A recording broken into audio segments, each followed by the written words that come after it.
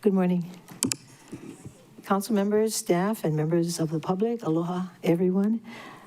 The special council meeting of December 1, 2025 will now come to order. Ms. Clerk, please proceed with roll call. Thank you, Chair. Proceeding with roll call for members that are participating from a remote location, please let us know who, if anyone except minors, is present with you as part of roll call. Vice Chair Yukilei Sugimura. Excused. Councilmember Tamara Palton. Aloha kakayaka kako. Councilmember Gabe Johnson. Aloha, Chair, council members, community members. There's no testifiers at the Lanai District Office. I'm alone in my house, in my workspace, where the dogs are snoring and the birds are singing. Mahalo, Chair. Councilmember Keani Rollins Fernandez. Aloha kakahiaka chair, aloha kakahiaka kako. Love having our community fill our gallery. There are currently no testifiers at the Molokai District Office. Mahalo for, happy to be here. Mahalo. Councilmember Tom Cook. Aloha, good morning all. There's currently no testifiers in the key office, but somebody's on hand. Councilmember Nohelani U'uhajens. Good morning, Chair. Good morning, everyone. Councilmember Shane Sinensi. Aloha and good morning. Morning. And Chair Alice Lee. Morning, everyone. Chair, you have 7 members present, 1 excused. A quorum is present to conduct the business of the council. For the record, I'm the county clerk, Moana Ludi. Present from my legislative division staff is Joyce Murashige, Lauren Saldana, Del Yoshida, and Chris Minford. Assisting the council with maintaining order and decorum is Council Ambassador Ryan Martins.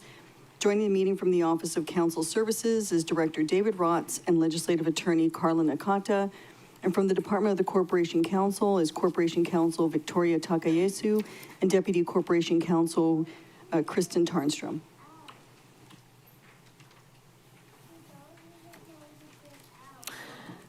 Ms. Clerk, please proceed with testimony. Thank you.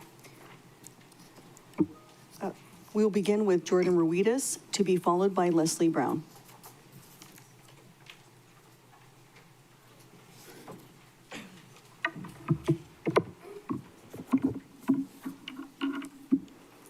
Aloha Chair and Council members. My name is Jordan Ruidas, and I will be presenting Lahaina Strong's testimony today. Mahalo for the opportunity to testify. You folks have heard it all from both sides, so we want to keep it short, simple, and respect your folks' time today. So instead of putting the kahea out, asking for hundreds of people to show up and give testimony today, we ask that you accept this testimony on behalf of the almost 2,000 community members who have signed our petition urging you folks to pass Bill 9 clean without any further delays. It's been more than 2 years, and many of our fire service community members and families are displaced or have moved entirely. But through the devastation, the grief, and trying to rebuild our lives and town, we stayed resilient. We've educated ourselves and the community. We've engaged in the system, showed up every step of the way from council meetings, planning commissions, take hearings, and now we're here for the full council hearings. The state has already acted by passing SB 2919, giving Maui County the authority to restore balance and return homes back to residents. Now it is our county's turn to follow through. Bill 9 is a necessary correction to a system that has placed profits over people for far too long. We urge you, choose our people, your people, the people who elected you folks to be the leaders and the voice for them. Choose to protect our future here in Maui County. Choose housing over speculation. So just as we are being the voice for roughly 2,000 community members today, we urge you to be the voice for your constituents. Please pass Bill 9 clean today. Thank you. Are there any questions? Anyone? If not, thank you. Chair, the next testifier is Leslie Brown, excuse me, to be followed by Faye Taylor. Good morning, Ms. Lee and council members. Chair Lee, sorry. First, my sincere condolences to Tasha Kama's family. I'm so sorry for your loss. Ms. Kama will be very missed. I am Leslie Brown, and I've run a short-term rental company in Kihei for the past 40 years. I'm here to respectfully ask that you vote no on Bill 9. Here are some of my concerns. Tourism is Maui's #1 industry. Nothing else comes close to employing all of the people that our tourism does. The negative publicity from Bill 9 is already having an adverse effect on our economy. I had to lay off a 25-year employee, and I have not been able to pay myself for the past 3 months in order to continue paying my remaining employees. I'm so sorry. The ripple effect impacts all of us. Food trucks, thrift shops, activities companies, boat trips, grocery stores, restaurants, shops, and many housekeepers all depend upon tourism to keep them afloat. The exemption list made by the TIG committee is not complete. Properties were left off the list with the thought, oops, just file for zoning change. While livelihoods are hanging in the balance, that's not a good solution. Plus, there is no guarantee that the exemption list will be passed. That depends on a vote from the council. Ms. Kama's untimely passing is proof that there are no guarantees and anything can happen. Plus, the negative press that Maui has voted to shut down short-term vacation rentals is what the media will focus on. Another concern is what about local people who are employed in tourist-related business that already have a mortgage on a property where they live? How are they supposed to continue paying for their mortgage when the vacation rentals are shut down? I don't think this is the answer to fixing the long-term housing crisis. In fact, for local people wanting to buy, banks will not loan money on properties involved in a lawsuit. This means only cash buyers would be able to buy certain properties. This clears the way for more mainland buyers or big corporations to buy up more of Maui. I think the Maui money the county will waste on a lawsuit for this would be better spent on the proposed desalinization plant or the building of affordable and workforce housing. I again respectfully ask you vote no on Bill 9. Thank you. Sorry. Thank you. Thank you. Members, let the record show that Vice Chair Sugimura is in the meeting. Good morning. Any questions, anyone? If not, thank you. Chair, the next testifier is Faye Taylor, to be followed by Terry Zager.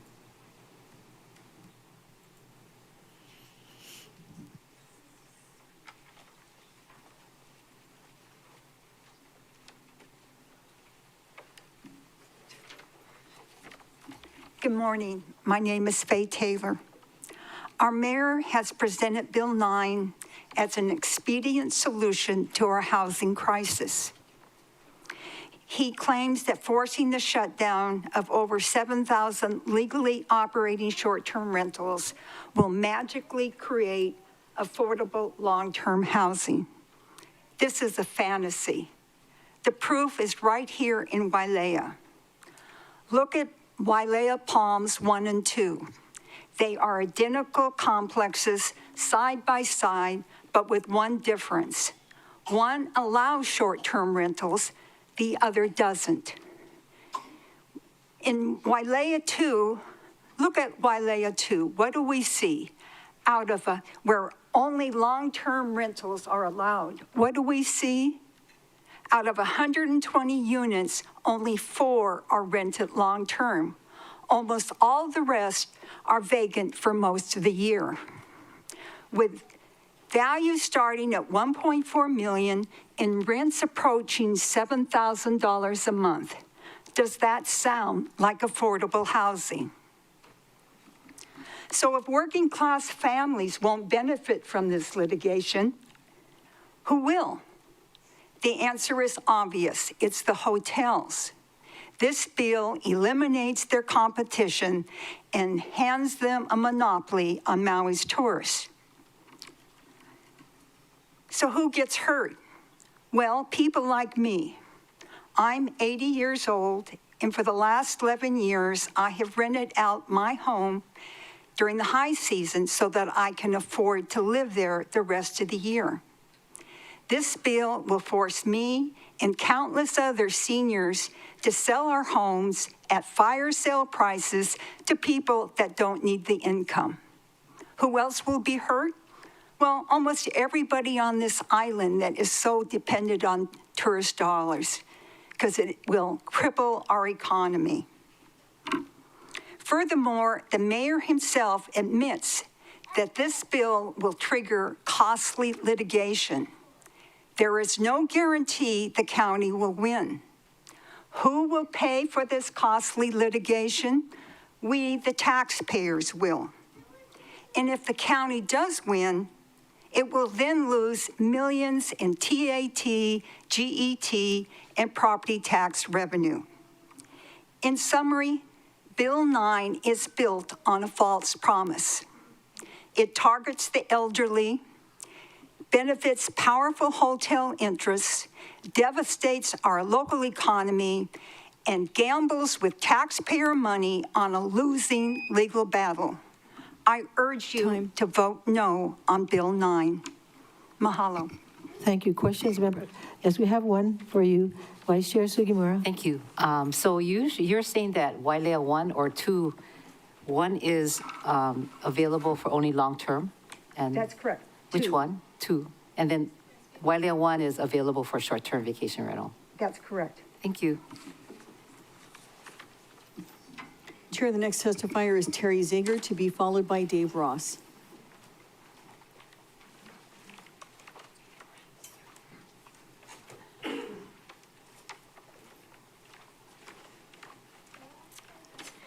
Good morning. Thank you so much for the opportunity to speak today. My name is Terry, and I am here to oppose Bill 9. Want to thank you for that wonderful prayer this morning. That was unexpected and very much needed. I oppose the bill for many reasons, but mostly because it's not going to accomplish the goals that are being projected. In my own community of Ma'alaya, it was clearly not designed for residential life. We don't have a grocery store, we don't have a church, we don't have a school, we don't have sporting fields, we don't have anything that's conducive for family residential life, and it was clearly designed for the visitor. And of course, it's going to affect my property values. That's not what I'm here to express. Eliminating these short-term rentals is more than a housing policy. It will reshape the workforce stability, local family livelihoods, and the economic health of this island. There are better solutions. It has been clearly identified and indicated in previous hearings and meetings that the millions, tens of millions of dollars, tax dollars that will be gone if this bill passes is not needed. So it makes me wonder why, through all the decades of receiving this money, why has the housing issue not been identified and provided a solution for? What have you done with that money? Why haven't you built homes for these people that need it already? And if you had done that and been very conscious with the money that we receive from these taxes, we wouldn't be having this issue right now because there would be plenty of housing. Maui has been through so much devastation over the last few years, and my heart breaks for the people and the families that may have to leave the island because tourism has already been affected. Many of these units that you are referring to, like I said before, are not viable housing for these families for many reasons. Small layouts, no parking, no storage, all of those types of things. And hotels, they can't absorb the visitors that depend on this type of housing to bring their families over for vacation.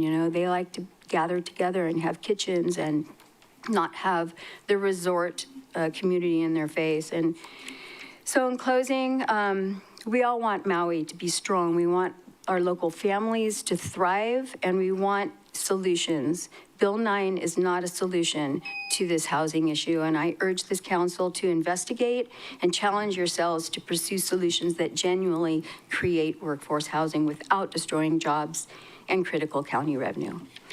Thank you for your time. Thank you. Members, questions? If not, thank you. Chair, the next testifier is Dave Ross, to be followed by Ace Durkee.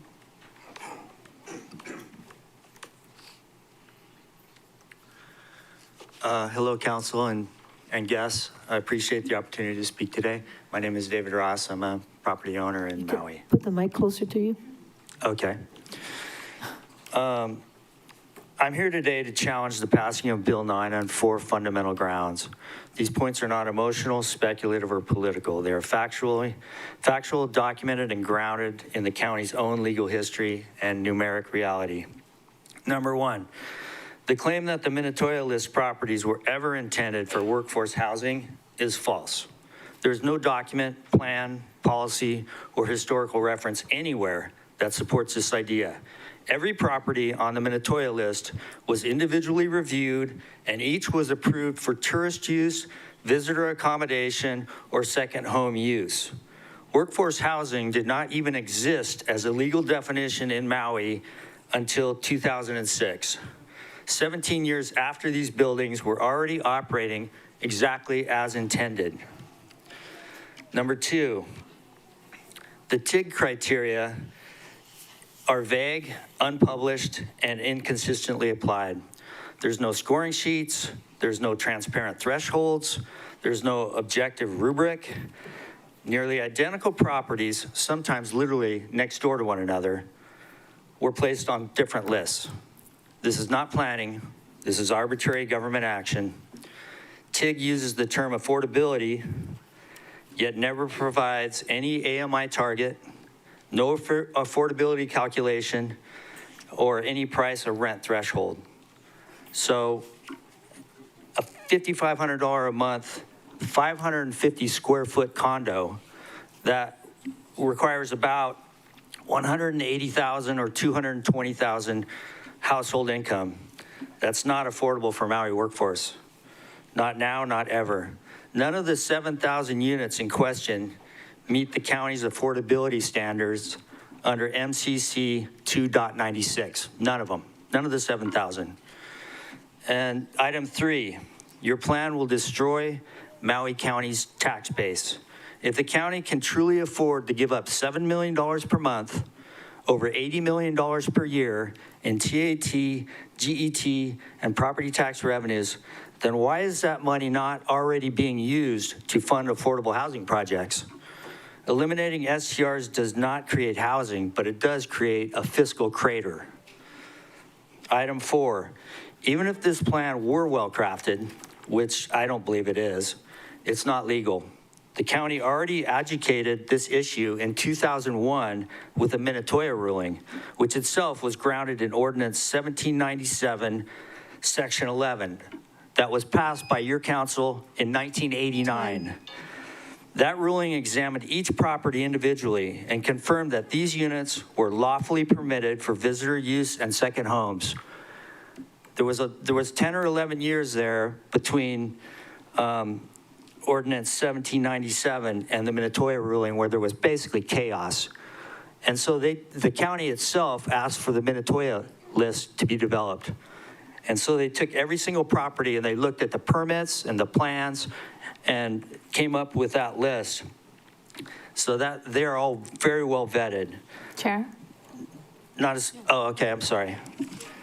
So at any rate, I urge not passing the bill. Thank you. Thank you. Vice Chair Sugimura. Could I have a copy of your testimony, please? Or could we have a copy, if available? Thank you.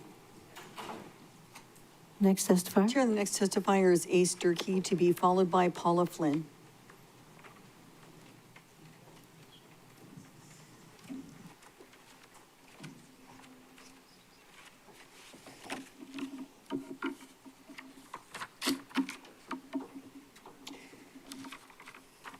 Good morning.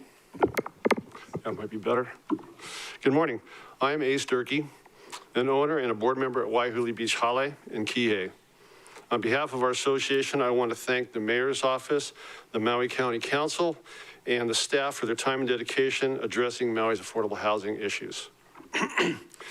After reviewing Bill 9, the Waiahole Beach Hale Board of Directors believes that the bill, as written, will not meaningfully improve long-term affordable housing. It risks worsening the situation while also harming an economy that is already under siege. For these reasons, our board opposes Bill 9. In our submitted packet, which is right here, you guys should all have this,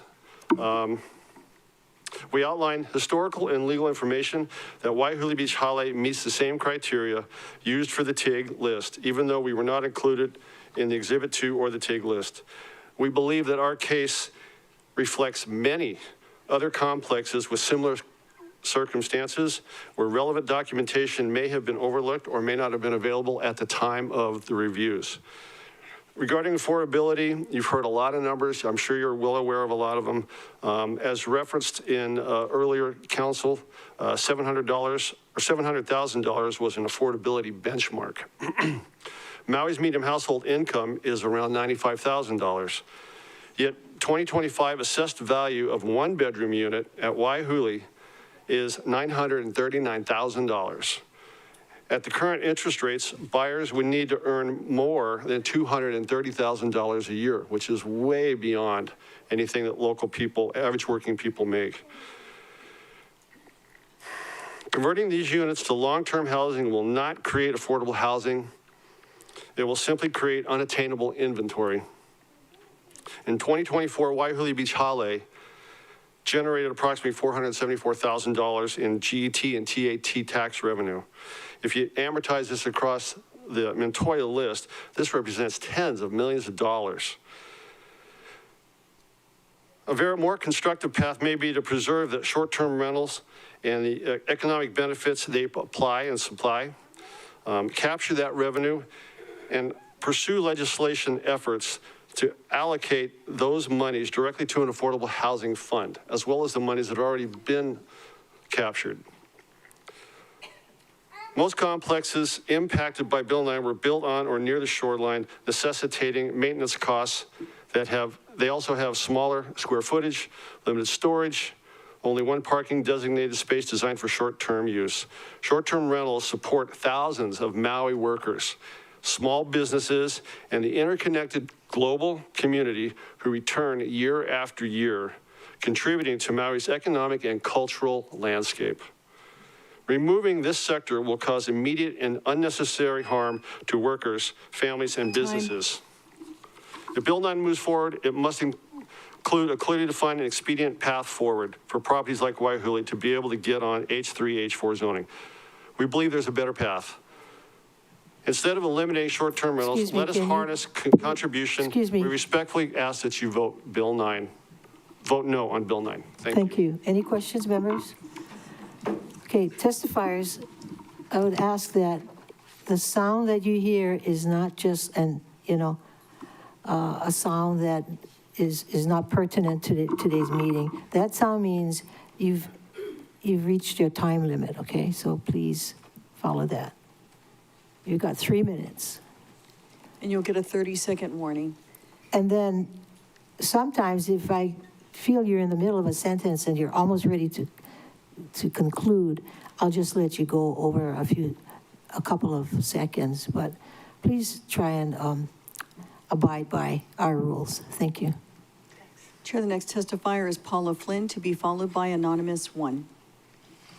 Hi, my name is Paula Flynn, and hello, sorry, adjust, I'll keep it quick. Aloha to the council chair and the members and the staff, and thank you for all of your work you've done to try and bring affordable housing to Maui residents. I've been coming here for over 30 years to Waiahole Beach Hale, and a previous speaker spoke about, and it has always been, it was constructed for owner use and short-term rental in 1978. It's been used for decades for that purpose, but mostly it is owners and returning visitors who come to enjoy the environment, the spirit of Aloha here, and remain friends with people here. That's primarily what I've seen over 30 years and my parents before me. It's like a home away from home, but because we are oceanfront property, there's very high maintenance costs. They're very small units, as other people have spoken about. This complex will also likely remain unaffordable for median income Maui residents. For most people in my complex, without the use of short-term rental to help cover these costs, they will likely just remain unaffordable and unused like other places in Maui. And we support the need for more affordable housing, but we don't believe Bill 9 will accomplish this the way it is.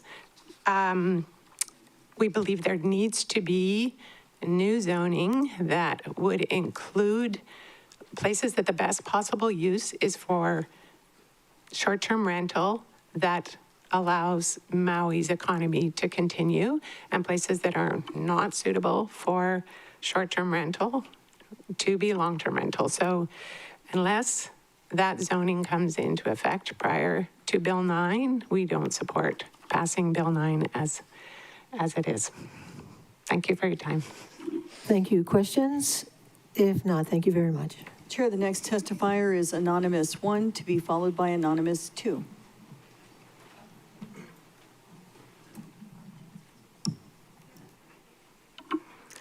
Aloha Chair and council members. I'm a full-time resident of Maui. My kids were raised here, went to school here, and my granddaughter was born here. My son and daughter-in-law survived the Lahaina fire by floating in the ocean for hours, and they lost everything they owned. I didn't know where my kids were for 18 hours. So I'm with you, Lahaina Strong, really. But I do oppose Bill 9. We lived through the fear, the trauma, and the heartbreak of that fire. Maui is our home. The bill has caused a lot of division in our community. Every week, another small business closes. Removing short-term rentals will reduce visitors even more and put additional strain on our already fragile local economy. There are important facts to consider. Cities like Anaheim, Santa Monica, New York City, and Berlin experienced major problems after banning STRs. Banning STRs did not fix the housing problem in any of those cities. They lost tourism, income-based lawsuits, and enforcement became difficult. Short-term rentals bring in millions that Maui depends on, funding county services and supporting local workers across our island. If this bill passes, litigation is likely and banks will not lend on these properties. That means units become cash-only sales, opening the door for mainland investors instead of local families and people who love the island.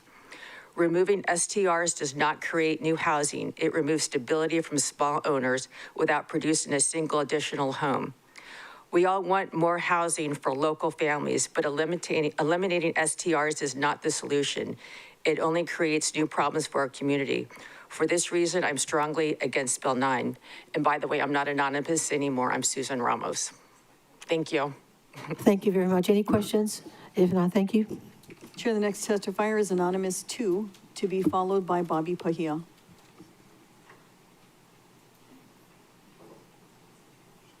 Anonymous 2. All right, we're moving on to Bobby Pahia, to be followed by Victor Nicolas.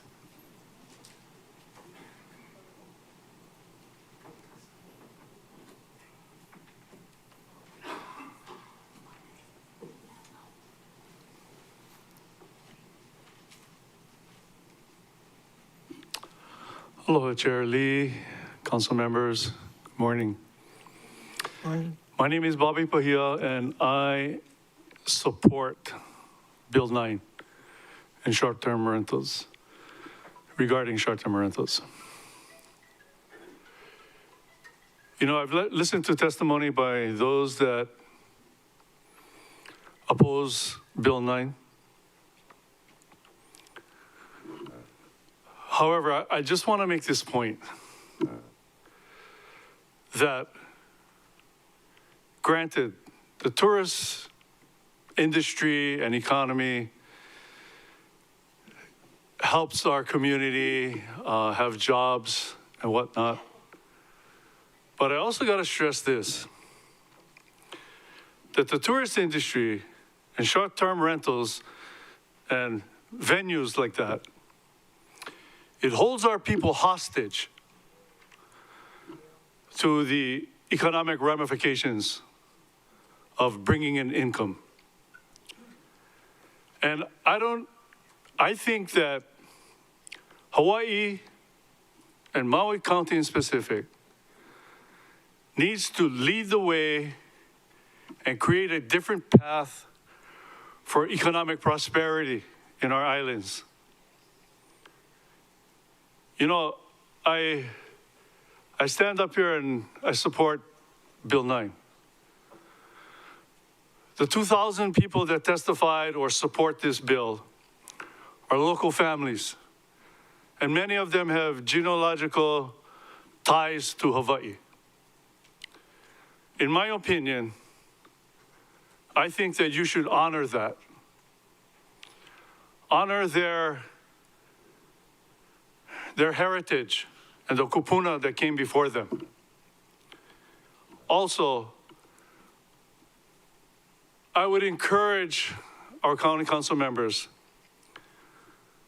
to use this to stem the tide of what's happening here in Hawaii economically. Because I believe in our council members and our people of Hawaii, and specifically on Maui, we can create a more sustainable future for our people here on Maui. Thank you very much for your time. Aloha. Thank you. Members, questions? If not, thank you. Chair, the next testifier is Victor Nicholas, to be followed by Jill Clark.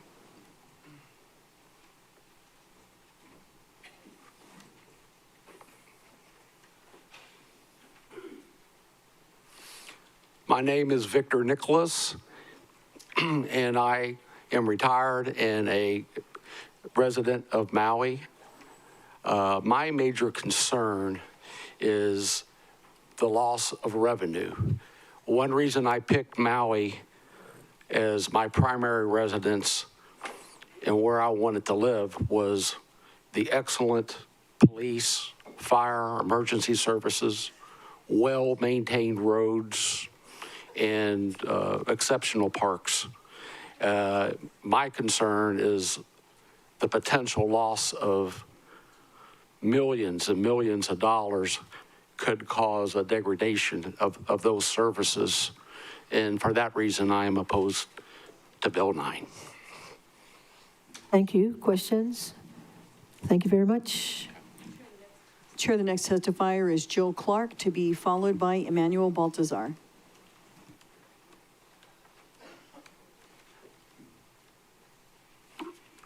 Aloha, Chair, Vice Chair, and council members, and thank you so much for your time.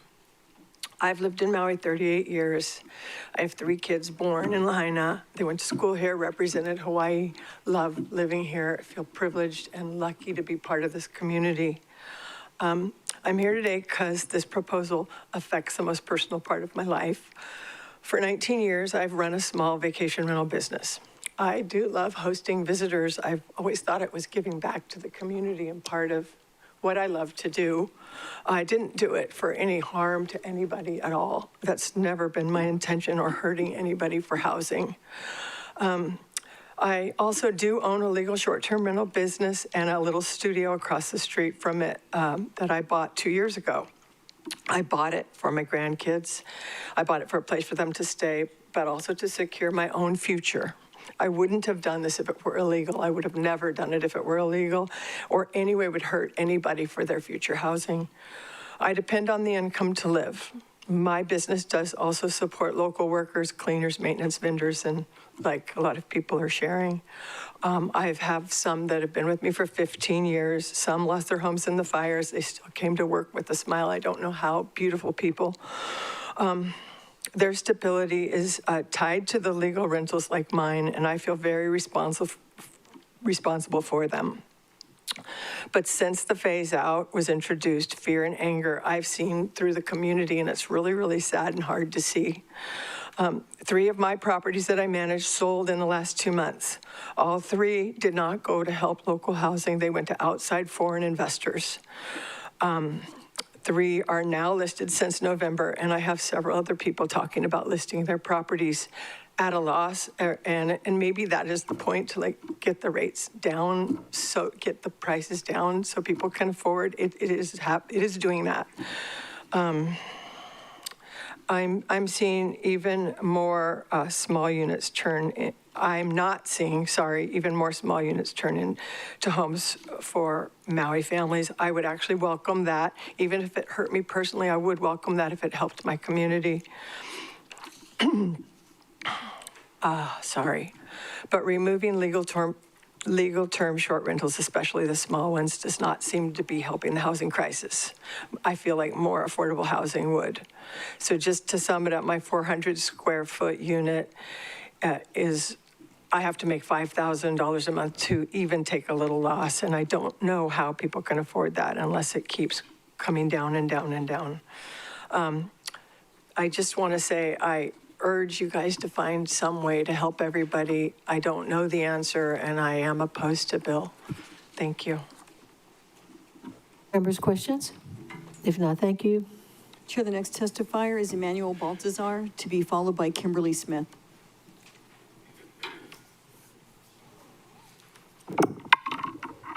Good morning, Council Chair Lee and respected members of the Council. I'm Emmanuel Baltazar.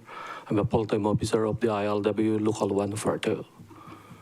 From our title officer in Local 142, full-time officers, along with our thousands members and our family and the Filipino community, I stand here to support in favor Bill 9. Members of the Council, take a look at the local residents. They're the people who elected and voted you to your position. Do the right and the most appropriate thing to decide to pass this Bill 9. Local residents, to thrive in this island, we have to work hand in hand for these local people. Please, Bill 9 is our top priority for Local 142. That's why we are supporting this. Thank you. Members, questions? If not, thank you. Chair, the next testifier is Kimberly Smith, to be followed by Monica. Thank you very much. This is Kimberly Smith. Can you hear me okay? Yes, loud and clear. Okay, thank you. I'm sorry if my camera is not working, so it could be a little more personable. I want to sincerely thank Chair Lee and the Maui County Council and your dedicated staff for the countless hours you've been putting into tackling the Maui affordable housing crisis. I know this isn't easy. My name is Kim Smith. I'm an owner at Waiahuli Beach Hale in Kihei, and I am here because I oppose the passing of Bill 9. Waiahuli Beach Hale wasn't included on Exhibit 2 of the TIG report, even though we meet the criteria as stated by prior testifiers, and I suspect we're not alone. Many similar complexes are likely in the same boat.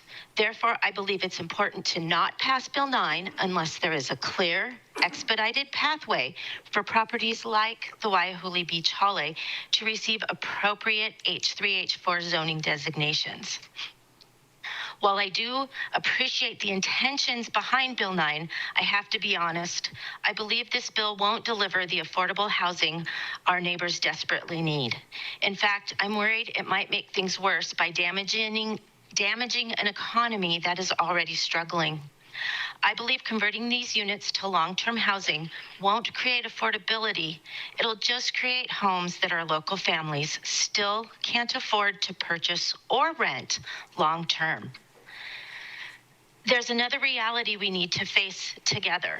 Most properties affected by Bill 9, including ours, were built right on or near the shoreline. These are small units with high maintenance costs, purpose-built for short-term rentals, and are currently supporting thousands of jobs across Maui. Behind every short-term rental are real people: housekeepers, maintenance workers, property managers, and small business owners who depend on the industry for their livelihoods. These are our neighbors, our friends, our ohana. These aren't just vacation rentals. They are stable employment for local residents and a vital part of Maui's economic engine. I believe there's a smarter solution here.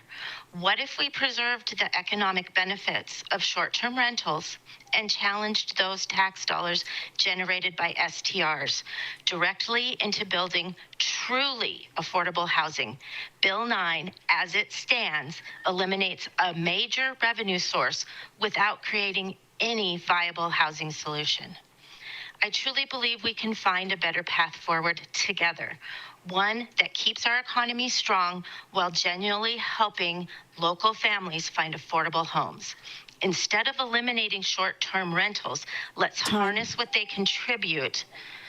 Thank you very much, and to build a better home for Maui. I respectfully ask you vote no on Bill 9. Thank you. Thank you. Questions, members? If not, thank you. Chair, the next testifier is Monica, to be followed by Steve Meyer.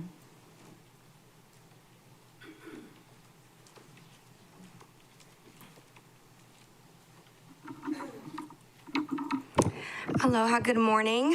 My name is Monica Alexandra. I'm a resident of South Maui, and I'm here to testify against Bill 9.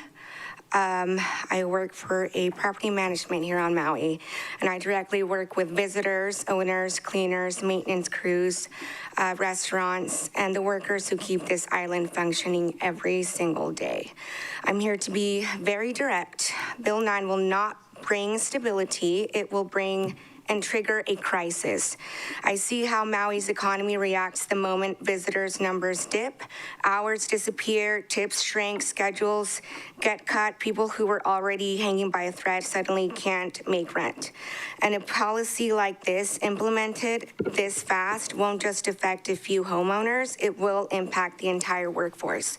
If thousands of visitors' accommodations are eliminated overnight, you're not creating housing, you're creating layoffs.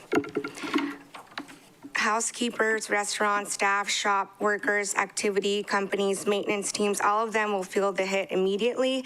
And when workers lose hours and income, there's only one place they're forced to turn, and that's welfare and state assistance. So let's be honest, when people lose their jobs because of this bill, who will pay for the spike in welfare support?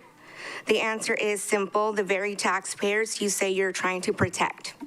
And here's the truth no one is saying out loud. The solution to our housing and economic concern is not cutting short-term rentals and eliminating jobs. The real solution is to increase wages and opportunities for the responsible, hardworking people of Maui, so local families can thrive without sacrificing the backbone of our economy. A sudden sweeping shutdown of STRs is not the solution. It's an economic shockwave. And once the wave hits, you cannot undo the damage. Maui deserves leadership that understands the full picture, not just the political moment. Decisions this large require strategy, balance, and real economic intelligence. If this bill destabilizes our workforce, it won't be the council paying the price, it will be the community you were elected to protect. I urge you to move carefully, transparently, and responsibly. The people of Maui are watching, and they will remember who safeguarded their jobs and who ignored the consequences. Vote no on Bill 9. Thank you. Members, questions? If not, thank you. Chair, the next testifier is Steve Meyer, to be followed by Carl Gann. Mr. Meyer? Okay. Hi, good morning. Morning. Thank you to the council. Thank you, everybody, for giving us a chance to testify in opposition to Bill 9. I own at the Maui Sunset in Kihei. My sisters and I own and operate a licensed property management company there. It's a family-run company for over 30 years now. We've already submitted written testimony, so I'll keep this brief. We do oppose Bill 9. Thank you. Thank you. Members, questions? Thank you. Chair, the next testifier is Carl Gann, to be followed by Richard Prada. Aloha, Chair and Council. We know painfully from the 2008 financial collapse that when you lose your job, you can't afford a home, and Bill 9 is going to cause the loss of jobs. However, we have a great income stream from the short-term vacation rentals that can be used to help our brothers and sisters to get into housing. Solution number 1, offer 0% interest rates to people who need to buy homes. We know that the great majority of the mortgage payment is interest right up front. Do this for 5 to 8 years, something that makes sense. The people will build equity into a new home that they want, and then following that, you will want to, when it turns off, you will see that wages raise over the years. That's traditionally true, 2%, 3% a year. So in 5 or 8 years, people will be better able to afford their own homes. Solution number 2, with this revenue stream, the county could purchase properties and resell them to the people who need them. Mortgages are bought and sold all the time. Solution number 3, desalinization. We know we need it. The revenue stream should be used from the vacation rental properties and other tourism to build these plants and use solar power and wind power and wave power, because Energy is the main thing that is needed when we need desalinization. I think Bill 9 was a good intention, but I do not see a way forward that it's going to put people into housing. We can do it, but it's going to take bold, out-of-the-box thinking by the council to help people get the financial assistance they need. Yesterday, I checked the Realtors Association for Maui. In Maui County, there were 1,621 residential and multi-residential properties for sale. Why aren't they in those properties now? Give them the financial means to do it. We want them to have homes. Thank you. Questions? If not, next testifier. Chair, the next testifier is Richard Prata, to be followed by Joseph Stewart.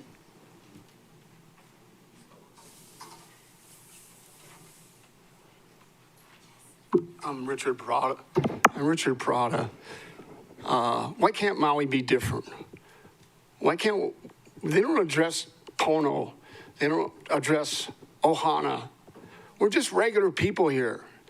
And we're caught up in a tidal wave of short-term rentals. We bought our condo 37 years ago. I had no intention of making it as a short-term rental. I still live there. I just want to be part of the solution, not part of the problem. There's other ways that we can bring in tax revenue. Why don't we address all the illegal rentals? People say, oh, I'm renting it to my grandmother, wink, wink. That doesn't happen.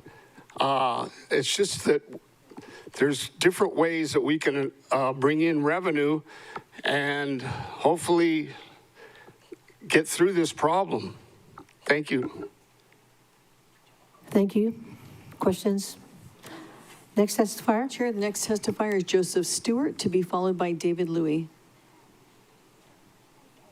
Thank you, Chair and members of the council. My law partner, David Louie, as just mentioned, will be testifying, and rather than be duplicative, I'll defer my testimony to him. Thank you. Ms. Clerk, next testifier. Here, the next testifier is David Louie, to be followed by Natalka Pisick. Sorry if I messed that up.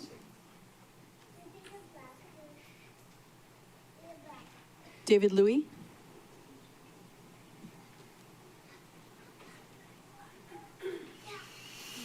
Next testifier. Chair, the next testifier is, Oh, where is it?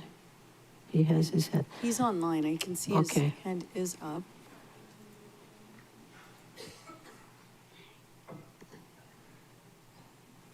Mr. Louie, you're unmuted on our end.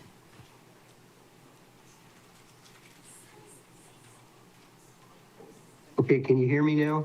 Yes. Hello? Okay, let me see if my camera will work. There we go. Okay, thank you very much. Aloha, and thank you for allowing me to testify. My name is David Louie. I served as the former Attorney General under Neil Abercrombie, Governor.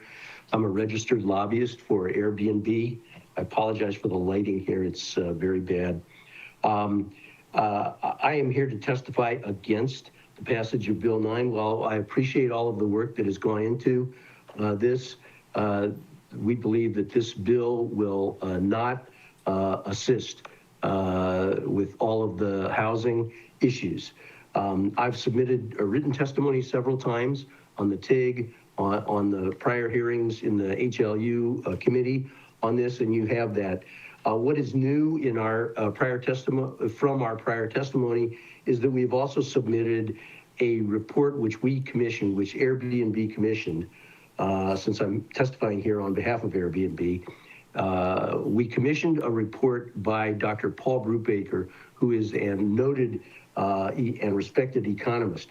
He provided a data-based analysis of the incredible adverse effects that Bill 9 is going to have on the economy and has already had in the recent past so far. Let me just mention that the key points are this. Bill 9 is going to eliminate short-term rentals, which have been lawful residential uses for decades and which are going to impair the vested rights of many owners, thousands of owners. The vested rights issue has been looked at by both Hawaii state courts and the U.S. District Court in Honolulu and has been upheld.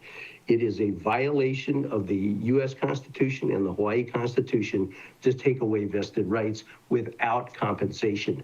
And that is the problem here. It creates this gigantic risk. Litigation is likely, and it is likely that the county will lose and could be on the hook for hundreds of millions or even billions of dollars. Well, $1 billion. There has been so far, under Dr. Brubaker's analysis, a 30% drop. One of the other testifiers alleged, noted that. There's already been a drop in housing prices. If there's a bigger drop, it is going to perhaps bankrupt the county. Now, the county attorneys may say, oh, David Louie's wrong, that the Airbnb is wrong, but have they told you the risk? The risk of being wrong on their end? Can they guarantee you 100% there will not be any adverse effects to the county? I don't think so. In addition, both noted by the UHERO report and by Dr. Brubaker's report, is the fact that there's going to be negative Mr. Louie, impact. could you conclude your testimony, please? Yes, and because of those impacts, if you'll just look at Dr. Brubaker's report, you'll see it's very, very adverse. Thank you very much for the opportunity to testify. Thank you. Members, questions? Chair. Member Rollins Fernandez. Mahalo, Chair. Aloha, Mr. Louie. As a lobbyist for a multi-million-dollar corporation that's Airbnb, wouldn't you agree that it's unethical to continuously mention your position as the former state attorney general for the purpose of implying credibility and honesty? No, I disagree with that. The fact Okay, of the mahalo matter for your is, I response. am a former attorney Mahalo, general. Chair. Okay, You're not next, interested in my may we have the response? next testifier, please? Chair, the next testifier is Natalka Pisick, to be followed by Elizabeth Ray. My apologies on your name.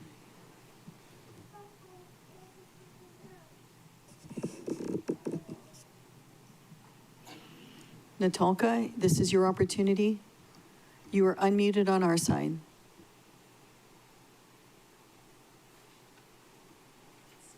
Chair, I see Elizabeth Ray is online. Do you want to proceed with her and come back to? Yes. Okay. Elizabeth Ray, we'll begin with you and we'll come back to Natalka. I did get my mic unmuted now if Elizabeth isn't ready to go. Can you hear me now? Yes. Ms. Ray, we'll get back to you. Okay, sorry. My apologies. My first time on Teams. Thank you, Chair Lee and the respected council members. My name is Natalka Pesic, a Maui condo owner of 13 years at Luana Kai. I'm in opposition of Bill 9. You decided on a career as a Maui council member. This I respect as a noble choice. Your skill set was recognized and you now represent the people of your electorate. You headed to work running a county, bylaws, regulations. Then things changed drastically over the last 5 years.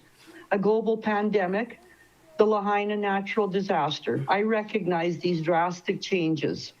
Then Bill 9 is brought forth as a possible solution to an affordable housing crisis, a common issue in cities in North America. We must consider the overall impact of Bill 9 will have on our economy, despite the drastic changes. Hence, your actual job description has changed. You are now a CEO of a multi-million-dollar corporation. This island is a business. Bill 9 will have devastating effects for all residents, not just those looking for housing. As CEO of your multi-million-dollar budget, it could lead to insolvency if decisions are made focusing on a singular issue like housing. Real estate prices have dropped with no rush to buy. Companies are in hiring freezes due to the uncertainty. The stage is being set for bankruptcy. You must be certain, beyond reasonable doubt, the decision will follow your career. It is okay to change your mind. Please ask yourself before casting your vote, are you 100% certain there will be funding to cover the police, the firefighters, emergency teams, garbage, and your own salaries? Are you 100% certain? Do all folks without homes want to be homeowners with 40-year mortgages? Are you 100% certain that the U.S. federal government support suggested in these assistance programs, is it there? The financial state of the nation is also in bankruptcy. Council members, if you are not 100% certain, please abstain from voting. If you fear reprisal from the lobbyists, please abstain from voting. If your electorate is not from this island of Maui, please abstain from voting. Do what is right. Vote no. It is okay to change your mind. Mahalo. Thank you. Members, questions? If not, thank you. Chair, the next testifier is Elizabeth Ray, to be followed by Christian O'Connor.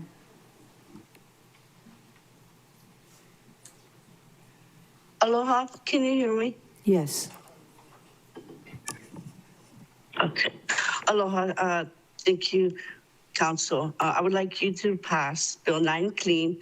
I want to testify and talk about community here for so many born and raised in Lahaina, generational descendants, lineages of the Ali'i, Hawaiians, Kanakas, Kama'aina, locals. They are stewards of this land, healers, practitioners, and contributing workers who make programs for the people, by the people, like Maui Rapid Response, helping mothers, healthy babies, Lahaina Community Clinic, Kalawea Mauka, Maui Food Bank, those guys at Esterns who feed hot ono food to the people still in need.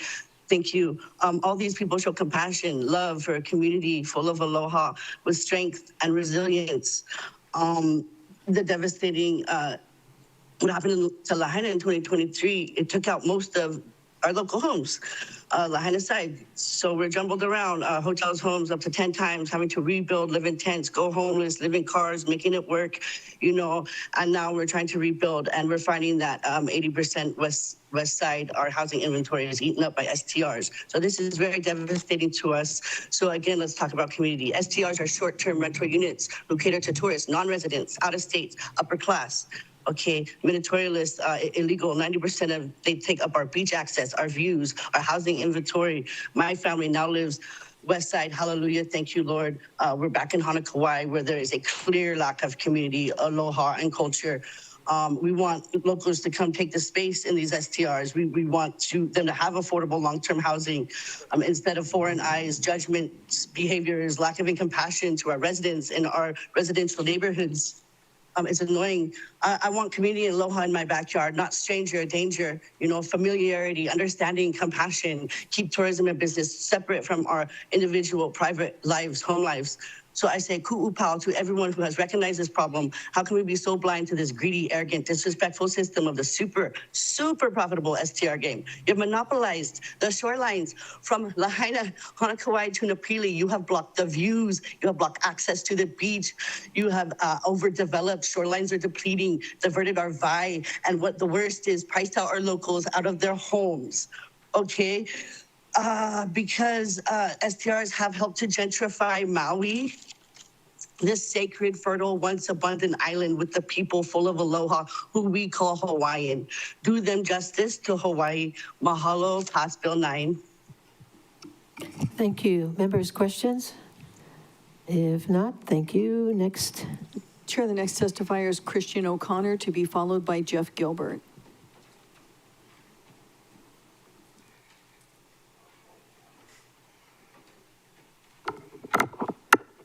Aloha, Council. My name is Christian O'Connor. I come from Lahaina. Since 1966, I grew up in the harbor in Lahaina. I went to Kamehameha III School. I went to Lahaina Luna High School. I've lived in several of these so-called short-term vacation rental units throughout my lifetime. My parents lived in the Noelani building in Hanakauai when I was a little girl. So there was a family of us living in those condos that were one-bedroom condos. As a young woman, I was going to Lahaina Luna High School. My parents weren't great. I moved in with a friend of mine. We lived at Napili Ridge, which is now a vacation rental building as well. The two of us shared a studio apartment. We worked after-school jobs. We stayed in the community. The money stayed in the community. Everything was cool. Even into my 20s, I lived at the Kapalua Golf Villas for $1,500 a month for a 2-bedroom unit. And I worked at the Kapalua Hotel. Prior to Airbnb and VRBO coming into the state of Hawaii, and people first illegally vacation rentaling properties, not paying taxes, not being legal vacation rentals, you know, we had housing. Everybody had a place to live, and we all worked and actually made good wages.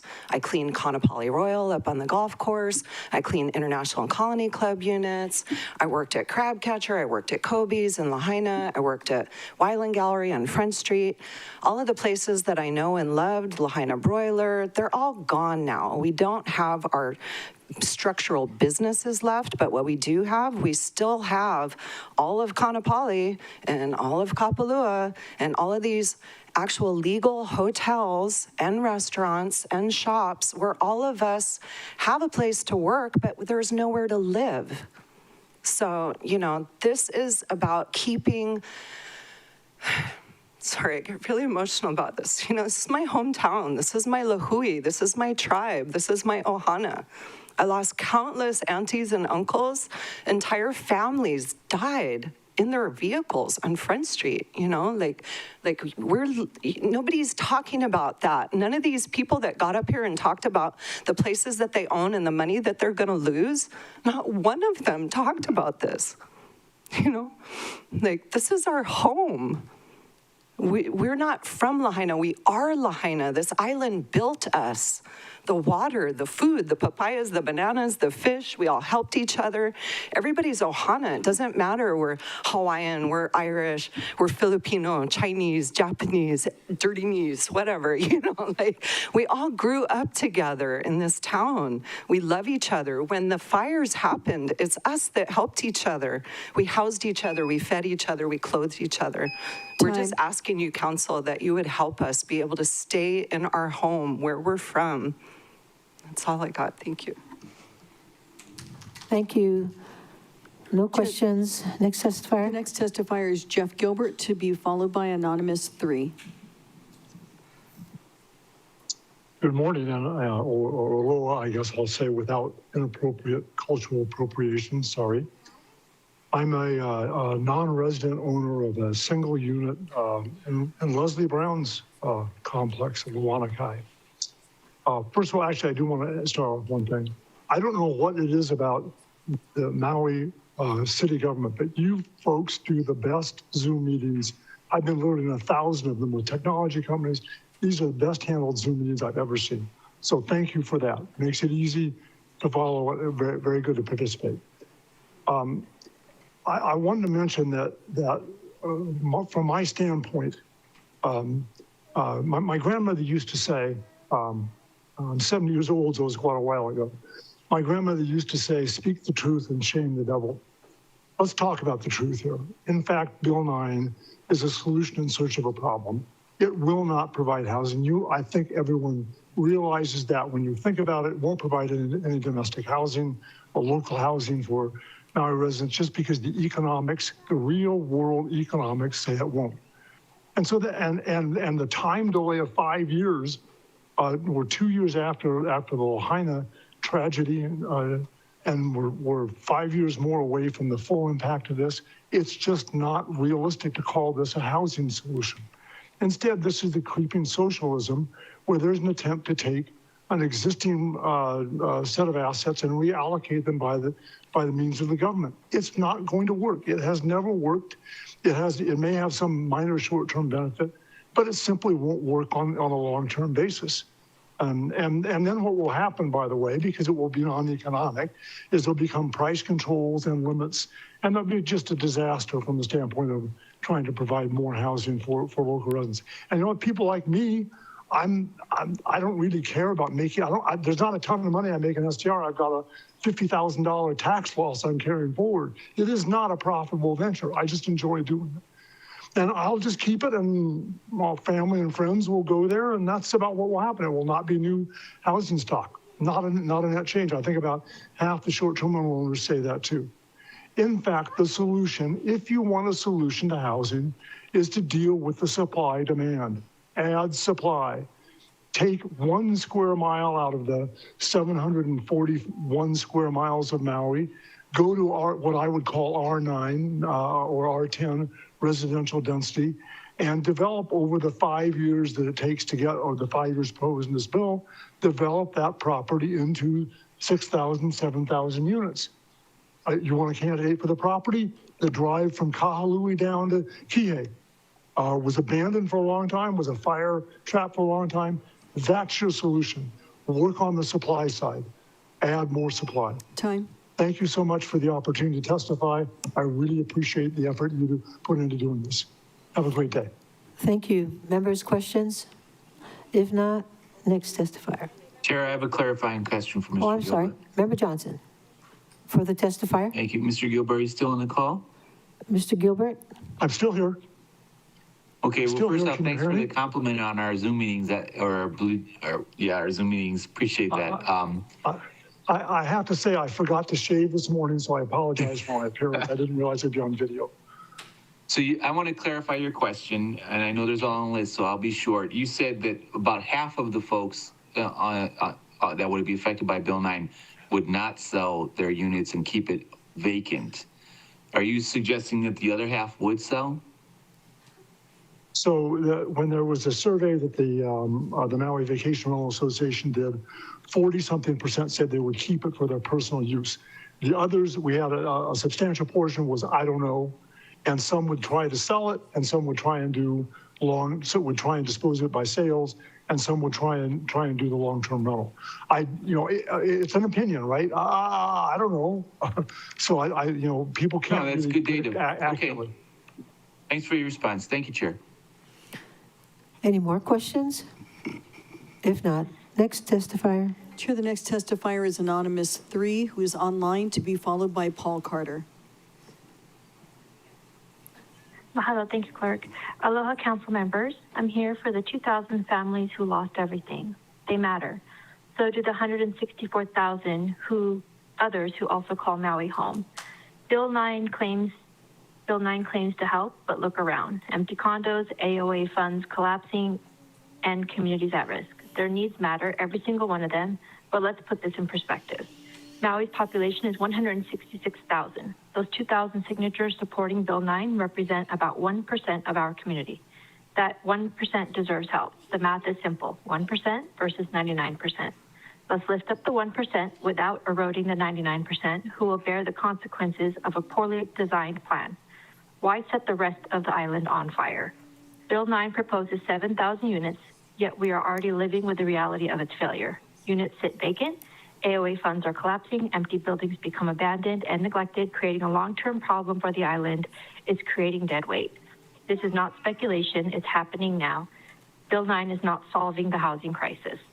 Meanwhile, $2.1 billion of federal recovery funds is available, including $1.6 billion earmarked for housing. We need transparency and strategic solutions that are grassroots solutions to provide subsidized housing and rental assistance for that 1%. Bill 9 lacks vision. Again, let's focus on back to the TIG's recommendations. If at all, we're going to consider Bill 9 to scale it back. Stop wasting time on presenting a bill altogether that divides us the way it was presented. Real solutions for real families, not empty units. Billions in aid, zero in results. Stop Bill 9. Bill 9 is not hope, it is harm. Mahalo. Members, questions? If not, thank you. Chair, the next testifier is Paul Carter, to be followed by Tara Rojas.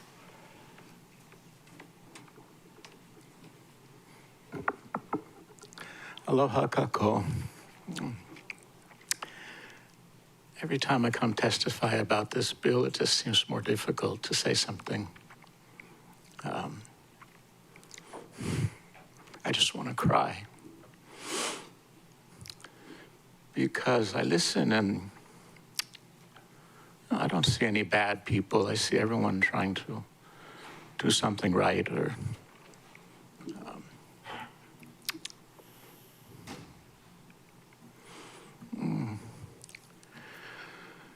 And I listen to some of the numbers and things, and, from where I come from, that's what I was taught, is you calculate everything, look at the numbers, and see what's best that way. Statistically, what will work for the most people, so on. And the problem is, now I'm 71, yeah?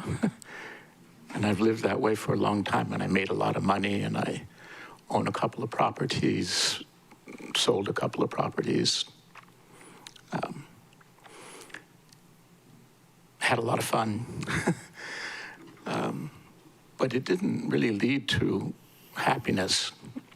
And I look around at the world right now in Maui, where I live, and this model of calculating, of adding the numbers, of this, that, the numbers, you can always make the numbers look this way, yeah, or that way. Statistics, you can always say, oh, well, this means this.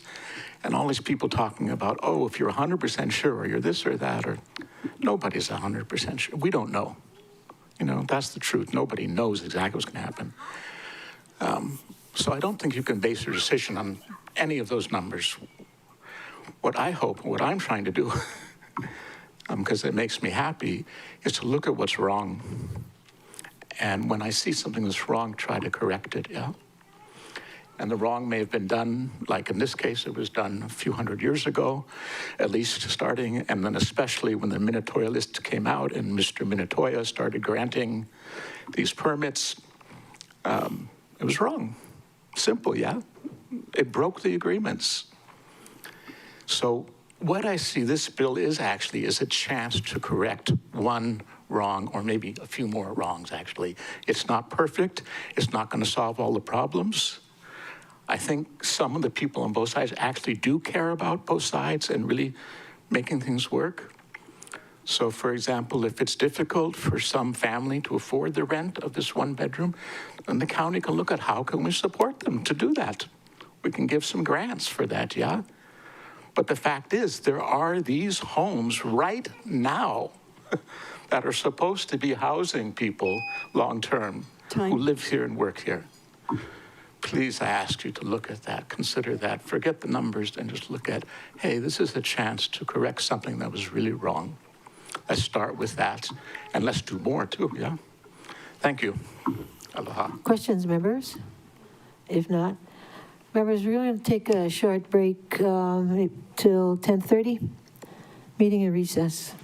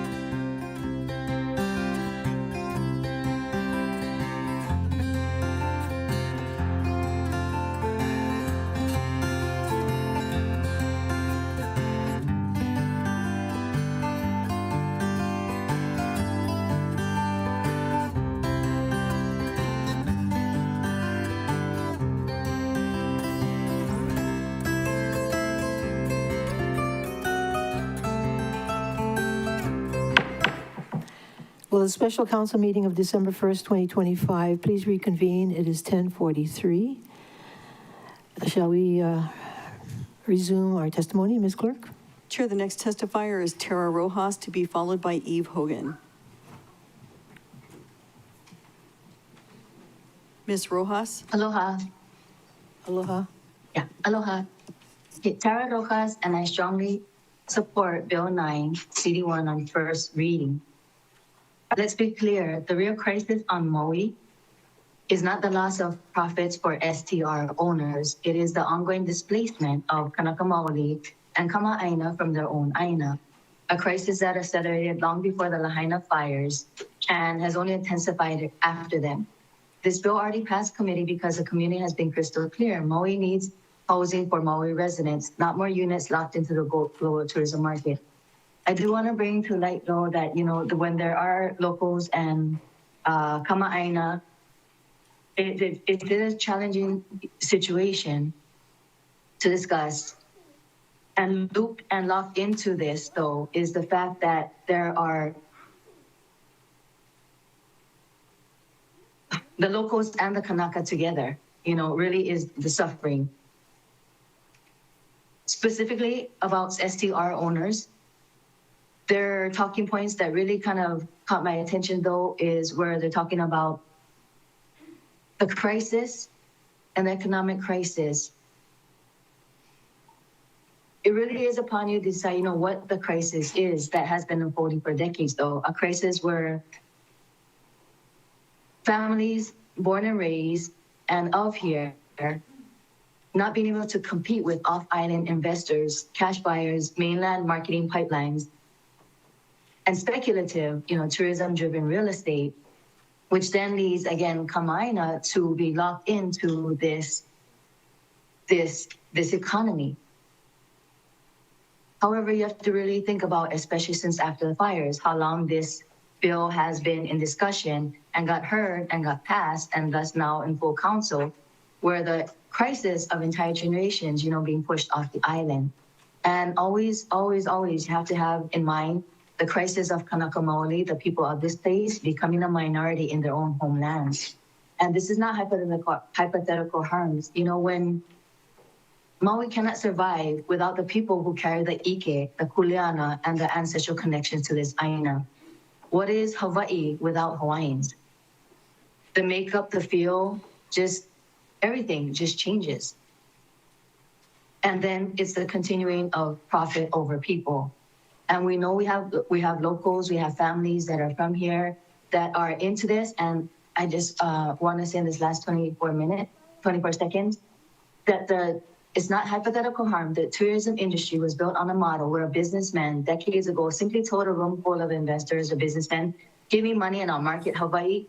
And from that grew $1 billion machine that has extracted wealth from this place ever since. So tourism expansion was a business decision, not a culture, environmental, ethical. So make the right decision. Consult your na'au. Mahalo. Members, questions? If not, thank you. Chair, the next testifier is Eve Hogan, to be followed by Karen Smart. Good morning.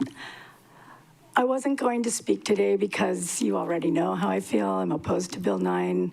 I'm not opposed to housing or any of the issues at hand, but I don't believe that Bill 9 will solve the problem. But what you may not know is this morning, Lahaina Strong showed up with Bill 9 bingo. And when I saw them laughing and checking off everything we said, as if our very important issues in our lives was reduced to a circle that you could check off as if it was funny and it didn't matter. Can you imagine if we did that to you? Can you imagine if we did that to you? No comments from the gallery. But what they left off on their circles was trust. And I think that's a really important thing to have on here. We need to be able to trust our government to actually do what they say and to honor their agreements. We need to trust candidates who tell us that they're not opposed to something when they're campaigning, that they're telling the truth. We need to trust that this alternate economy that we're all hoping for, instead of tourism, shows up before you shut down the tourism.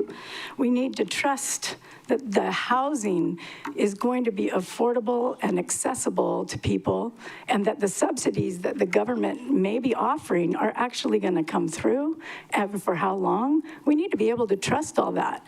We need to trust that the companion bill to Bill 9 will actually happen. We have a lot of things we have to trust. If trust was on this list, I don't think any of us could check it off. None of us. And maybe the free spot in the middle is where we will go, oh, she talked about trust, so we'll put it in the free spot. The problem is Bill 9 is not free for any of us, and it is not a game for any of us.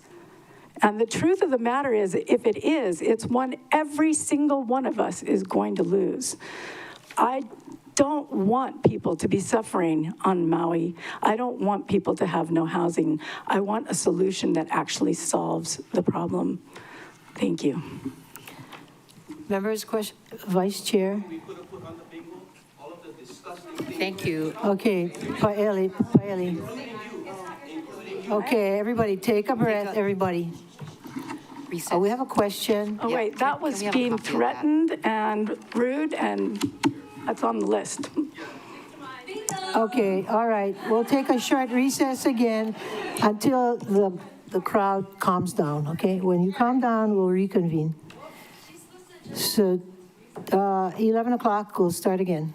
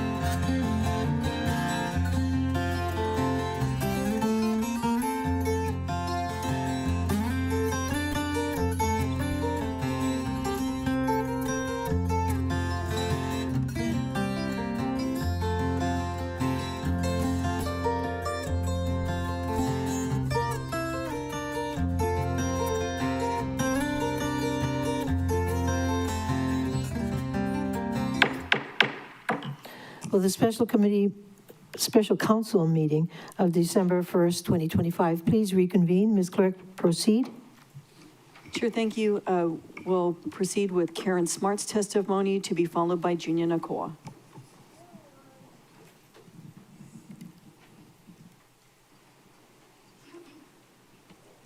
Ms. Spence? Oh, no. Karen Smart, who's in chambers. Oh, I'm sorry. Ms. Spence, if you could turn off your video, please. Okay. Ms. Smart? Okay. Aloha Chair, aloha council members. Respectfully, I am asking, why is anyone still for a bill which promises to provide houses for locals by taking STR rights from owners who legally bought and paid for these rights, knowing that lawsuits will ensue and knowing that both old and new buyers will not long-term rent out these places at a huge loss? The only way Bill 9 will work is if the county bought these condos and subsidized them to rent out long-term with county money, which is what the council has talked about and is probably on the agenda. However, why do we need Bill 9 if the county is the only one that will be able or willing to buy and subsidize these condos?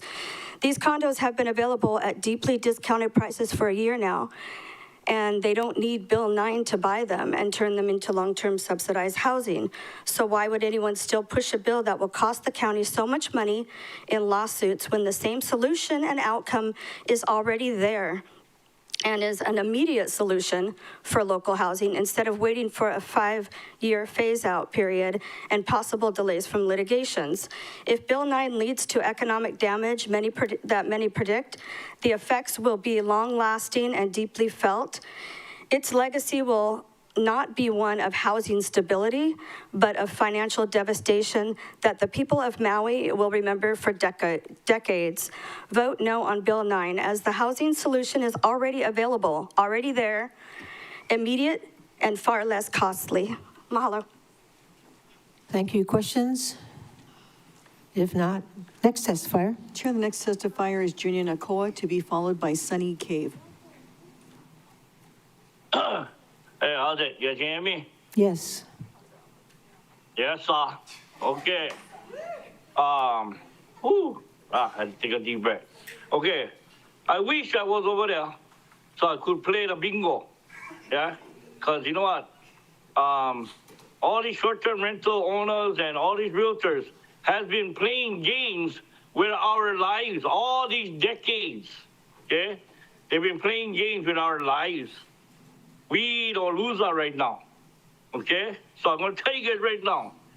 Yeah, I couldn't have been there, okay? I spent some time with my oldest daughter.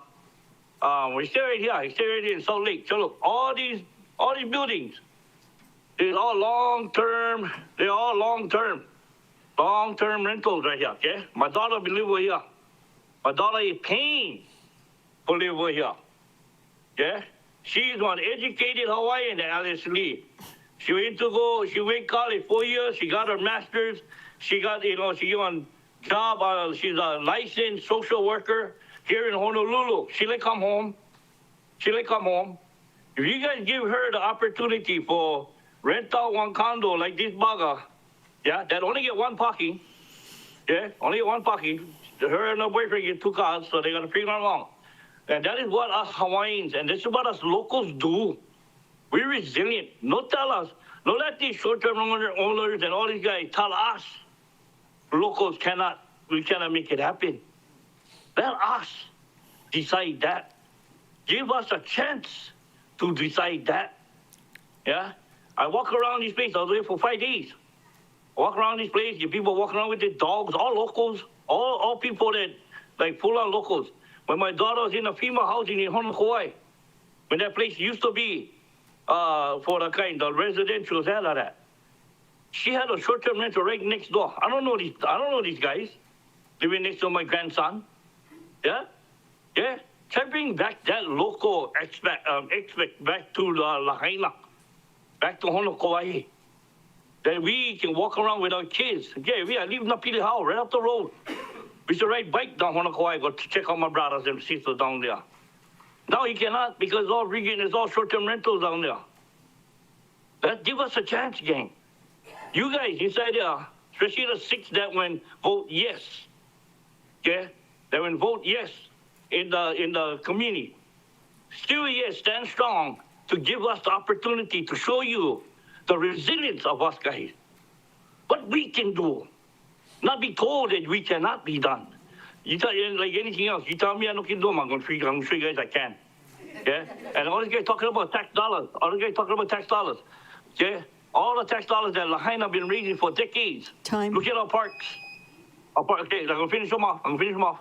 Look at our parks. It's ugly as ugly as ugly. Are you a meeting with somebody and I invite the mayor's office to send one representative to come and talk story because us locals, Hawaiians, know how to live here in Lahaina.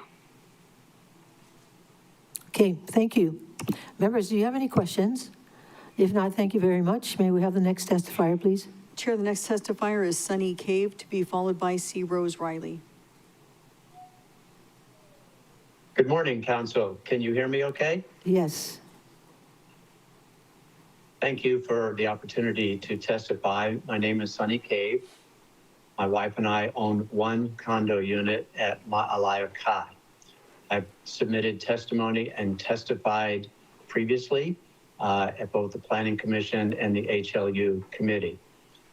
Prior testimony focused on the fact that Bill 9, as currently drafted, is overly broad and that it should be amended to include an off-ramp capability for properties that are not suited for the bill's ultimate purpose of creating affordable housing stock for local residents. The HLU committee formed the TIG. The TIG heard our voices. The TIG spent an incredible amount of time and energy to develop a solid report with very definitive recommendations. My ask is very simple. Amend Bill 9 now to include the recommendations of the TIG. This is required for fundamental fairness for properties, particularly that were identified and listed on Exhibit 2. The property that I own was listed there. In order to actually resolve this issue of the overbroadness of Bill 9 as written, the recommendations of the TIG are very solid. And I encourage you to actually amend Bill 9 now before voting on its final approval. Otherwise, the recommendations there, which were approved unanimously by the members of the TIG, is merely a glimmering ray of hope when it could and should be a bond of certainty for the future. Thank you. I'll be very happy to answer any questions. Members, questions? If not, thank you. Chair, the next testifier is C. Rose Riley, to be followed by Tony Spence.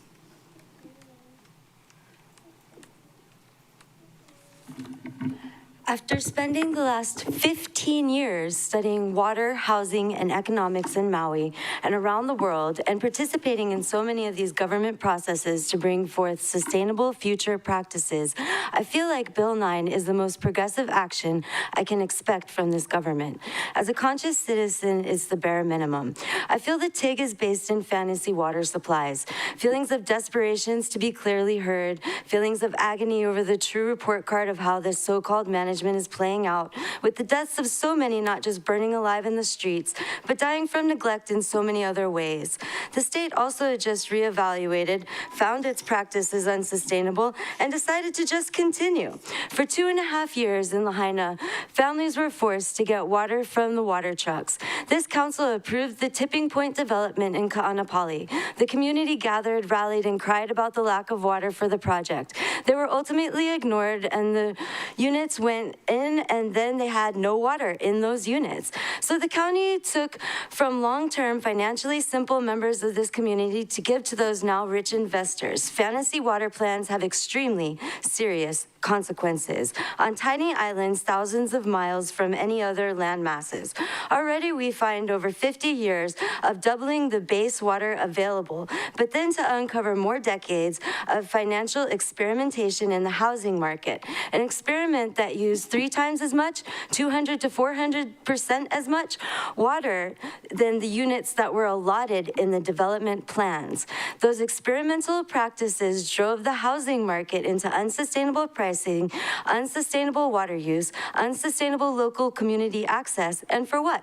A few local residents with small businesses and a massive outside interest fueling ungrounded and unsubstantiated claims to a fragile ecosystem they know nothing about. So who's responsible? Who's even capable to respond? The local community, taking the brunt of the stress, stepped up into the research, organized for solutions, and bring forth plans for real sustainable future options, because they are Aina. They are this place. They came forward from their trauma with aloha, forgiveness, grace, hope, vision, and the capacity to deliver. I again express my sincere gratitude to Mayor Bisson, not only for bringing forth this progressive action with such thorough and continuing research, but the entirety of his plan built on the back of Bill 9. I want to express my gratitude to the members of this council I have worked with for about a decade to bring forth real housing solutions to make this community sustainable. The divine callbacks are beautiful.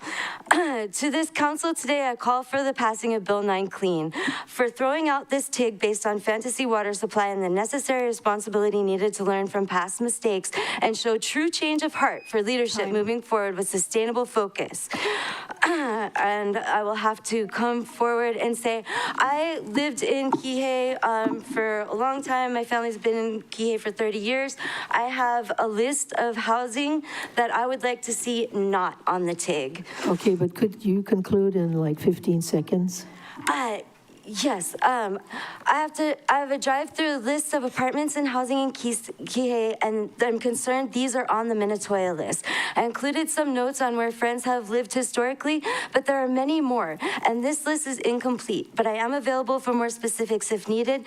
These shall be residences. The threat of sea level rise is far off in these complexes compared to the threat of no running water. Tourists have complained to me for decades about the mismanagement of tourism. Everyone is ready to feel good about being here, and that being responsibility with the Kanawai. Water is life. Mahalo. Thank you for letting me finish. Okay. Questions, members? Member Johnson has a question for you. Chair, I'm sorry, I don't have a question for Rose. I just want to let you guys know that my mother has entered the room. I'm not alone anymore. Thank you, Chair. Okay, all right. Thank you. Chair, the next testifier is Tony Spence, to be followed by James Langford.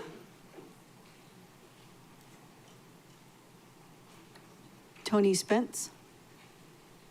Hi, can you hear me? Yes. My name is Tony Spence, and I'm a resident of Maui and have been for the past 45 years. Thank you for allowing me to testify today. I stand against Bill 9. I have followed the path of Bill 9. In the mayor's first news release, he stated, "It is important to note that most, if not all, of these TVRs that were previously built and designed for workforce housing in West Maui, and our goal is to return them to their intended purpose." If successful, this legislation will support the return of approximately 7,000 transient vacation rentals to the local housing market, and specifically 2,200 in West Maui, again for long-term rental consideration. I feel had there been more research prior to initiating Bill 9, a lot of time could have been saved. Lots of TVR condos on the Minatoya list in A1 and A2 zoning were never intended to be for workforce housing. The HLU committee's TIG put many hours into examining each of the condo complexes in both West Maui and South Maui, coming up with Exhibit 2, recommending complexes on the list get rezoned to a future zoning of H3 and H4 to allow for continued use of TVRs. I believe that work should have been done before the mayor announced his intent to phase out and repeal those complexes on the Minatoya list. I own a condo at Waiahuli Beach Holly, which did not make Exhibit 2 lists. However, when digging deep, our board was able to come up with documentation that, excuse me, Waiahuli was never created for workforce housing, but for transient vacation rentals. And I would like to thank Councilmember Cook, our South Maui representative, who will champion our cause to remain a TVR in the future. As hard as the TIG worked, they couldn't have found the documents we did. Going back to owners, original owners, and the heirs of owners, we found filed documents of original purchases and intent of Waiahuli Beach Holly. Now, I think there are many other complexes who would like the chance to be considered for the Exhibit 2 list as well. A pathway for consideration should be outlined so all condominiums can know what documents need to be provided in hopes of making the list. So many have testified of the downsides of Bill 9, economic disaster for Maui County, job loss, property values, properties devalued, violation of constitutional rights. It won't create affordable housing and many others. I know it's taken a long time to get to this point in the process and everyone is getting tired, but I urge you to not get weary in your well-doing. Vote no on Bill 9. The bill comes from a good heart, but it is the wrong vehicle to remedy the need for affordable housing. Other solutions are out there. The county is making strides in this area.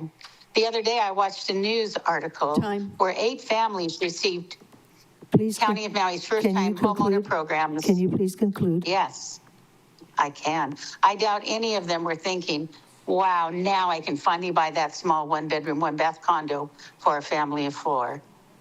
Please vote no on Bill 9 and find real solutions to the needs for affordable housing.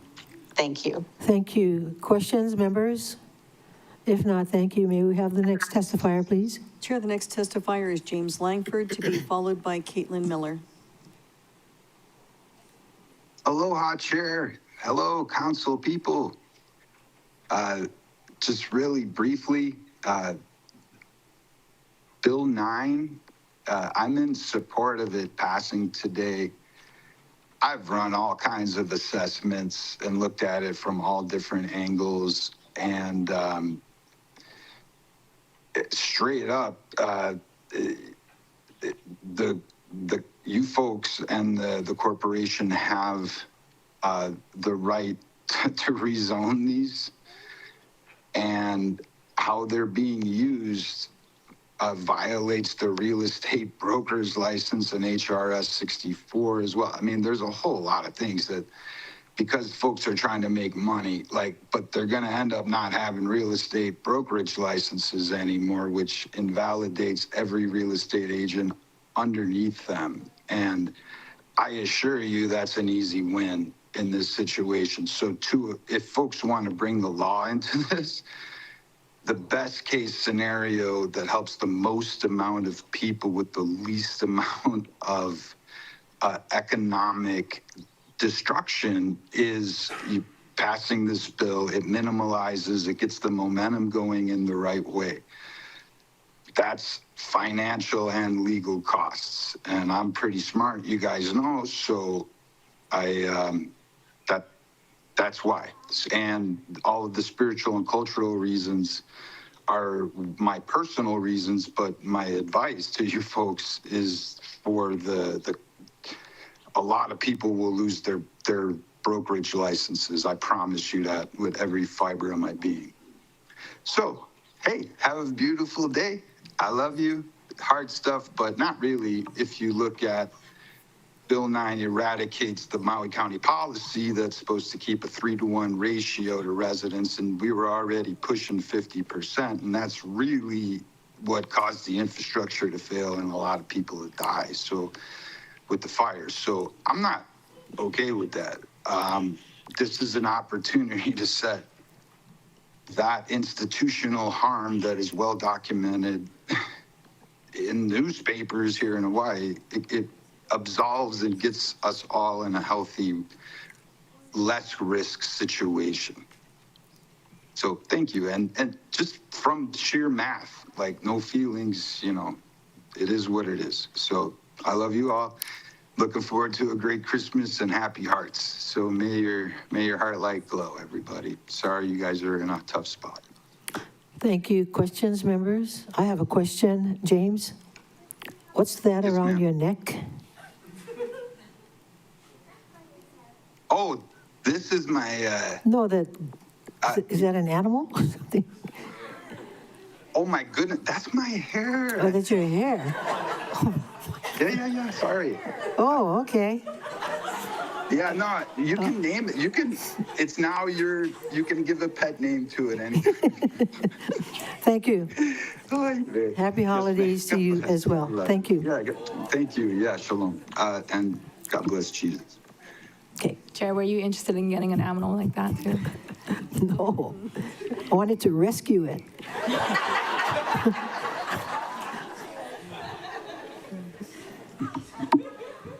Chair, the next testifier is Caitlin Miller, to be followed by Robert Bentz.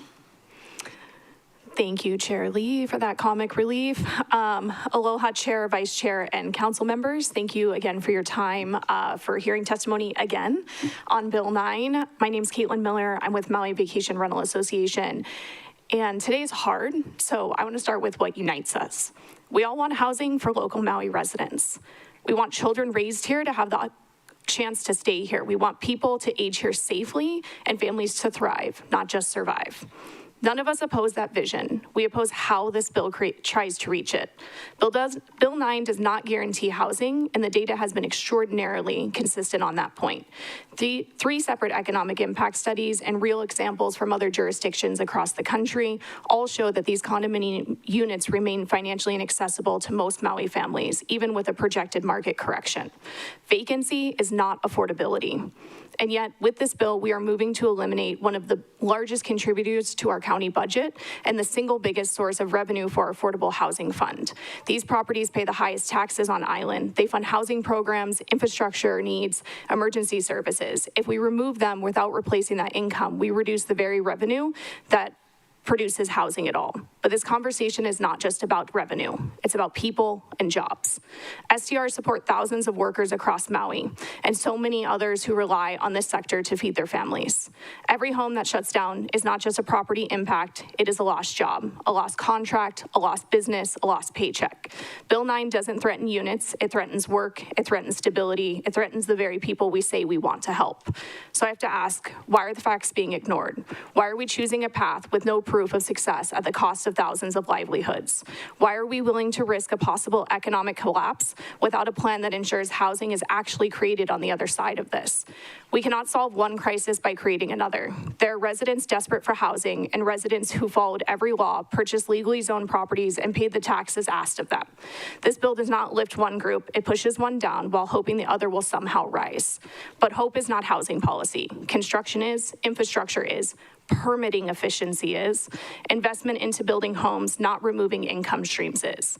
Maui deserves solutions that create keys in hands homes, not policies that dismantle an industry, eliminate tax revenue, and leave both homeowners and housing seekers without answer. Please vote no on Bill 9, not because you reject housing, but because you believe in real housing solutions, because you believe data matters, because you believe Maui can do better than choosing who loses.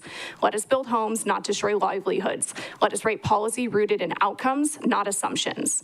Thank you for your time today. Thank you. Members, questions? No questions. Thank you. Chair, the next testifier is Robert Bentz, to be followed by Pamela Tumpop.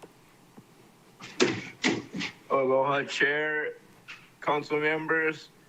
I am in strong support of passing Bill 9 clean, and it's really Uncle Bobby's testimony that made me want to testify here today. I feel bad for some of these people that are looking at their investments, but it's really interesting. I think that very few, I haven't seen any that are actually from here are profiting off of these. These were originally workforce housing. It was designed for workforce housing.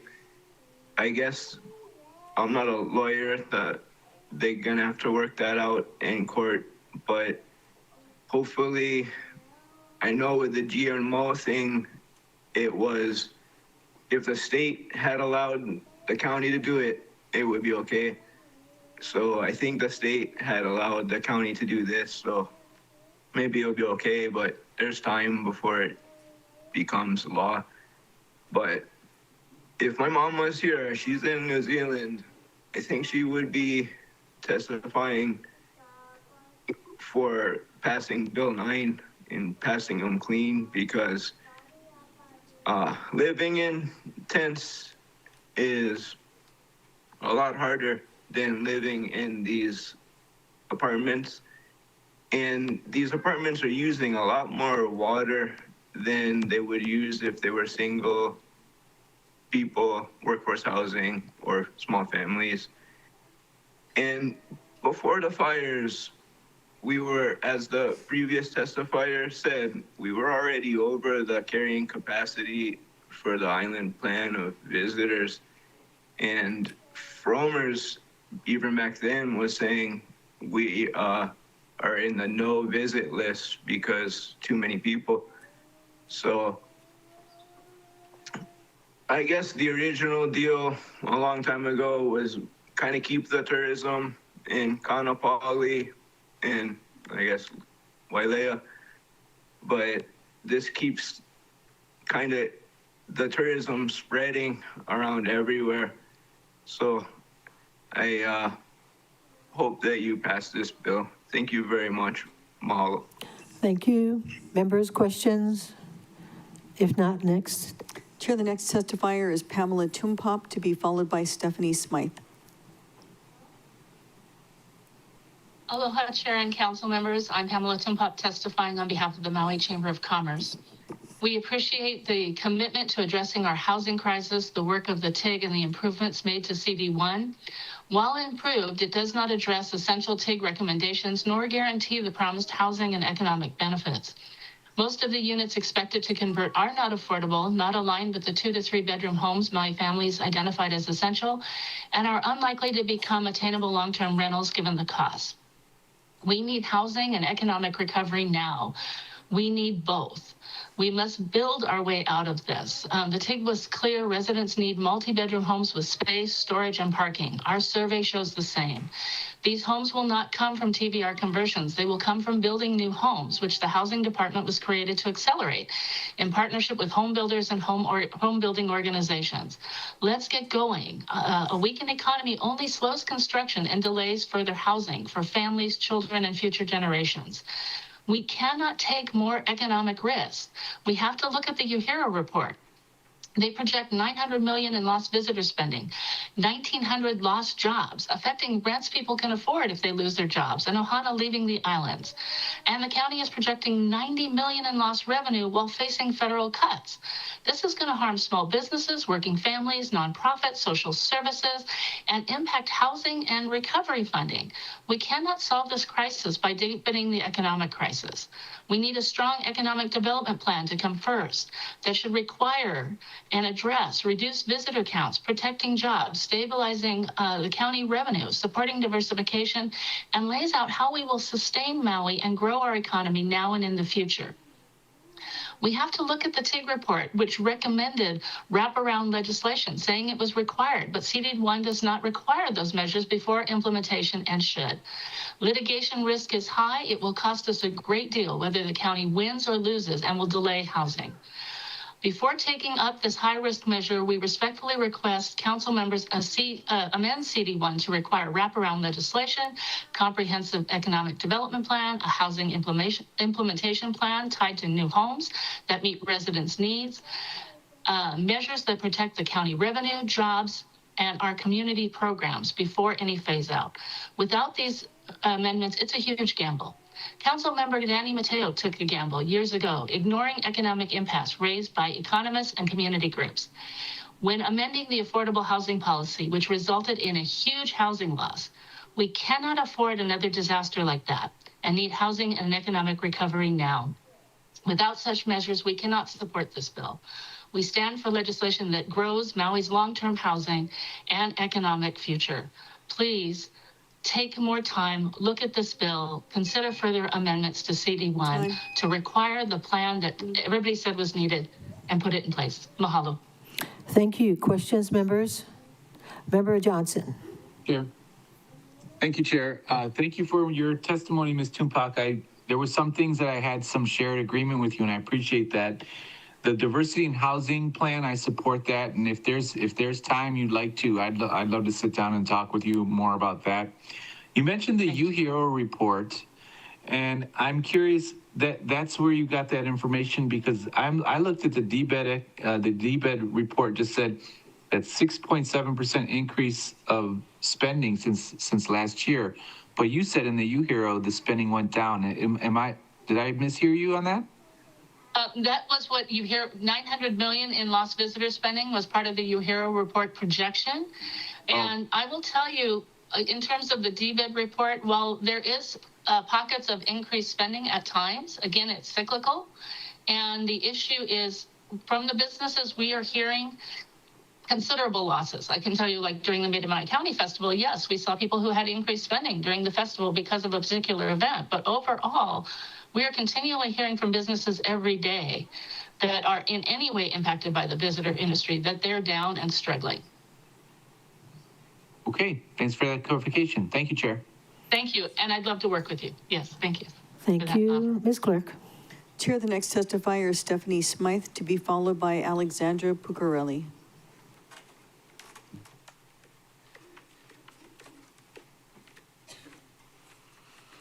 Aloha, everyone.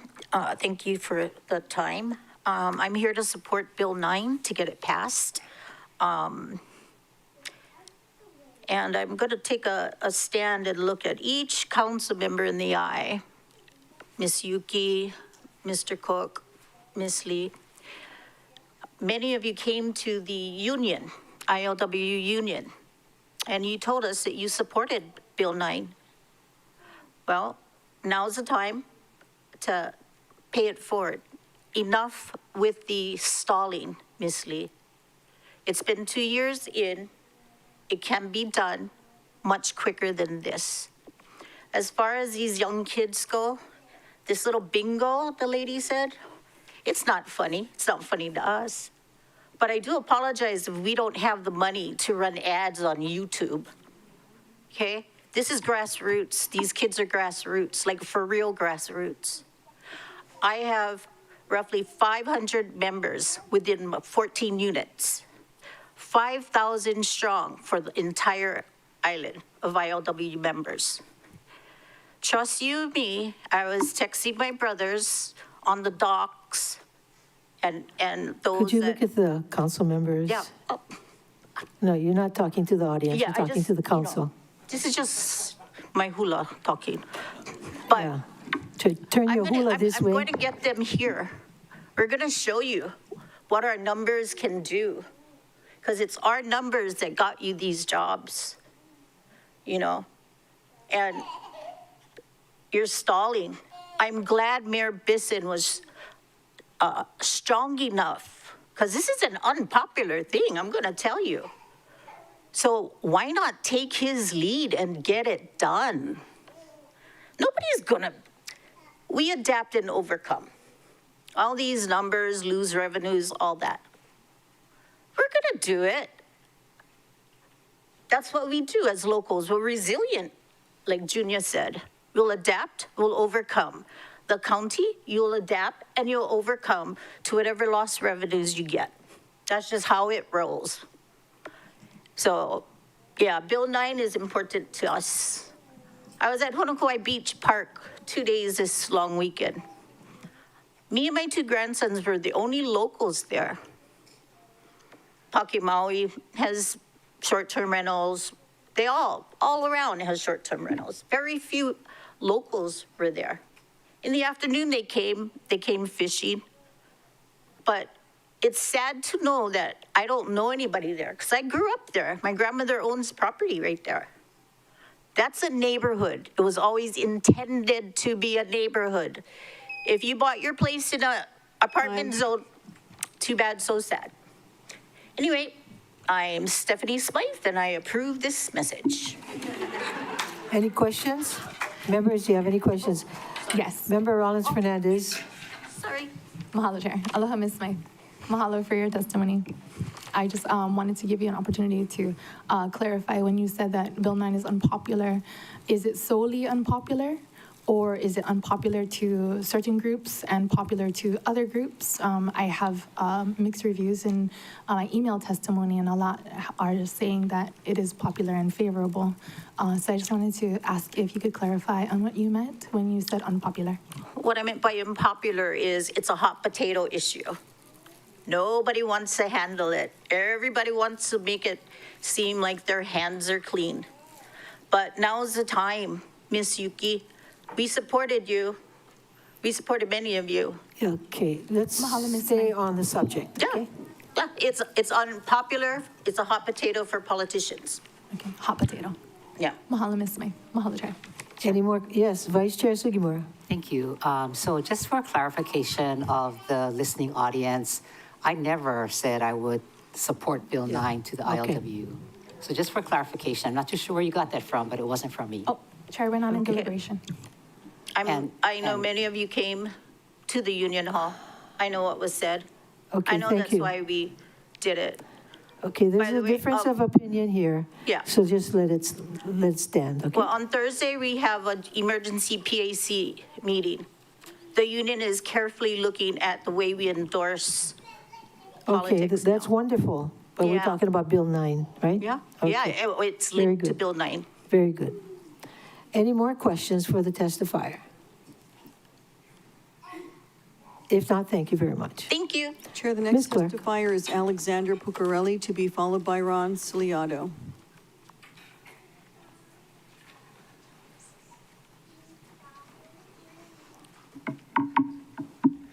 Good morning, or good afternoon.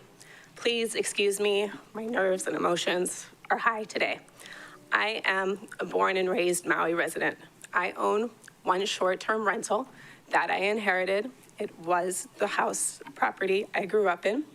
And I manage one other unit that is owned by a Maui resident. My small business allows me to afford to stay on my island home, to be a work-from-home mom that can take care of my 4-year-old, the third generation of my family on this island.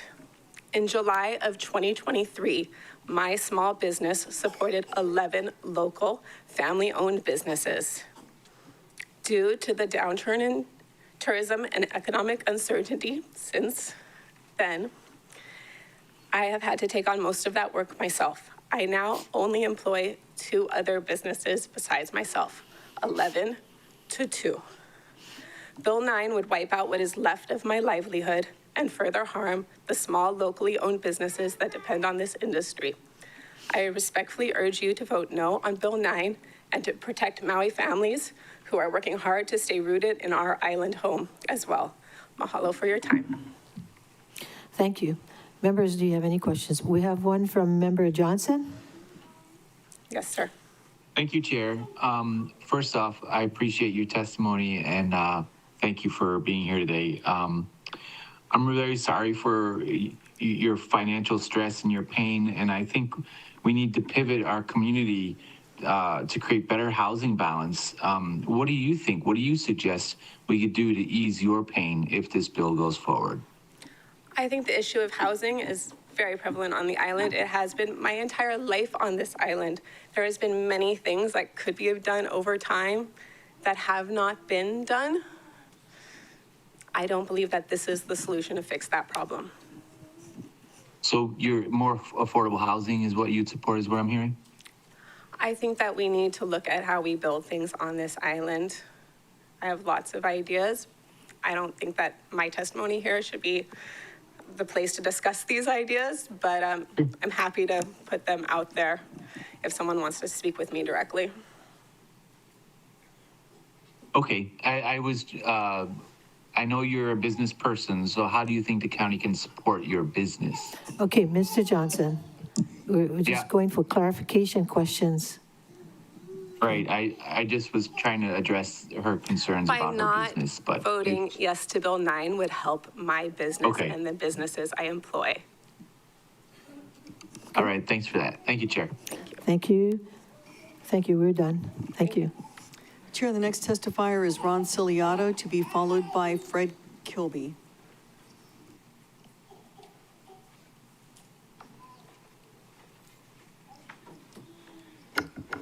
Aloha, Aloha. Chairman, County Council. Appreciate you guys giving us the testimony today. I'm in strong support of passing Bill 9 clean. I've been to a lot of these testimonies. I don't have too much to say. I think you guys should know, the rightful thing to do. I know it's a tough one for you guys. Appreciate you guys' hard work, Mayor Beeson. But yeah, I see the suffering. We've been through a lot with this, but I think, a start would be passing this bill clean, Bill 9, and we can move from there on. Because if we don't ever pass it, we would never know what it would be, right? So I don't like to be harsh on this one. I was kind of harsh the last testimonies because I was upset and compassionate, and I did have family get affected in this whole thing, right? So I just want to be more professional as I, come up here and talk. But appreciate all you guys, and I'm in a strong stay, hang in there, and the community of Lahaina. STR guys, think about it. I don't know nothing else to say, but thank you. Thank you. Questions, members? Thank you. Chair, the next testifier is Fred Kilby, to be followed by Brian Whitman. Ms. Clerk, how many more testifiers do we have? We have a total of 56, and we are currently on number 41. Okay, we're going to have to take a break soon. Fred Kilby? Is that him? Yes. Yes. Oh, here. Good morning or good day, Maui County Council. My name is Fred Kilby, and I own a Kihei. I'm against Bill 9 and oppose the plan to take these short-term vacation rental rights away that have been in existence for the past 40 years. By now, you've heard hundreds of hours of testimonies and received thousands of pages of written testimony, and I believe the vast majority of which have been against Bill 9. There have been studies introduced and performed that all say that Bill 9 would be detrimental to the county. Thousands of small businesses, thousands of jobs, and millions of needed revenue lost. Even the TIG report demonstrates that this legislation is not needed. When trying to soften the economic impact by having phase-out periods of 3 and 5 years and introducing exclusion of almost 2/3 of the units on the list, there appears to be no legitimate public need to take away existing property rights. And these are existing codified property rights. Prior to 1989, even motels were allowed in the A1 and A2 apartment districts. In fact, it wasn't until Ordinance 1797 in 1989 that the concept of long-term use, which was defined as 6 months or more, not 12 months, was introduced. This would indicate in plain reading that prior to 1989, there was no requirement for long-term use and that all units could be used for short-term use. The Minatoya opinion further clarified the property rights, specifically referencing Ordinance 1797 and also Ordinance 1989, which was passed in 1991. Then in 2014, Ordinance 4167 specifically codified the use of transient vacation rentals into Maui County Code by referring to the direct language used in Ordinance 1797 and the Minatoya opinion. This was to make sure that there was no future doubts about their legitimacy. This is a clear and unambiguous chain of legislation and legal opinions showing that those complexes on what is known as the Minatoya list have always been allowed within the A1 and A2 apartment districts to use their property for short-term transient vacation rentals. So I ask you, please vote no on Bill 9. Thank you. Thank you. Because this will be the last one before our break when he's done. Aloha, I'm Brian Whitman, Aloha Council, and mayor's the mayor here. I don't know. Okay, I'm going to try to read fast because I got a page here. It's now generally known that the controversial Bill 9 alone, even if passed, will not easily or quickly eliminate the housing crisis affecting Maui locals, including 2023 fire survivors. As they say, in a moment of crisis, the solution can only come from the ideas that are present at the time. So therefore, as part of the process, I would like to humbly offer this idea for a companion bill, which I will call Bill 9A. Here's the basic idea. Number one, immediately decree that all 2-acre or larger ag lots, which are currently allowed a main house and another smaller house, to build a third small house, not more than 1,500 square feet. This third house must be used exclusively for family residence or long-term rental and never for Airbnb or other holiday rental. 2, create a 2-year grandfathering window in which owners can build this third dwelling using a system of submitting a series of, quote, intent to build to code forms with the building permit section. However, building permits will not be required to begin construction. Every house using this grandfathering window must include its own septic system built under its own intent to build to code form. Existing non-permitted buildings can also use this process to become legal. Since inspections will not be required, any abuses will be handled through a complaint system to prevent grossly unsafe structures from being occupied. Owners who fall into this category will have to work with the county to improve or demolish their projects or face fines. Number 4, at the end of 2 years, all projects built under the 2-year grandfathering window and not the subject of standing complaints will be granted after the fact building permits in exchange for submitting and recording legal documents to hold the county of Maui harmless in any lawsuits and accepting full liability in the event of any legal action. Unless extended after the 2-year window, the permitting process will return to the current existing system. In addition, finally creating the Paia bypass would be highly advisable. This would be best accomplished by using Sunnyside Road, Paia Mill Road, and Lower Hamakupoko Road, rejoining Hana Highway between Ho'okipa and Maliko. Maui Pono can be asked to provide the necessary rights-of-way as an even exchange for allowing them to close Holomua Road. Advantages. Number 1, it's possible that such a bill could stimulate island-wide interest and excitement to take immediate advantage of the 2-year grandfathering window. 2, local banks will see an investment advantage in loaning local owners the necessary funds. Number 3, existing landowners will have increased opportunity to create family compounds in the Kauhale tradition. Number 4, immediate jobs will be created island-wide. Oh, perfect. All the guys that lose work from cleaning condos, they can go build houses. Okay, questions? No questions, thank you. We'll take one more and then that's it. We'll take a break. Chair, the next testifier is Bill Forsyth.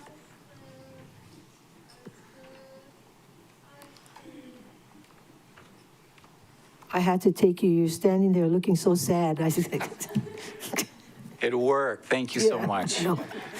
Thank you, Chair and everyone, Council. Really appreciate everyone's time and effort and such an important topic. My name is Bill Forsyth. I'm a 45-year Maui resident. Today I came only to listen. But after listening to the compassion and the hearts of so many people on both sides of this issue, I decided and was compelled to testify. So I didn't have a lot of time to prep other You than. have to look at us. Okay, thank you. Ohana means family. Ohana means home. I met my wife at Kimo's restaurant 45 years ago. I was a boat captain at Lahaina Harbor. We have 4 Maui-born children. They all attended CAM 3rd, Lahaina Intermediate, and Lahaina Luna. Many of my Maui friends now are over 70 years old. They all rented apartments that were zoned as apartments for many, many years. What was the original intent of apartment zoning? Ohana means family. I stand with Mayor Bisson. Maui is our home. Residents must take priority over visitors. We must stop putting profit over people. I plead with you, please vote yes on Bill 9. Thank you. Thank you. Questions, members? If not, thank you very much. Thank you. Members will be taking a lunch break now and return at, yes, Member Rollins Fernandez. Mahalo Chair, do you want to announce the next like 3 or 4 testifiers? And that way we know who's going Okay. to start when we come back. Yes, Madam Clerk, could you name the next 3 testifiers, but also let us know how many are still in line? Chair, the next three testifiers will be Patricia Char, Ryan Logtenberg, and Mike. They are numbers 44, 45, 46, and we currently have 56 testifiers signed up. So about 10 more? Yes. Okay. All right, members, this meeting is in recess until 1:30. Okay, thank you.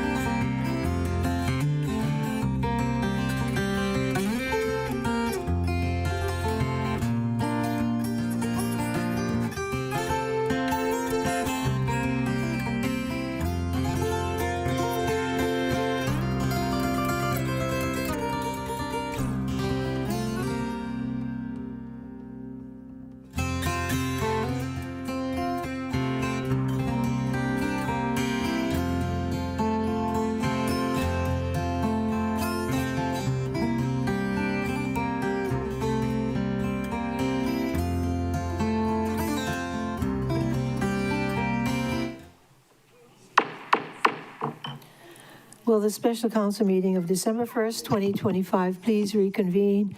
It is 1:37 p.m.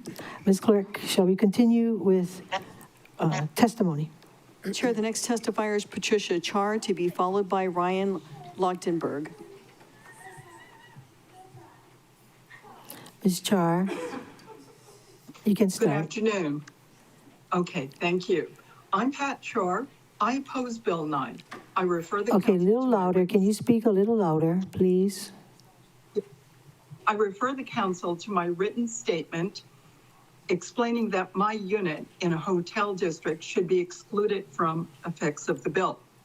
Today, however, the focus of my testimony is the council's proposed action in reliance on the Minatoya list.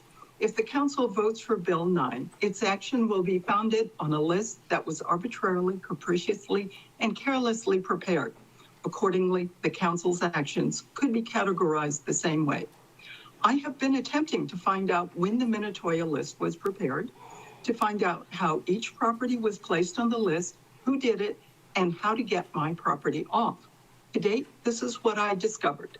The Minatoya legal opinion, as you know, is dated July 30, 2001. When I asked the planning department in a public records request for the first version of the Minatoya list, it stated Realtors Association of Maui, RAM, created the Minatoya list. Please contact RAM for the original list. RAM's cooperative response to my inquiry was, although RAM provided some information for the creation of the Minatoya list, we do not have a copy of said list that is available to the public. Then, when I went back to the planning department and asked them to provide all versions of the Minatoya list used by it for any official purpose, the versions produced show the first list dated in 2019, 18 years after the Minatoya legal opinion. These facts suggest that the Minatoya list was not prepared at the same time as Mr. Minatoya's opinion, with input from the lawyer for whom it is named.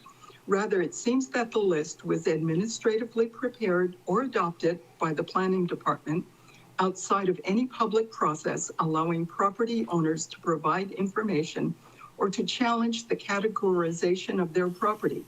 On its face, the current list states that it may be subject to error. The council members who were part of the TIG process appear to have exercised more care and due diligence than their own planning department in determining if individual properties should be on the list. Proceeding forward with Bill 9, knowing of defects in the list, knowing it will be used for enforcement, but still authorizing the county to take away owner rights without any informed public process on individual properties, and no apparent route for owners to challenge or clarify placement of property on the list, creates serious due process rights for affected property owners. I oppose adoption of the bill for these reasons and for reasons stated in my written testimony. Thank you. Mahalo. Thank you, members. Do you have any questions? If not, thank you very much. Ms. Clark. Chair, the next testifier is Ryan Lochtenberg, to be followed by Mike.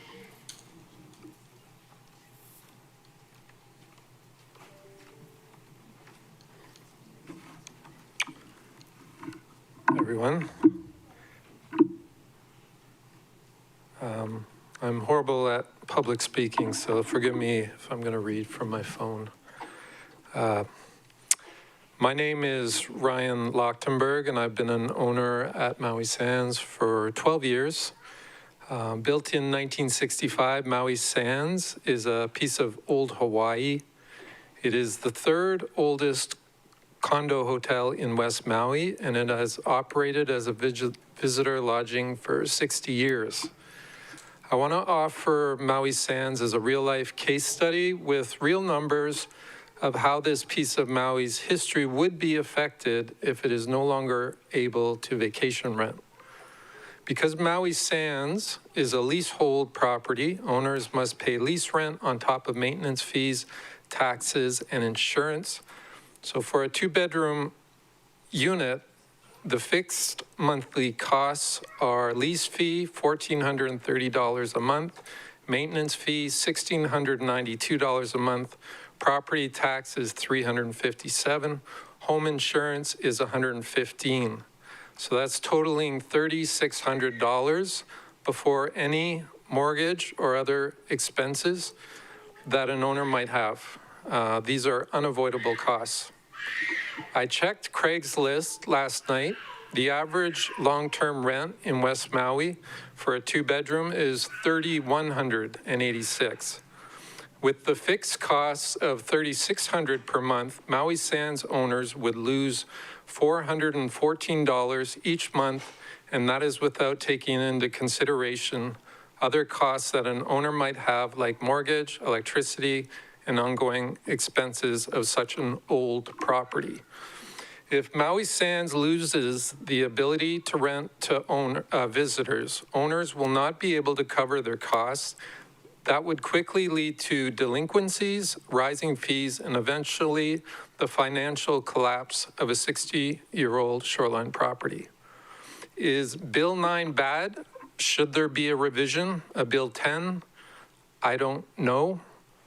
But what we do know is that the math of only long-term renting at Maui Sands will be the end of this historical property. So thank you. Thank you, members. Questions? No questions. Thank you. Chair, the next person to testify is Mike, to be followed by Jonathan Silva.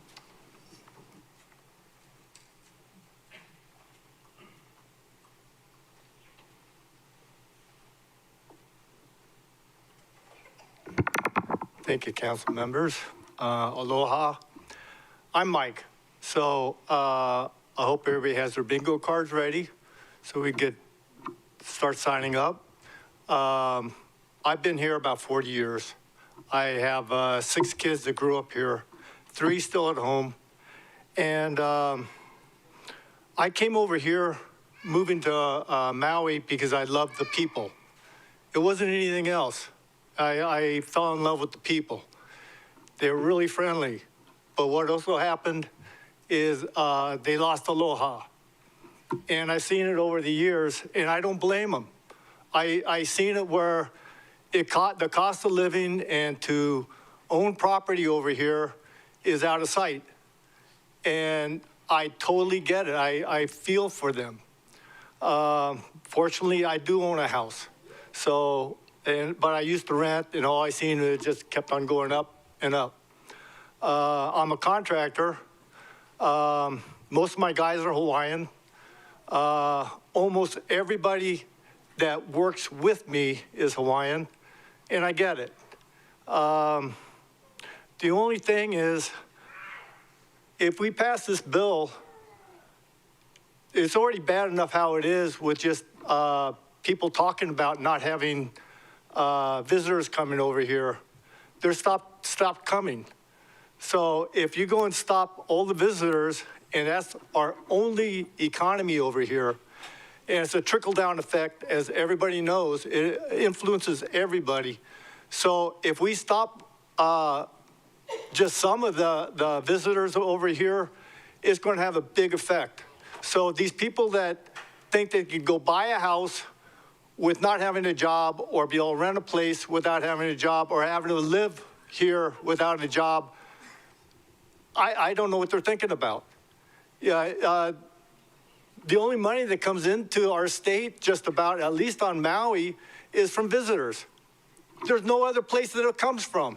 We have a little bit of agriculture, and that went out the window too. So we don't have cane, we don't have pine.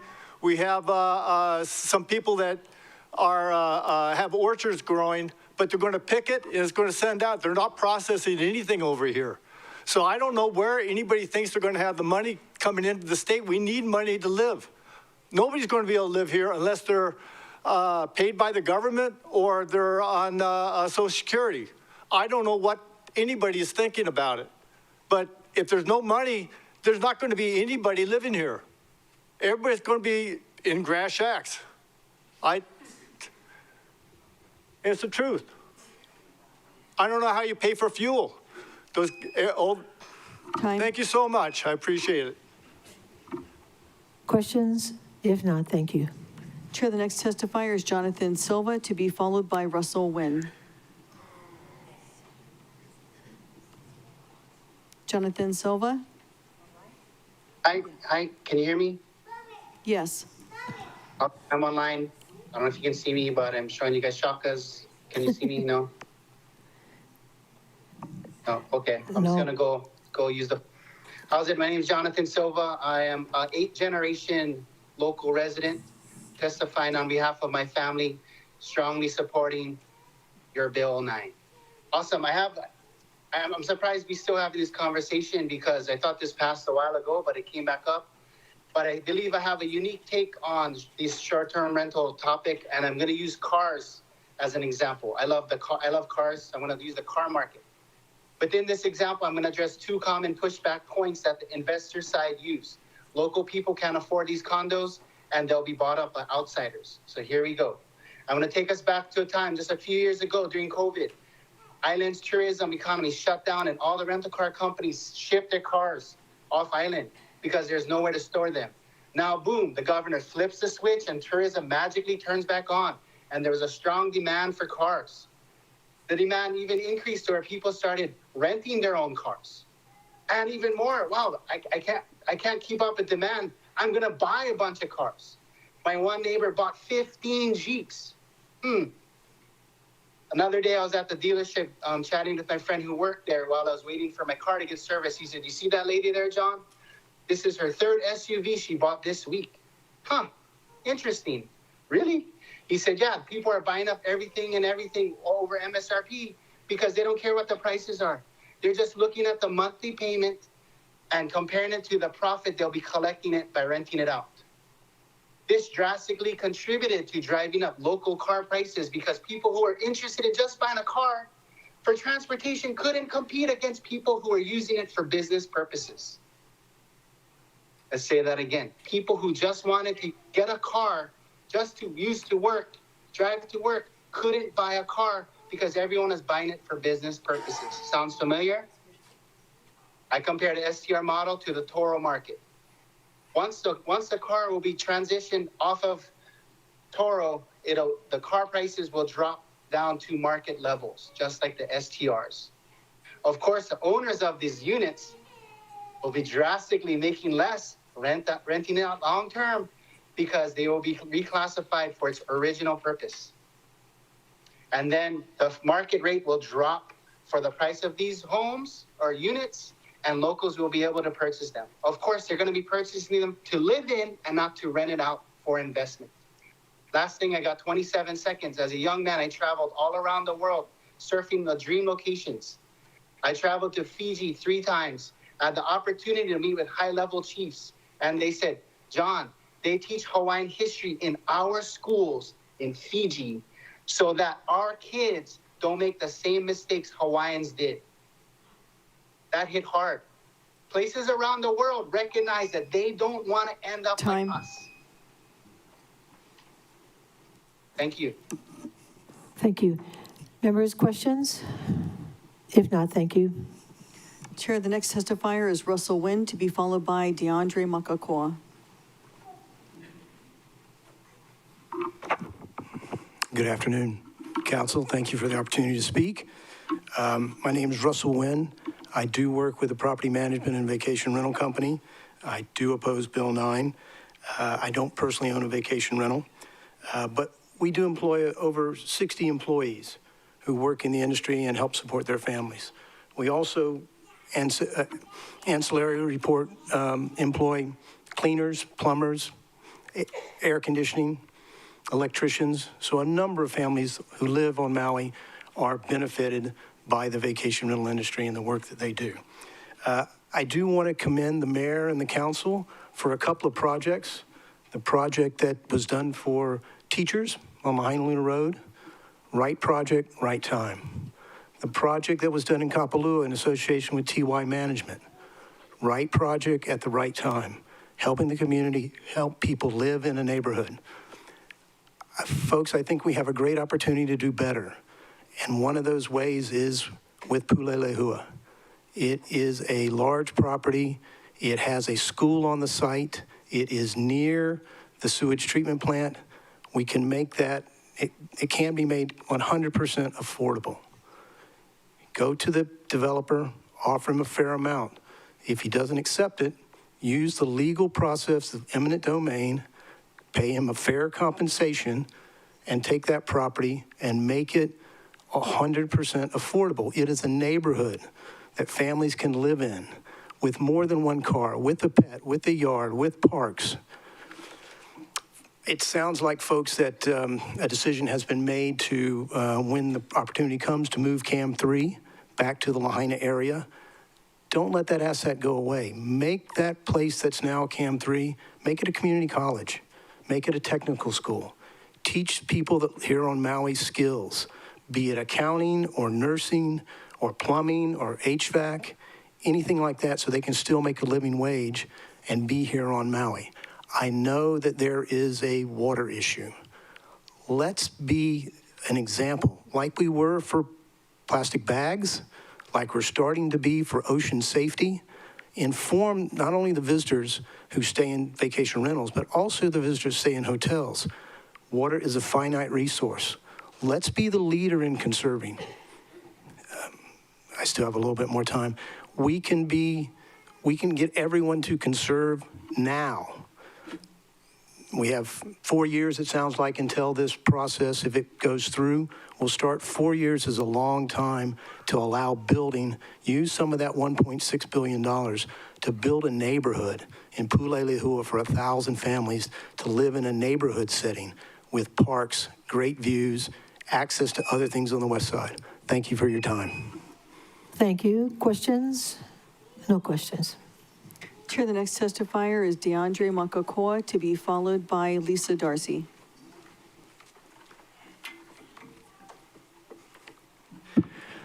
Hello, Chair and Council. Mahalo for the opportunity to speak, and thank you for your time in hearing this. I just want to say one thing real quick. We've seen both sides, right, throughout this whole process. I would say on one side, you have a broad coalition that is extremely diverse when it comes to class, age, race, and industry, right? And on the other side, you have a very small demographic of people who are protecting their profitable interests. We have people flying in from other islands with no financial stake in this to support this bill. And so as elected representatives of our very diverse community, I plead with you to see that and then to vote accordingly. Mahalo nui. Any questions, members? If not, thank you. Chair, the next testifier is Lisa Darcy, to be followed by Anonymous 4. Good afternoon, Council. Aloha, Chair. My name is Lisa Darcy, and I am the founder of Share Your Mana. I am in support of Bill 9. There's no way around the crisis that Maui has been experiencing for decades. And as somebody who has worked in the community with people with disabilities and have lived houseless, there needs to be some movement forward. I say this over and over again, the community that is living unhoused cannot support one more person in it. And if this bill can even shift a little bit of people's willingness or their attitude towards trying something very different, and there are going to be people who have to give stuff up in order for other people to gain it. I think that is just a person who cares about my neighbor, no matter who they are. I really invite the council to consider that we need to invite people who do have to give back to people who don't, and to really take care of the Maui community. It's been in crisis for a very long time, and I'm very tired.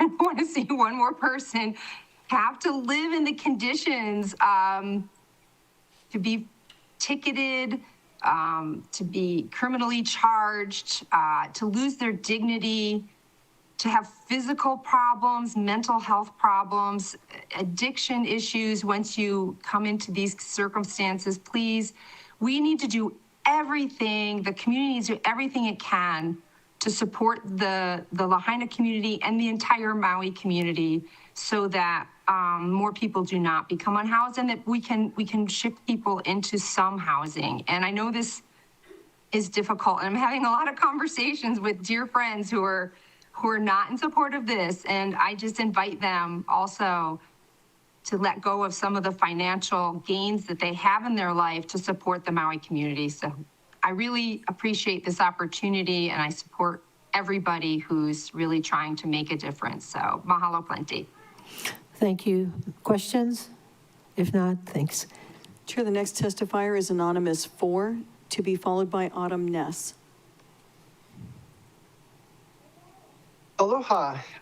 Nice to see everyone. I just want to thank all the council members. My heart goes out to your spines and your nervous systems. I just want you to know we see you. And what I am here to talk about as a developer of a website called flushaware.com, where I've compiled water quality data for every major municipal wastewater disposal method in all of Hawaii. Is there a couple issues with any, speaking of rezoning to hotel districts, and I'll go over those really quickly. On page 515 of the written testimony, there's an analysis that shows that the Lahaina Wastewater Reclamation Facility, which has a brand new NPDES permit released in August, is actually not in compliance with that permit. The wonderful activists advocated for a very stringent nutrient limit. Currently, the plant is discharging over 100 pounds a day of total nitrogen by mass, and the permit says you're only allowed to discharge 8 to 13 pounds per day. They arrived at that, I believe, by simply multiplying the ocean water quality standard by the design flow of the plant. And just kudos to everyone who advocated for that. The result is that permit is not in compliance. I confirmed with DEM that they are in a contested case hearing. Excuse me. Excuse me. Are you Yes? testifying on Bill 9? Yes, I promise you I will make this relevant, and I'll Okay. do it right now. Thanks. Which is that, my understanding is that to rezone something, that your wastewater permits have to be in compliance. It's kind of similar to when you sell a house that has a cesspool, you must upgrade it in order to transfer the deed. So my understanding is that any rezoning to a hotel district by any property that discharges into that plant is a legal non-starter because the wastewater permits are not in compliance. Similarly, in Maui, none of those condos have MPDS permits. And by the way, the underground injection control program has waived water monitoring since the 90s or mid 2000s. So we talk about water for these facilities. They're not even monitoring for things like nutrients and pathogens. So by the way, NPDES permit violations are $25,000 per day per injection well. So say you have 10 STRs that are bringing in X number of dollars, there's like $50,000 per day of fines that are just not being enforced.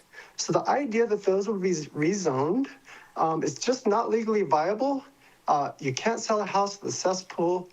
You can't rezone something that is not in compliance with their wastewater permits. So this is about any potential carve-outs or amendments that would introduce rezoning. I would encourage anyone who proposes that to also include a solution to this barrier. Thank you. Thank you. Questions, members? Member Paulton. Thank you, Mr. Anonymous 4, for your testimony. I was wondering where you got that data from, because majority of West Maui feeds into the wastewater treatment facility, and there's been closings and sales all the while since the fire. So can you cite where you got your data from that if it goes into the water treatment facility, properties can't be sold or rezoned? Yeah, let me just really quickly answer that. The idea with the cesspool being upgraded for a deed transfer for a house, that was just a metaphor. What I'm talking about is rezoning to a hotel district, which whether or not it's will increase the load on the wastewater system, it's implicit that rezoning may do that. And so just the idea is you cannot increase the load on a system in violation, because it's like adding insult to injury. Thank you for your and explanation. That doesn't apply because it's not increasing the usage at all. So thank you. All right, thank you. Any other questions? Okay, no more questions. Ms. Clerk? Chair, the next testifier is Autumn Nest, to be followed by Wei Ming Bian.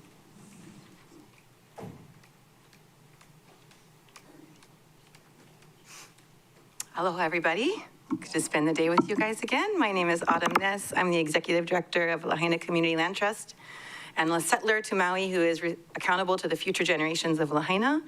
Lahaina Community Land Trust stands in strong support of Bill 9. I've said this before and I'll say it again. Just because some people have invested in a tourist economy does not mean that this community is obliged to maintain such an economy, especially when the very nature of that economy is extractive and is causing generational harm to our full population.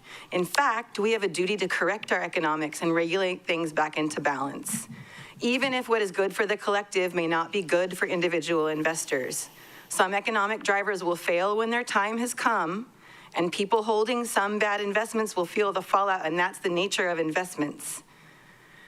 Many of the people against Bill 9 talk about this current economic and employment reality as it's the reality. Like, we must continue to keep playing this game that, frankly, most of our community is losing at. We can do better. Remember when we spent over 7 years trying to ban styrofoam plate lunches and disposable coolers, and the industry flew lobbyists across the country to Maui to talk about how we were killing the plate lunch?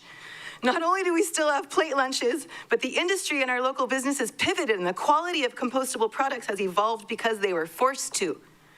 Remember the sunscreen ban? More industry folks came in from DC saying mineral-based sunscreen products are crap and we're all gonna get cancer and die and it's gonna be our fault. And now you walk through any store and there's full of mineral-based sunscreen. Even that kind that nobody wants to sit downwind from, the spray kind that they said was impossible, they did it because they had to.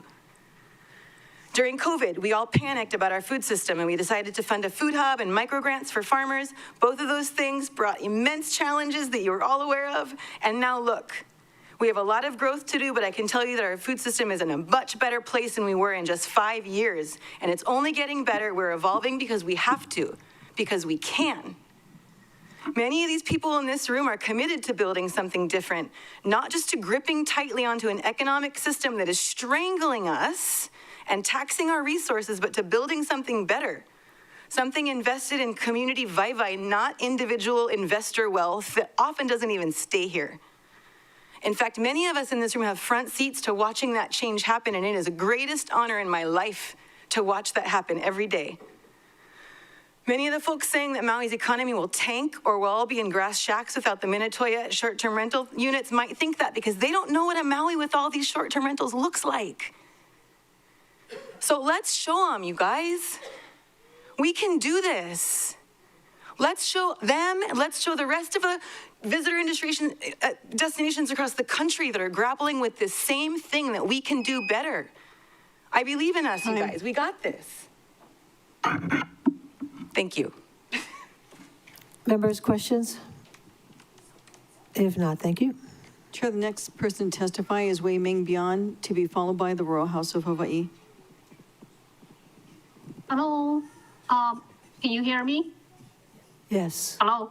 Yes. Oh, thank you. Thank you. Thank you for the time and to given to me for the opportunity that I am Wei Ming Bian. I am a retired professional civil engineer from Washington State and incoming resident of Kapalua. The reason for my test today is that I am opposed to the Bill 9 with the focal point that the affordable housing and economic development can coexist at the same time, okay? I'm gonna talk about the new affordable housing development first because that will drive the economy. And like many, several gentlemen already stated, that and also that I had written back in late 2023, immediately after the fire, that affordable housing can be achieved by by the following points. That as a civil engineer, I like to say that a water resource is a most critical part. And county can find development areas that's close to the water resource. That is one affordability factor. And then once you have a water resource, a wastewater treatment plant, you know, the individual one, and power can be easily installed. And then the housing with our fair weather is the house itself is achievable. Like Elon Musk's new fabricated house is very stylish with new features, and starting from $8,000 or $9,000 plus shipping and installation, of course. And the government, county specifically, needs to expedite the permit application review. And like some gentlemen already mentioned, and I don't have to repeat here. What I like to strengthen to say that is Maui County needs to update its risk management plan for catastrophic events like this to minimize future risks.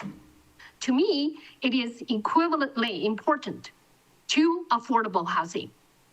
And because I have some limited reservation that the county, when I went to the Lahaina's Island Grocery, and then the Rainbow Plaza, that's the south of the bypass, immediately east of the Lahaina downtown. And then I encountered the traffic signal malfunctioning. Can you please conclude? I called. Can you please conclude? Okay. Yep. And the recent fire was in Hong Kong also support the importance of the risk management plan. And if we have that properly in place, we can calm down people, we can make people more rational, and then build our beautiful Lahaina and rebuild Maui into a self-sufficient, beautiful heaven. Thank you very much. Questions, members? Member Paulton? Thank you, Chair. I just wanted to clarify, was she incoming resident to work in Maui County as a civil engineer? Is that what you were saying? No. Oh. I'm a retired engineer. Oh. Engineer that I'm retired. But I have what does the incoming resident part mean? You visit here? I have a dwelling here, and it depends. Right now, it's in the short-term rental status. Oh, okay, got it. Thank you. Yeah. The reason I'm saying that I'm civil engineer is because I've noticed the traffic signals malfunction, and then I have to Yeah, that's why I was asking if you're gonna come get a job in a over professional here. manner. But thank you. Right. I reported it in a professional manner. And then I think it is very, very important to the risk. Thank you. The risk management plan update. Do we have any more Thank you. questions? If not, thank you very much. Ms. Clerk. Chair, the next testifier is the Royal House of Hawaii, to be followed by Andre Church. Aloha, this is the Royal House of Hawaii, and I'm here to speak before you all today as a royal patent descendant, heir, and holder, and holder under Kekahuna Ana Ana, Heva Nui, Royal Patent Royal Patent 7447, Line Commissioner Award 3237. And I'm going to be speaking on the highest concerns and the highest and the people who are highest and who are at the highest rate of housing, who need housing, and so we all know that Kanaka are the ones that that are highly affected by these changes and all of that.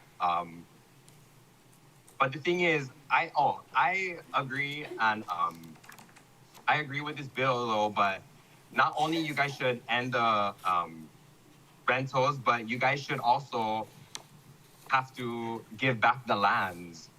You all must have not read your house paperwork and know the laws and know where you are in Hawaii, because as you guys should know, all of Hawaii is royal patented allodial titled. And with an allodial title, that is the most clear title for out of all you guys, Kat. It supersedes any subsequent attempts made. And all the lands are being frauded. So, what about that though? I do agree that you guys should be ending or pass this bill to end the rentals, but you guys really need to call up the descendants of all the lands because it's royal patented. And if anybody tries to go to the Brio conveyance and to fraud a deed, all the kahuna ana-anas will come and rise.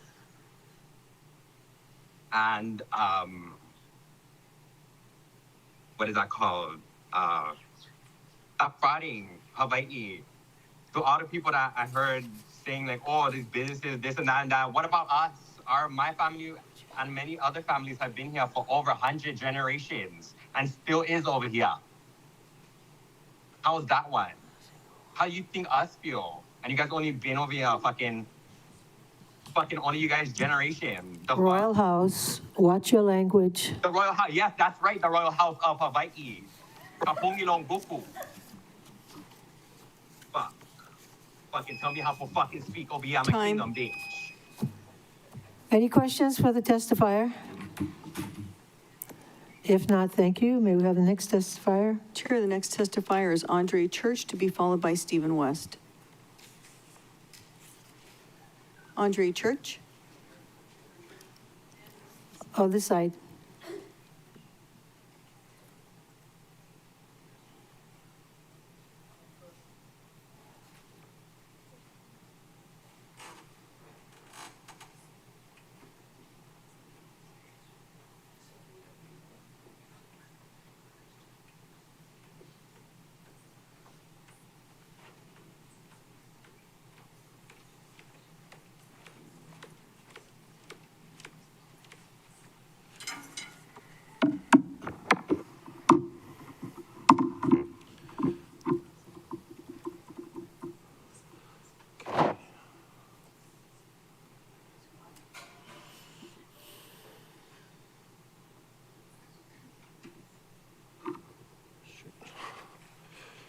I have to read off my phone here.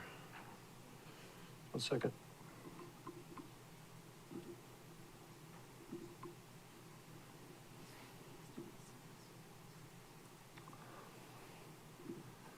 I have to read off my phone.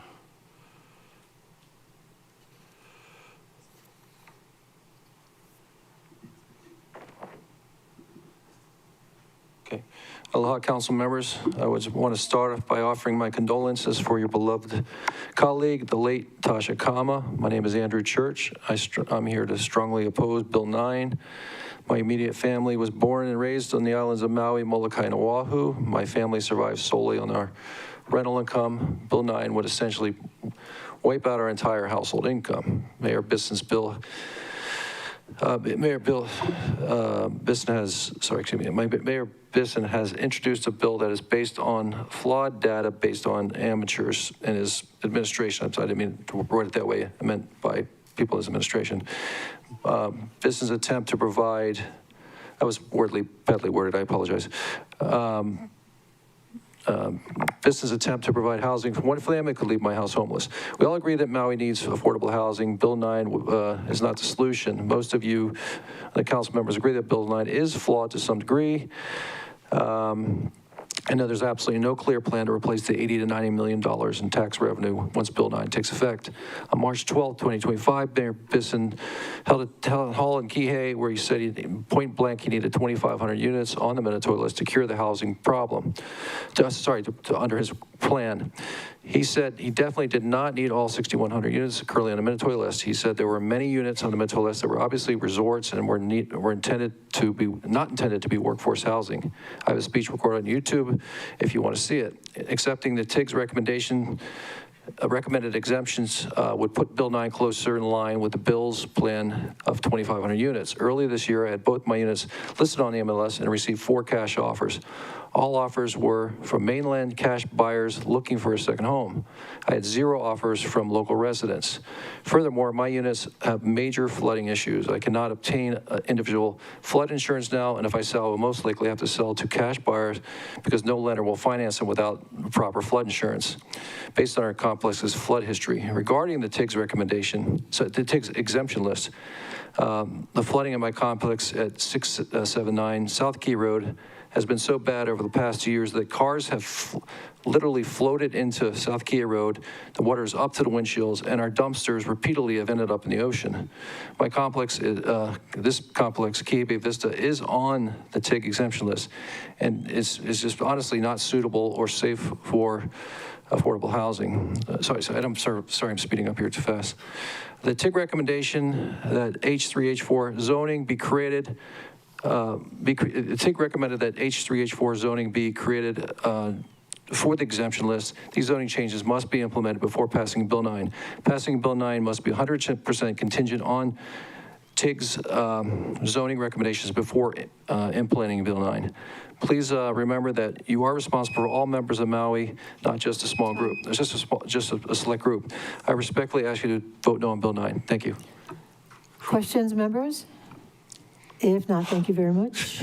Ms. Clark. Chair, the next testifier is Stephen West, to be followed by Jenny Hendricks.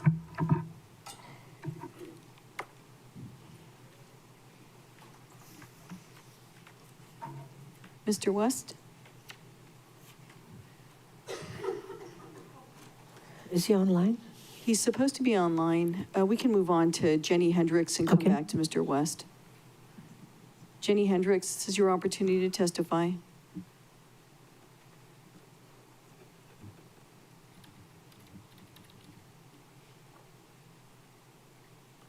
I see her online. You're unmuted on our side, Ms. Hendricks. Sure, I guess we can move on to Tommy Russo. He's in person. Okay. Can you hear me now? I apologize. I thought that you had to unmute me. Okay. Am I okay to go? Please proceed. Okay, thank you so much. Thank you. Thank you for the opportunity. I am here to respectfully and firmly state that I oppose Bill 9 because it will harm local residents without solving the housing crisis. I own a condo in Kihei and have long depended on the skilled work of Maui-based employees, vendors, maintenance teams, and property managers who care for the unit and the guests who visit. These are people I know, trust, and support. Their livelihoods depend directly on the continued operation of legally established short-term rentals. Most of these individuals are local families who rely on this work to stay in their homes.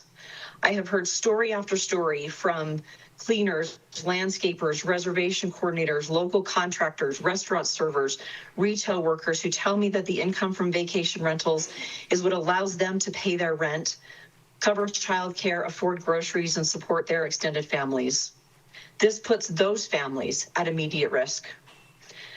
A short personal anecdote, I own a short-term rental management company in a different state, and a resort area where I manage recently proposed limiting short-term rentals. The proposal was overwhelmingly opposed by the same folks in our community, namely the cleaners, contractors, restaurant servers, retail workers, and in our case, entry-level ski lift operators.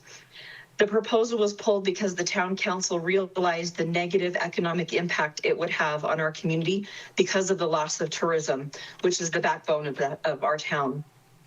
I'm sure you've seen this data, but I want to emphasize just a couple of things. Tourism does remain the backbone of Maui's economy. Removing short-term rentals will eliminate a major source of employment without offering alternative jobs to the thousands of workers who rely on it. Short-term rental property taxes account for nearly 20% of the county's $1.55 billion operating budget. There would be severe consequences for schools, emergency services, environmental programs, and infrastructure. Condo sale prices have already fallen by approximately 30%, and buyers are not stepping in. This clearly demonstrates that increasing availability of existing units does not translate into affordability. This policy will eliminate jobs instead of reassign them. There is no alternative currently industry waiting to absorb them. As someone who has been deeply involved in the affordable housing crisis in my home state, I recognize, as I'm sure you do, that Maui deserves real, data-driven housing policies that increase supply, support local people, and maintain stable revenue for the county. Clearly, there is no guarantee that Bill 9 will create affordable long-term housing. Experience tells us that affordable and attainable housing is a complex, multifaceted issue that requires a thoughtful, long-term solution using a collaborative and strategic approach and includes all stakeholders. For the sake of the Maui residents, I urge you to oppose Bill 9. Thank you for the time. Members' questions? Vice Chair Sugimura. Thank you. Thank you for your testimony. Excuse me. What is the name of the municipality that you reference that decided not to do elimination? It's a little town in southern Utah called Bryan Head. Southern Utah. It's a ski resort town in Utah. Mm-hmm. And it's called, what is the name of the town? Sorry. It's called Bryan Head, like the name Bryan Head Town. Thank you. And Utah is experiencing an acute, affordable, and attainable housing shortage. So we're dealing with so many of the same issues that are on the table today in Maui. Any more questions? Member Johnson. Thank you, Chair. Thank you, Ms. Hendricks, for your testimony. I just want to clarify, you mentioned a lot in your testimony about jobs. Do you think one job should be enough? One job for what? I'm sorry, I don't understand the question. A lot of folks here are living on two jobs. Those jobs you mentioned, cleaning homes, they don't really pay enough, so they have to do two jobs. Do you think, I know we're talking about affordability of homes, it's all connected. Is one job enough? Yeah, no, I totally hear what you're saying. And we're dealing with that. I think it's a national issue. We're dealing with that in my area as well. So I would love to get to a point where one job is enough. I think that is an absolute goal that we should have. I also think that some of these jobs are entry level, and so they're training for different things. In my experience in working with attainable and affordable housing, it takes all of the stakeholders, the state, the county, it takes lenders, it takes so many people involved to really create long-term solutions to this very real issue of affordable and attainable housing. Thank you for your response. Thank you, Chair. Any more questions? Member Paulton. Thank you, Chair. Thank you, Ms. Hendricks. What is that area that you're referring to where you live that one job isn't enough either? Oh, I think it's a national issue, but specifically in tourism-based economies, I think that is something where we find that tourism-based economies tend to have entry-level positions. So I do agree that that is an issue. I also find that a lot of the people, at least in my area, because you said that's an issue we're dealing with in our area too. So my clarification is, what area is that you're referring to? That it's. I'm located. Sure, I'm located in southern Utah, where we have a lot of tourism based on the national parks, Zion, Bryce, and Grand Canyon. I don't know if you've heard of those, but improving our economy to be have the tourism base while also adding other pieces into the economy is starting to be an effective way to manage the affordable and attainable housing piece of what we have had to deal with in our area. St. George, Utah? Because I heard that's the It is, fastest yeah. growing county in the United States. So yes, so St. George is in Washington County, which is just about resources on the continent, not so much Yeah. over here. So thank you. No, thank you. Thank you for the opportunity. I'm glad you know where St. George is. More questions? If not, thank you very much. Ms. Clark? Chair, the next testifier is Thomas Russo, to be followed by Greg Rosiski. Well, I think Mr. West also raised his hand if he can be put back in the lineup. All right, Mr. West, we'll circle back to you in a minute.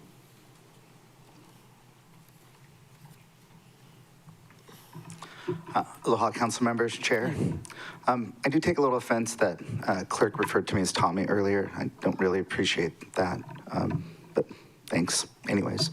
Would like to thank the council for hearing this out. I'd like to thank all the time it's spent in committee. I would hope that the votes in committee would remain when it comes to final vote and not kind of the flip-flopping that we've seen in the past. I'd also like to thank all the work that Lahaina Strong and those that have supported Bill 9 have done. It's a mountain of work, and just want to give some recognition to that.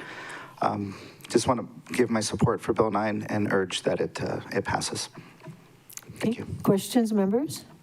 If not, thank you. Testifier currently we'll circle back to Mr. West. Stephen West, followed by Greg Rosiski.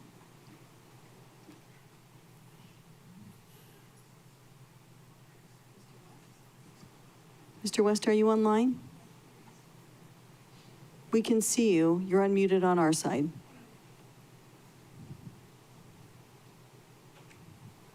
Sorry, I thought I saw his hand raised. Did somebody else see that, or was he? Okay. Oh, okay. Mr. West? All right, we'll come back to you. Moving on to Greg Rosiski. And he'll be followed by Stephen West, who's currently our last testifier signed up. Good afternoon, Council. Thank you for having me here today. I'm in strong support of Bill 9. There's no shortage of visitor accommodations on the island, so I'm not sure where that argument comes from.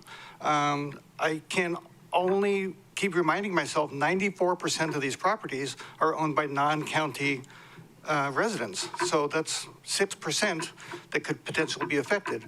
From the sounds of these buildings, they're in horrible condition, so I don't think the contractors are going to have any shortage of work, or the electricians or the plumbers, or all of those people.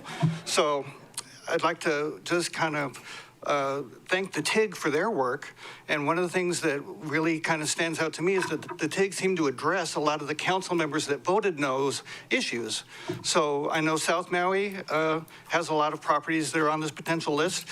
I know that the chair of the TIG basically bet the Chair Lee that she can get this stuff done. So I want to see her make good on that bet and get these things done so that there's no excuses from any council members. They're getting what they want. So, you know, the prior testifier talked about flip-flopping. We don't want to see that. You know, you guys have been pretty consistent. You know, Councilmember Cook is nodding because he knows the things that he asked for, from the streamlining of the planning to having certain shoreline buildings.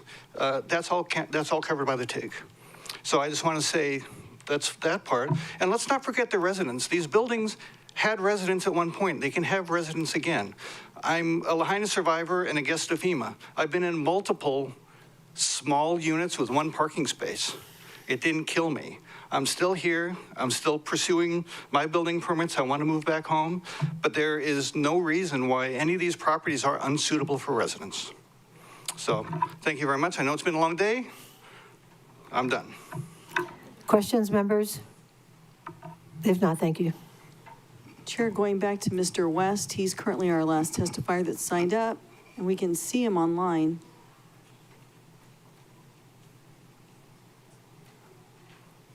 Mr. West?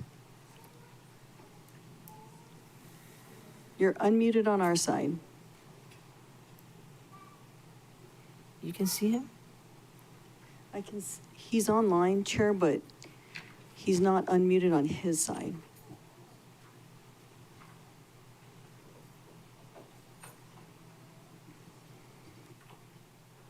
Would you like to proceed with last call, Chair? Yes. Chair, at this time, we'll make last call for anyone who would like to testify and has not yet. Looks like Mr. Kiakona is making his way to the mic. Hello, Chair. Hello, Council. I wanted to start off with apologizing for my actions earlier today. Definitely won't happen again. It has been hard listening to certain statements when the attacks that we have all experienced with Lahaina Strong have been directly at us and have been nothing short of harassment, terroristic threatening. So yes, this is very personal for us. But that being said, I do appreciate all of you for your time, for listening to hours upon hours of testimony, for standing strong through all of the controversy, frustration, and some of the very triggering comments. So we mahalo all of you for being here. I do just want to reiterate and keep it fresh in mind that the testimony today has been largely one-sided, and that is because you all heard everything you all needed to hear already. And nothing new was really presented today, so we used our forethought and took it upon ourselves to try and minimize the amount of testifiers through our petition that you folks received that it just hit over 2,000 signatures. We already heard the reliance on the UHERO report that says a loss of revenue that does not accurately represent any of the reality. We already heard that STRs use 200 to 400% more water than long-term rentals. We already heard that the false statements that this has always been short-term rentals. We heard what they said about us, but we don't choose to victimize ourselves. We show up, we don't hide. We come with transparency and show up in person and never have to sit behind a screen. We aloha because we are the source of it, but only to those who are deserving. We don't victimize ourselves when really we are the victims of this industry.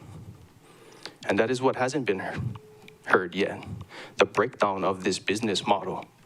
Earlier, somebody said that this issue is only to serve the multi-billion-dollar industry in the hotels and not for locals. Well, if that's the case, where are the owners of the hotels? Where are the management of the hotels? They're not here, but what we do have is a broad and diverse group of Maui residents, families, kupuna, young people, old people, working class citizens, all here supporting Bill 9. When you look at who actually is in the room, the picture is clear. One side is protecting their financial interest, the other side is fighting for the basic right to live in their own home. And the truth is simple. The SDR business model is no different from the same corporate model these people claim is destroying Maui and the very industry that they blame the hardship on. It's the exact same strategy. You buy a property, you put money into it, you borrow against it, avoid taxes because you now show debt, then use that leverage to buy another one. Buy, grow, borrow, buy again. That's the billion-dollar mindset. Just scale down to individuals. That's why many people here are hanging on for dear life, because they use debt to try and avoid taxes. That's not our fault, and it's nobody's job in here to bail them out of the debt that they're experiencing. Time. I just want to say this in closing. That's why we're here in Bill 9 Matters. The model is the same, the impact is the same, and our community is the one paying the price. But rather than victimize, we choose to stand and fight. We choose to help make change where we see change is necessary, and we choose Bill 9. Mahalo. Thank you. Members, questions? If not, I don't see questions. Thank you. Chair, circling back to Mr. West, we still see him online.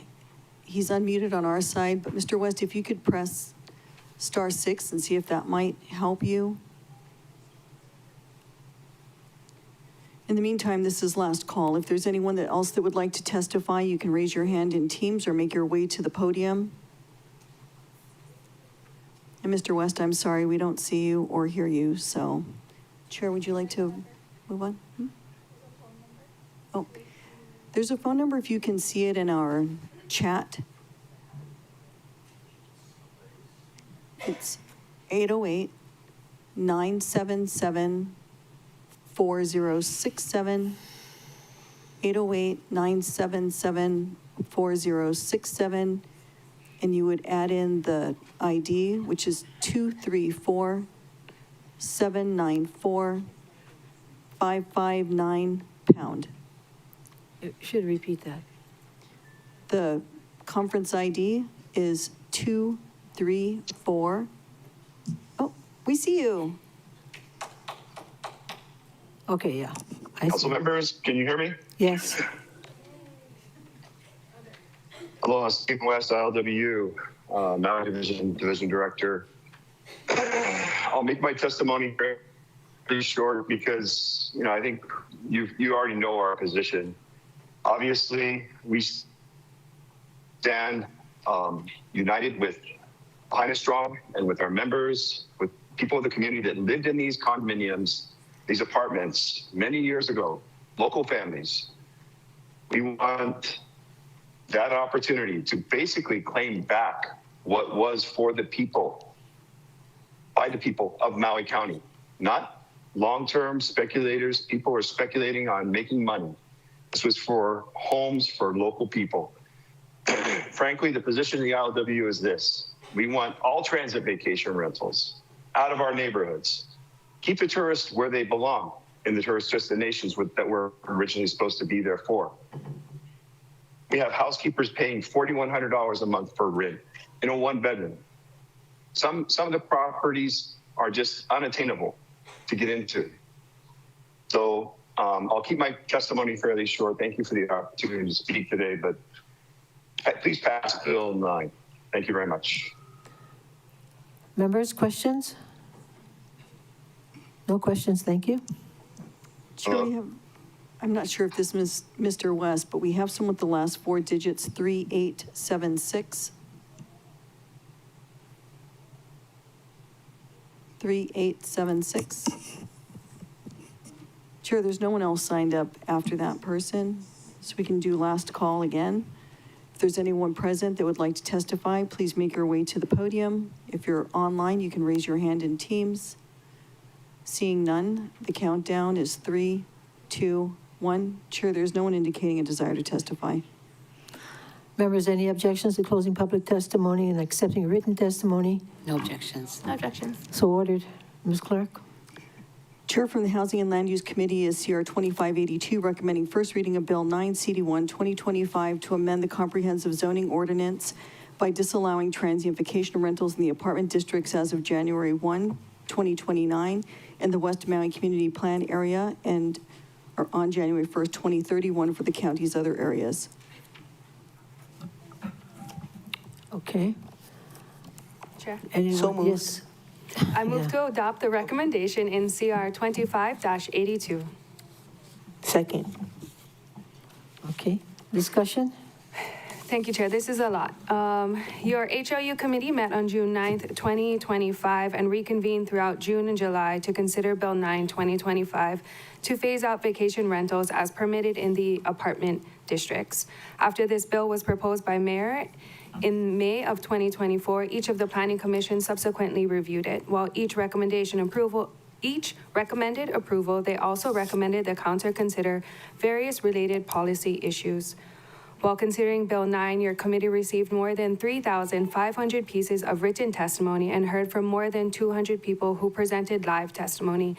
Testifiers shared the perspectives on both the positives of the bill, including long-term housing that could come available to residents because of it, as well as the drawbacks, which include the potential loss of hospitality-related jobs and tax revenue. Your committee also convened in executive meetings under Section 92-5A4 Hawaii Revised Statutes to consult with legal counsel on questions and issues pertaining to the duties, powers, privileges, immunities, and liability of the county, the council, and your committee related to Bill 9. After weighing the commission's decisions and the testifier's perspective, it's a lot of blue words here, and the legal consideration, your committee voted 6-3 to recommend the passage of a CD1 version of Bill 9.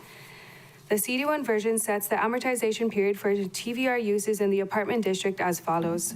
through December 31st, 2028 for apartment districts in the West Maui Community Plan area, and through December 31st, 2030 for apartment districts, properties, and counties, other areas.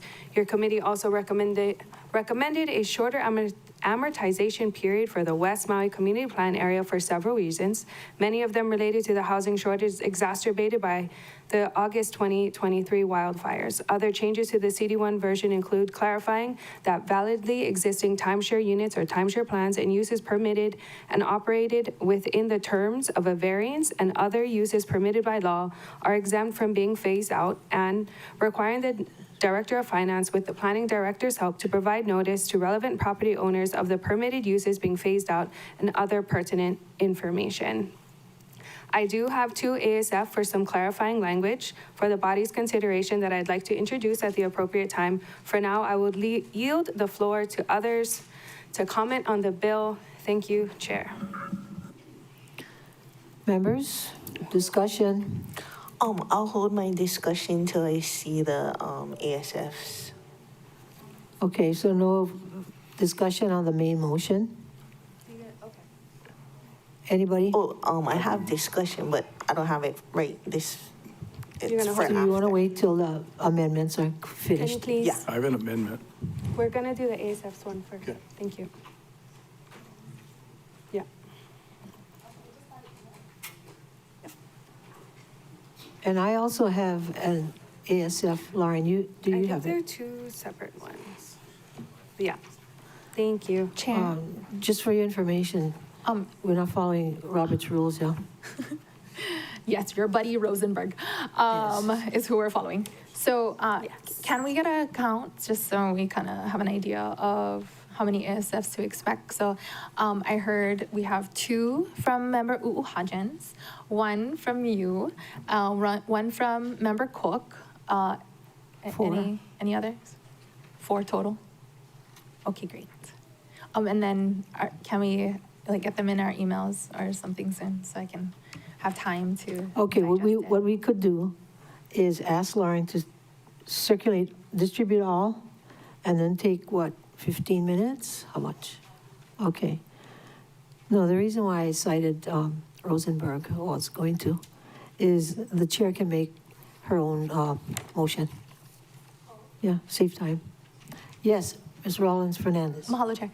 And then maybe before we recess, if you wanted to explain your proposal and Member Cook's proposal for the public's benefit, and then we take a 15-minute recess to digest the ASFs that we're receiving right now. Okay, that's a good idea. I don't know if everybody can remember. That's fine. I can do mine too real quick because mine's is quite just clarifying stuff. So we can go with the first one. You'll notice that it's just striking January and changing that to March 1st of 2026. In conversation with the Director of Finance, she's going to need a little bit more time to alert the property owners of this impending change. So this is her request to give her more time. She said she needed about 60-something days. So that's what the first one is about. You'll notice it just scratches out January and highlights March. That is the first one. I can read all the things I need to read, but I'll just explain it to you guys first before we make those motions then, if that's the case. And then the second one is going to clarify the language for timeshare-related properties that are not Bill 9 affected, which really it just scratches out the language that says or timeshare plans and leaves the rest as is. This is to allow for the TIGS work that we did in consultation with Nahulu and Corp Council, that any properties with timeshares will be not Bill 9 affected. So that language kind of better clarifies that. The second change is really, I wrote down some notes, but it's for properties that have already engaged in litigation with Maui County, that their settlement still stands, whatever their settlement is. So it doesn't give them additional property rights, but for those who have already sued us in litigation and want the right to continue operating as TVRs in this area, will continue with that right. So they're no longer Bill 9 affected as well. I worked with Corp Counsel to create this language and went with their suggested language. But that's what mines are. Okay, I'll go second. I'll go second. Okay, mine is very simple. Half of you might like it and the other half won't. Okay, my proposal would set the ordinance's effective date to be coincident with implementation of recommendations by Bill 9's temporary investigative group. So in other words, we would implement the recommendations first, and then Bill 9 would be triggered. Yeah. So that would be mine. And then before we go to Member Cook, I just want to get a feeling from the members about executive session. Member Paulton.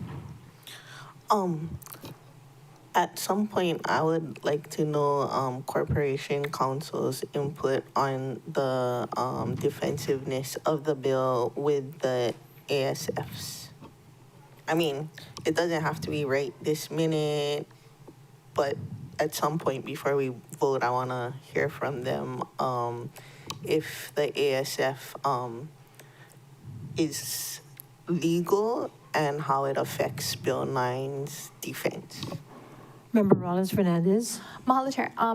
I could be supportive of going into an executive session if there are 5 folks that would be supportive of this, or 5 council members. I don't support this. I know HRS 46-4A, and I know what that subsection says, and this would not be in compliance with state statute. So I already know that this doesn't follow. When you say this, what are you talking about? Oh, your proposal. Oh, mine. Yeah, yours, and it looks like Member Cook's. Well, I never thought you'd support me anyway.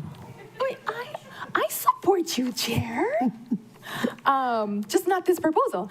And so I'm looking at both your ASFs, and they look almost identical, and it looks like it was worked on by the same analyst, so that's why. Mahalo. Okay, no, I wanted to just get a temperature check on executive session because it could be lengthy. And so, there are times when you guys say, well, we don't need the attorney's advice. And there are times you do. So I'm just checking. Member Paulton and then Vice Chair Sugimura. It's legal if we just ask Corp Counsel during the recess just between, like, say, me and them 3. That's legal, right? Because we're not Sunshine Law, like, they're not members. That's good enough? Well, I think maybe the other members would like to hear their answer on those questions. They can line up after me. Okay, I'm just trying to save you guys time by trying to get your feelings ahead of time so that we don't go through a long, debate on whether or not we should consult with them in executive session, because let's face it, a lot of people are waiting for an answer. That was legal though, right? If I just Yeah, if you asked her yourself, but then other people might want to know the answers too. Yeah, I know. Okay, Member Cook. Regarding going into executive session, I think it would be more appropriate if the entire council went into it and we all had the conversation comprehensively with Corp Counsel. Is my feedback. Vice Chair Sugimura. Thank you. I think we heard from a lot of testifiers saying that they would like us to pass a clean bill. So I would like to hear from Corp Counsel if it has to be an exec session. What does that mean? Because I think that's what we heard when this bill first was introduced from the administration. So now we have amendments that we're trying to propose. So what does that mean about the clean bill? Okay, I tell you what. We'll take 15 minutes. Everybody goes over the ASFs. And when we come back, Corp Counsel can tell us from what they read whether they're advising us to go into executive session. Yes, Member Cook. I'd like to read my description. Yeah, we'll get to yours. Okay. So the executive session, is that okay? Fine with everybody? If we need. After the recess, we'll ask them. Yes, I still have to get to Mr. Cook. Yes, we'll get to him. Mahalo, Chair. I just wanted to clarify what clean bill means. A clean bill means unamended, and that was what folks were asking for.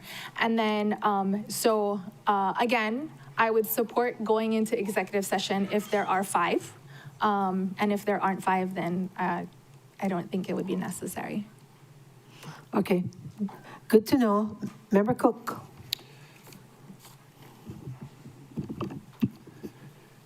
My amendment would allow Bill 9, CD1, 2025 to take effect on approval, but would require for those properties listed in Exhibit 2 of Bill 9, Temporary Investigative Group's final report, that the recommendations to rezone to a district allowing for continual TVR's use first be implemented. Okay, so does everybody have a copy of those 4 ASFs, right? Okay, how much time do you need? Pardon me? Just checking if Member Johnson got them. Member Johnson, did you get it by email? Okay, you got it. Member Paulson? Yeah, I got it. Just checking if Corp Counsel got a copy. Yeah, I believe they were given. Anybody else before we take a break? Okay. Chair? Yes, Member Johnson? I'm just putting this out there. We discuss everything. Do we need 15? I would be happy with 10, but I'm just saying, do we really need full 15? But if you guys think we do. Yeah. Yeah, how about 10 minutes? Yeah. Okay, so that makes it 3:02. 3:02, everybody? And what is that? Okay. This meeting is in recess until 3:03. Thank you.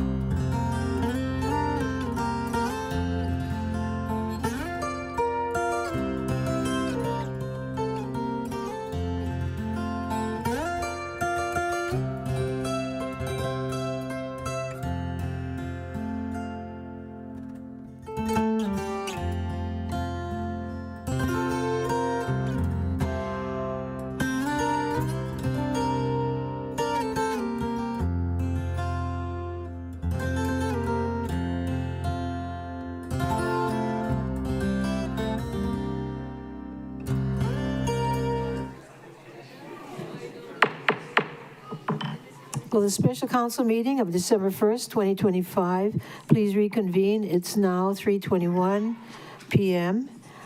And for your information, I am withdrawing my amendment, proposed amendment, because I can now see that it's very similar to Mr. Cook's. So you handle it, okay?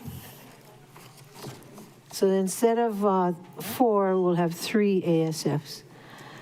So Member Hodgins, you can continue with your motion or your discussion. Or at this point, make the motion on the amendment. Thank you. Are we going to do my ASFs? Yeah. Okay. Okay, so members, if we could please begin. One at a time, yeah? Yep. Well, let's begin with the one that's dated, that has a date change from January to March.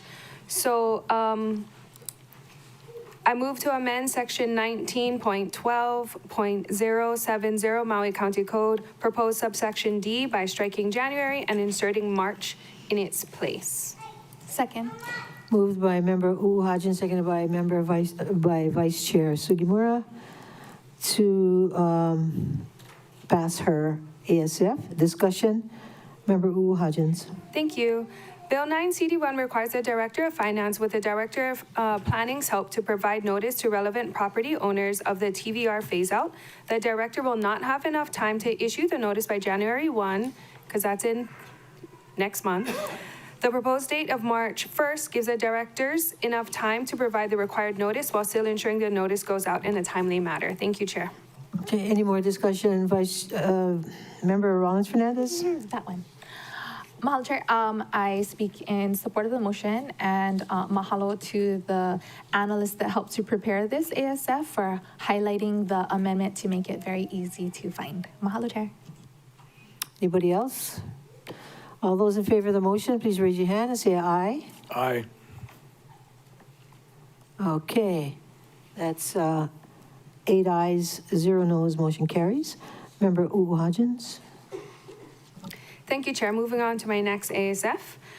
I move to first amend Section 4, proposed code subsection 19.12.070B by striking, and this is a lot of numbers, 19.37.010 and inserting 19.37010B in its place, striking July 1, 2025, and inserting the second effective date of this ordinance in its place, and incorporating non-substantive revisions to capitalize ordinance before 1797 and deleting the commas after 1989 and 19.500.110.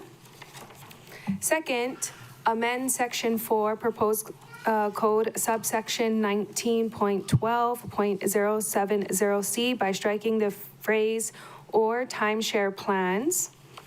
And third, and I'm sorry it's not highlighted, Member Rollins-Fernandez, it would have been nice, I agree, to add section 11 to read as follows and renumber the existing section 11 to section 12. Section 11, this ordinance shall not terminate any rights accrued pursuant to a pre-existing binding lawful agreement between the county and individuals or entity that was executed in accordance with the requirements of the Maui County Charter.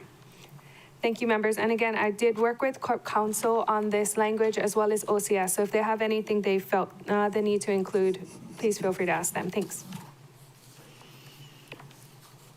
Okay, moved by Member Hodgins, seconded by Member Shane Senenzi to pass this amendment.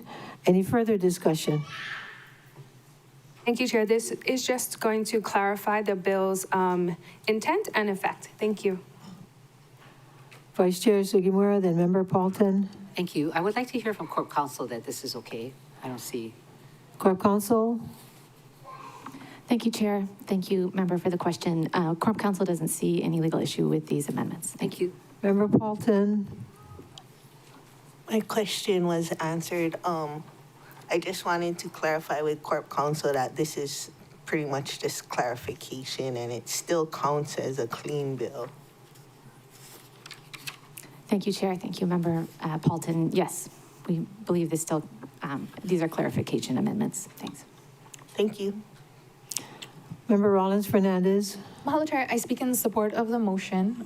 In reviewing the proposed amendments that were also recommended by Corp Counsel, this not only keeps the bill clean, it actually keeps it more lawful by not making it retroactively apply from July 1st of this year, and to just amending it to the effective date, which would make it this month sometime when it passes into law. So I think that's a good catch on our attorney's part to make that amendment. So mahalo for catching that. Mahalo, Chair. Any more discussion? All in favor of the amendment, raise your hand, say aye. 8 ayes, 0 noes, motion carries. Then main motion as amended. Any more discussion? I don't have any more discussion, Chair. Thank you. Anybody else, discussion? If not, all those in favor of the main motion as amended? I believe Member Cook had an amendment. Oh, I'm sorry, I'm sorry. I was just Member going to take Cook? hers first, but that's fine. I think we should take hers first. Who? Who's her, Chair?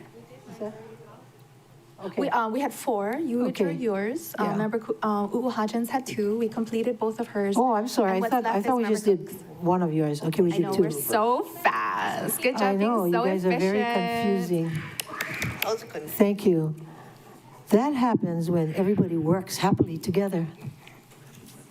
Emphasis on the happy. Okay, Member Cook. Thank you, Chair. Thank you, members. I move to amend the bill's Section 11 by striking its content and inserting in its place the following.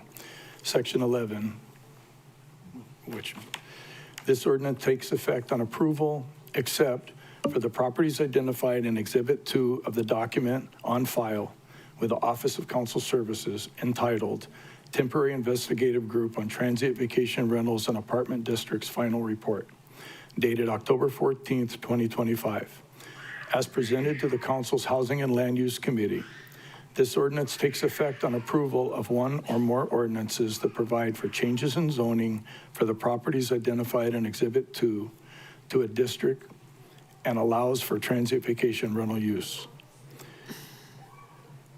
On October 14th, 2025. And that's his motion, if That's there's a my second. motion. Okay. That's moved by Member Cook, seconded by who? There needs to be a second. I'm not the seconder. Okay, you're was not. surprised. Okay. Where's your team spirit? Seconded by Vice Chair Sugimura. Okay, discussion? Now you can talk about your reasons. Okay. On October 14th, 2025, Bill 9, TIG, presented its final report to the Housing and Land Use Committee. In the report's Exhibit 2, the TIG identified apartment district properties where TVRs should continue as permitted use. The TIG recommended a change in zoning for those properties to H3 Hotel District and H4 Hotel District. This amendment would amend the bill to delay the ordinance's effective date for Exhibit 2 properties until the ordinances are enacted to rezone the properties in accordance with Bill 9 TIG's recommendations. Okay, any more discussion? Member Rollins Fernandez. Mahalo, Chair, and I'll explain the reason I wasn't the seconder of this motion and what I alluded to before we went on recess. So the state statute that gives county its zoning authority is HRS 46-4A, and in relevant part, it states, provided that a zoning ordinance may provide for the elimination of non-conforming uses as the uses are discontinued, or for the amortization or phasing out of non-conforming uses or signs over a reasonable period of time in commercial, industrial, resort, and apartment zone areas only. A reasonable period of time is a requirement in our state statute to give the property owners certainty of when the phase out would start and when it would end and the use would no longer be permitted in that zone. And the proposal before us would not have a set start date for the phase-out period. And so it's not in compliance with the state statute to give that certainty to the property owners because it's based on when something else may happen. And something that may happen is uncertainty, and that's not what we're required to provide under state statute. Mahalo, Chair. Member Cook. Thank you, Chair. I hear that interpretation, and we've talked before. I just want to state that this amendment would allow Bill 9 to take effect on the approval and effective date of Exhibit 2 properties and would be delayed until the ordinances are enacted to rezone the properties in accordance with the TIG's recommendations. This would provide time for the implementation of the TIG's recommendations. I support the bill's intent to provide housing for our local families. However, we acknowledge that the TIG reviewed all the properties on the Mea Toa list and only certain properties are suitable for long-term. The TIG's recommendations for a new zoning classification to be created and identified properties that should be allowed to continue TVR use. This amendment provides a compromise for the implementation of Bill 9 while allowing for the commencement of amortization period and incorporates the TIG's recommendations. It allows Bill 9 to become effective immediately and allows those properties that have been identified by the TIG to continue their use. Hopefully this will soften some of the economic impact, decrease the number of lawsuits, secure unemployment, and secure employment, etc.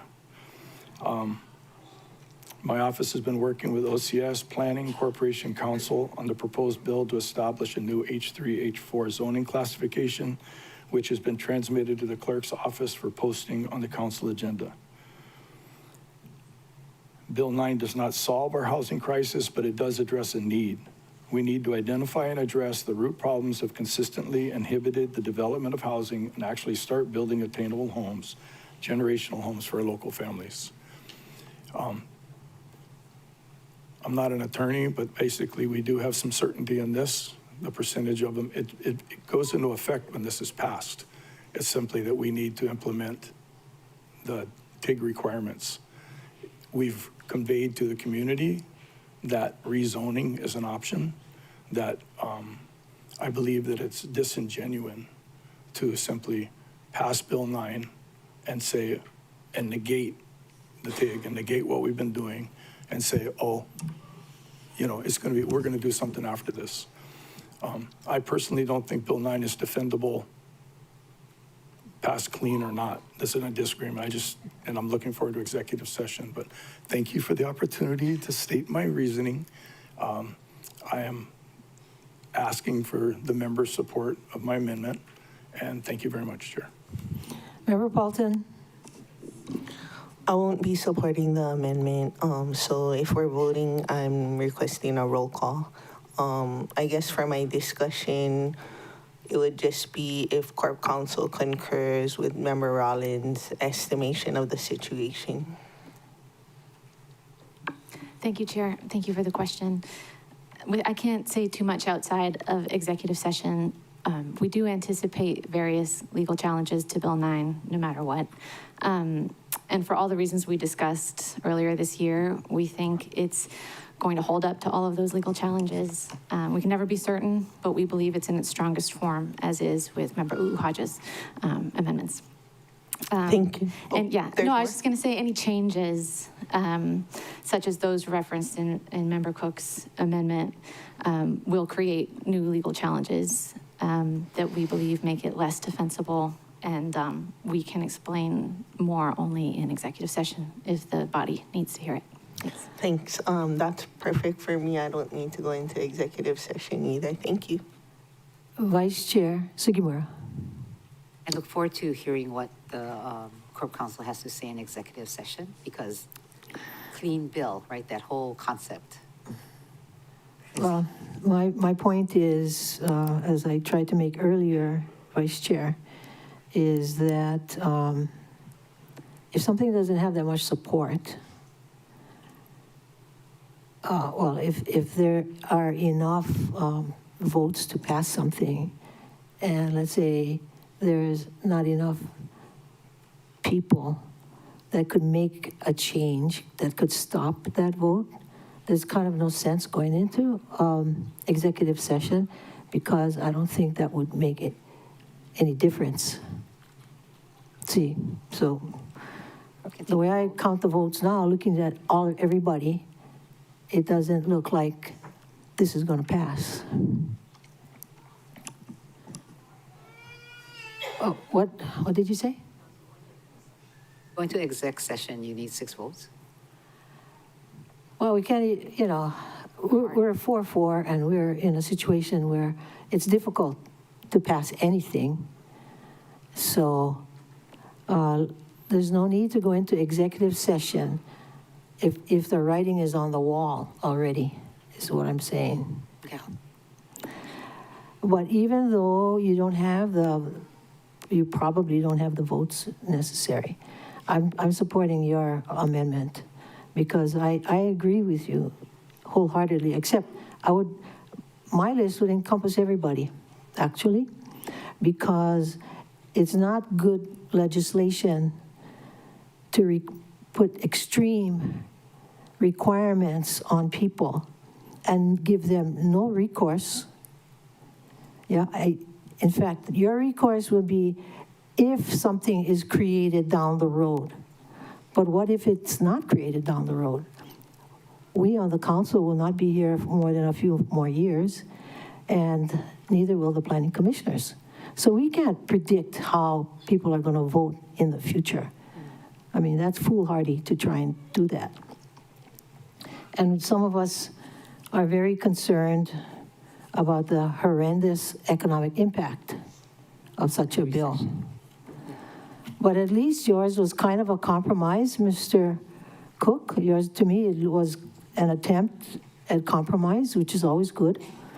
That, you're not helping everyone, but you're helping as many people as possible, and you're trying to ensure that what's necessary to create a zoning and the new zoning district will happen. Did you have something else to say? No, it sounds like a roll call. Yeah. Member Rollins-Fernandez. Mahalo, Chair. I just wanted to commend my neighbor for trying all the different ways to address the issues that he's hearing from his district. I'll be voting against the motion, but I just commend him for his work. Mahalo, Chair. That's very nice of you. Vice Chair Sugimura. That's how I am. I'm nice. Thank you. So I'll be supporting the motion, and I appreciate that Member Cook is trying to incorporate the hard work that the TIG did, because it was days, I think, they spent going through line by line or item by item, property by property, trying to create Exhibit 2. So I appreciate Member Cook, and I like that he has the philosophy of if it walks like a duck, quacks like a duck, it is a duck. So I think that you've incorporated, the reality of some of the properties that are operating like a hotel, and including it in this Exhibit 2 also. So thank you. Any more discussion? If not, roll call. Vice Chair Sugimura? Yes. Councilmember Paulton? No. Councilmember Johnson? No. Councilmember Rollins-Fernandez? No. Councilmember Cook? Yes. Councilmember Uhajins? Yes. Councilmember Sinensi? No. And Council Chair Lee? Yes. Chair, there are 4 ayes, 4 noes, motion fails. Okay, any more amendments? ASFs? No ASF. Not?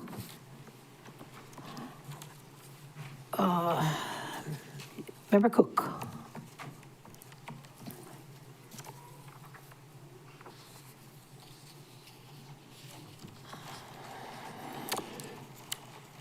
I move to amend Section 4, Bill 9, CD1 2025 by amending Section 19.12.070 Maui County Code to add a new subsection F to read as follows. The Director of Finance must transmit to the Council, the Planning Director, and the Mayor a list of all parcels of real property that are subject to amortization under this section, along with each parcel's corresponding real property tax classification by March 15th, 2026. The Director of Finance shall annually update real property classification for each parcel on the list and transmit said updates to the Council, the Planning Director, and the Mayor by March 15th of each subsequent year. This data will provide information necessary for the Council, the Planning Department, and the Mayor to anticipate further housing needs based on the phase-out of transient vacation rentals. The March 15th date corresponds with the issuance of the Notice of Assessments as required by Section 3.48.130 Maui County Code. Is there a second? Second. Moved by Member Cook, seconded by Vice Chair Sugimura, to approve of the amendment, proposed amendment, as just read by Member Cook. Discussion, Member Cook. Thank you, Chair. Bill 9 passing and I feel it's important for the county to be able to track the impact so that we can assess what the use of the different various properties are at the end of each year. Otherwise, we won't really be able to be monitoring what the impact of this has been. It's intended to basically free up housing, and this will be an opportunity for us to assess what the sales were and what the impact is. Thank you very much. Discussion, Member Rollins Fernandez. Mahalo, Chair. And who was the second? Sorry, I missed it. Vice Chair Sugimura. Okay, mahalo. My question is for Member Cook. Is that the same language that you introduced in HLU committee in one of your ASFs? Yeah? The Planning Director and Director of Finance must maintain a publicly available list of all transient vacation rentals allowed under this section to the best of the department's knowledge, etc.? No, different? Okay. Different. Do you have language prepared for us to review? Mm-hmm. Okay. Oh, You want to take a recess? Yeah. Yeah, I heard. 5 minutes. Member Walton?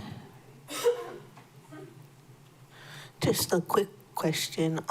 Did you consult with the finance department on this language, or has it been approved to form in legality by Corp Council? It wasn't run by Corp Council, but it was in discussion with finance and that it was possible. Finance was supportive that they can do this without any extra hardship. Yes, because of the timing and all, it's happening at the same time at the end of the year. So we just want to know if this is form and legal and doesn't affect the cleanness of Bill 9 is the only other question. Well, Excuse me, you guys, can you speak a little louder so everybody can hear? My other question is if Corporation Council would approve to the form and legality and say that it doesn't affect the clean passing of Bill 9, like with negative right now, Corp legal Counsel? ramifications. You want to take a 5-minute? Well, they need to answer right now. Okay. Thank you, Chair. Thank you, members.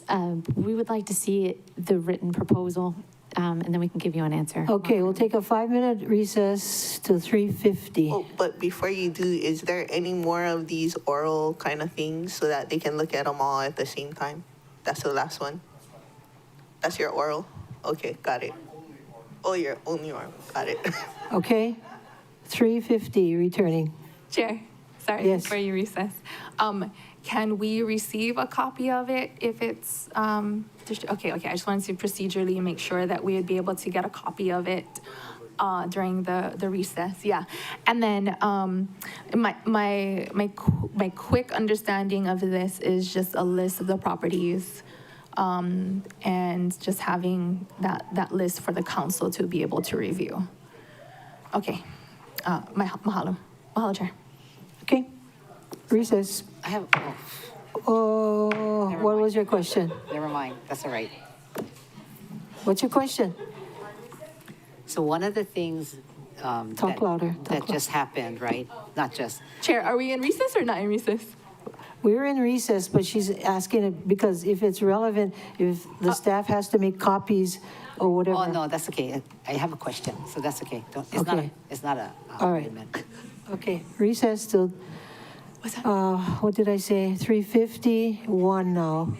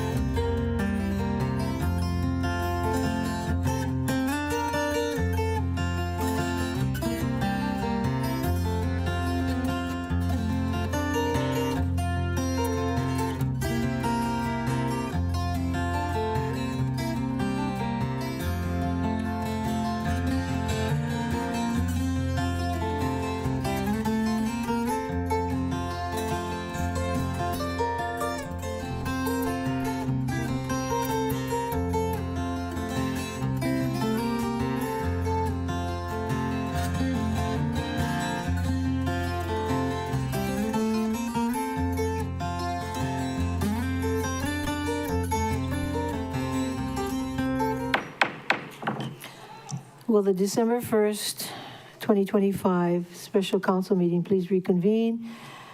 And members, we have to take another recess for 1 minute while you get the new copies. So 1 minute, 4:06. After or right? 'Cause we're Starting getting right it now. Okay. Because you're getting it right now. So at 4:06. Oh, and to clarify, that's a second or a third ASF that we're receiving from Member Cook. Total. Yes, the third. The third one. Mahalo, Chair. Did you have a fourth? Oh. Are you sure this time? Okay. All right, 1 minute recess.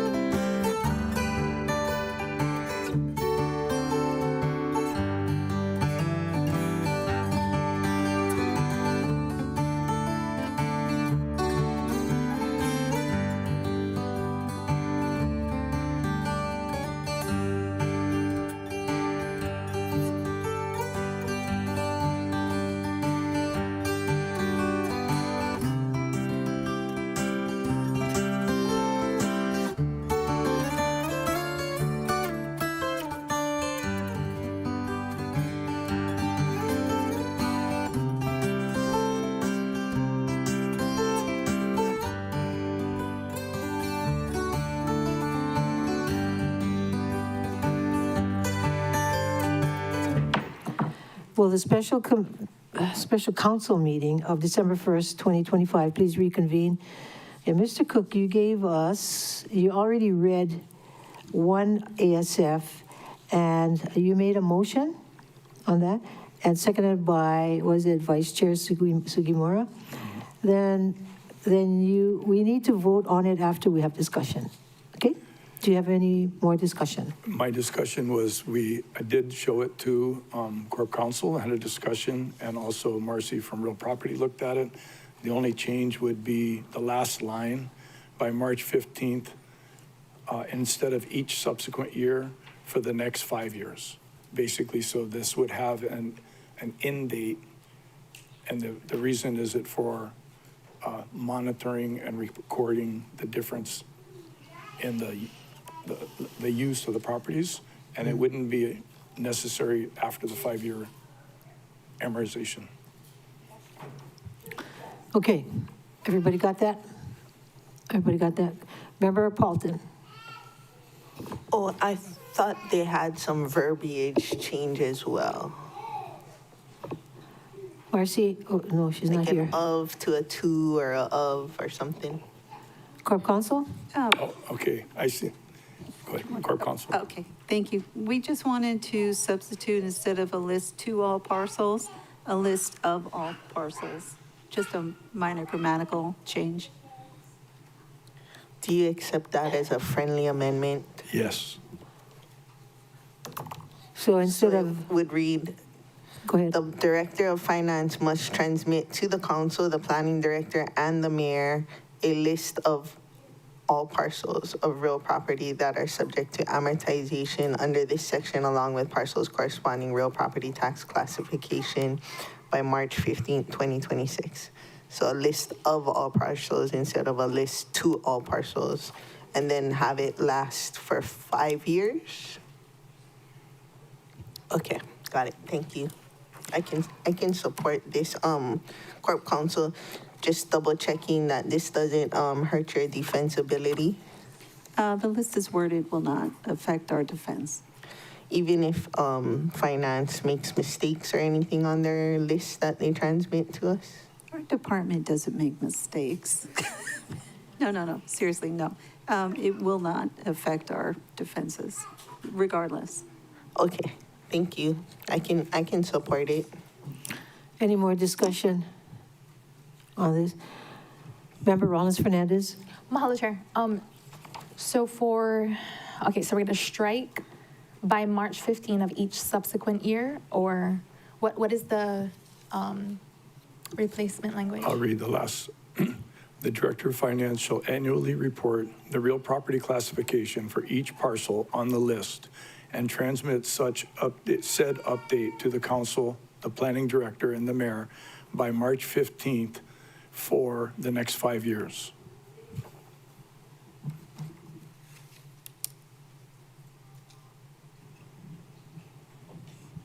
Chair. Yes. Would it be preferable for the next 5 years, or would you prefer a year certain, 2030? Until 2030? Corp Counsel? I think it's 2031. Counting the 2026, 27, 28, 29, 30. 30? If we're counting next year, and so 26. and that's precisely why I'm asking if it would be preferred and it would be clearer so that we're not guessing, is 5 years mean Public math 2030 is or hard. 2031? 2030 would be preferable, since we're sitting here saying whether or not that's 5 years. I accept that as a friendly amendment.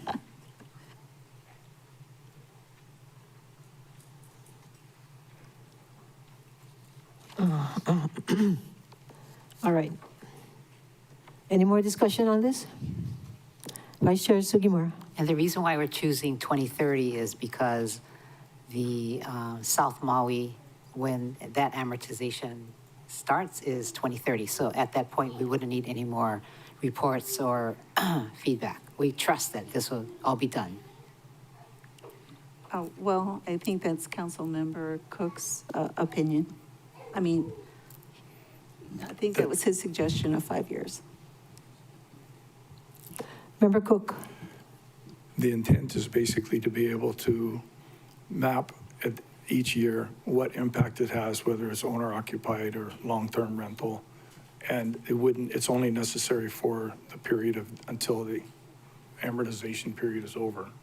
So it's just a measuring and monitoring method so that we can address and see how many houses we're getting and how successful we are. Okay.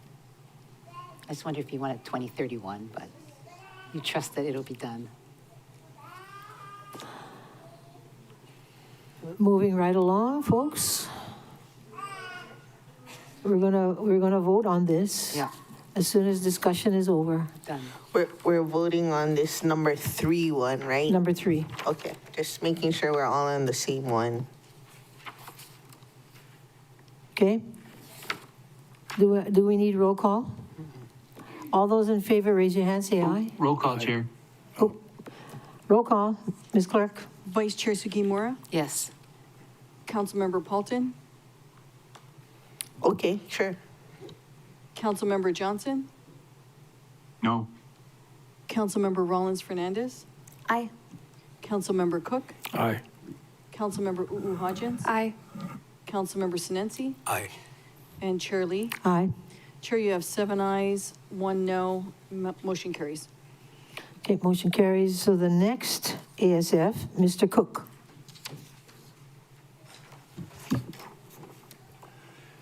I move to, I move to amend Section 4, Bill 9, CD1, 2025 by amending Section 19.12.070C, Maui County Code to read as follows. Exemptions. The following are exempt from this section. Mr. Cook, could you speak a little louder? We have a competition out there. Exemptions. The following are exempt from this section. Validly existing timeshare units or timeshare plans, uses permitted and operating within the terms of a variance, and uses otherwise permitted by law. 2, the following properties with a resort, hotel, community plan designation that are at least partially in an apartment district. A, Halikaʻamaʻole Master Tax Map Key 2, 4. I have a different paper. Mine Oh, doesn't say. Kaanapali. Okay. I gotta put my glasses on. Halikaʻamaʻole Master Tax Map Key 244006011 and Maui El Dorado Master Tax Map Key 244008021. Okay, moved by Member Cook, seconded by Vice Chair Sugimura to pass the ASF, just read by Member Cook. Discussion, Member Cook. The Maui Planning Commission requested that the council consider excluding properties that are community plan designated for hotel use. The 2 above listed properties meet this description. The council adopted the West Maui Community Plan Update 2022 through Ordinance 5334, placing the subject properties in the Resort Hotel Community Plan designation. This amendment follows the recommendation of the Maui Planning Commission and will ensure that the intent of the West Maui Community Plan is fulfilled while also avoiding an inconsistency between the zoning. Apartment district will no longer allow hotel use, and community plan designation, resort hotel, which is intended for existing and future visit-oriented development for the subject properties. Okay, any more discussion on this? Member Paulton. I'd like to hear from Corporation Counsel if this would negatively affect their defense of Bill 9 and if it would count as passing of a clean bill in their opinion. They don't need to go into details, just like a yes or no kind of thing. Corp Counsel. Thank you, Chair. Thank you, Member Paulton. Again, without going into too much detail, because we cannot outside of executive session, I do believe that carving out entities may harm the defense of the bill. Not sure how much more detail I can go into. Thanks. That's good enough, but if Bill 9 were to pass and then we were to do, the council was to do like a council-initiated change in zoning for those parcels or the TIG 2, Exhibit 2 parcels, that's a different thing that you don't have problems with. Thank you, Chair. Thank you, Member, for the question. The TIG will go forward, I'm sure, under all applicable rules and all considerations and sent to the Planning Commission, and it'll have a whole different process involved to effect the change in zoning. So I think that would be distinct from what's considered here. Yeah. Okay. So for the discussion part, I won't be supporting this. It's kind of like a poison pill. And I think we are considering what the Planning Commission did, are suggesting to be considered. And we're doing it a different methodology, and that the planning commissioners are not lawyers And so we're trying to find a legal, safer way to take their recommendations under advisement and act on them, which is not this way, and so I won't be supporting it. Any more discussion? Vice Chair Sugimura? So I'm going to support this bill because that's what the Planning Commission recommended. And I would imagine that the Planning Commission recommendation that came through the Planning Department was checked by Corp Counsel.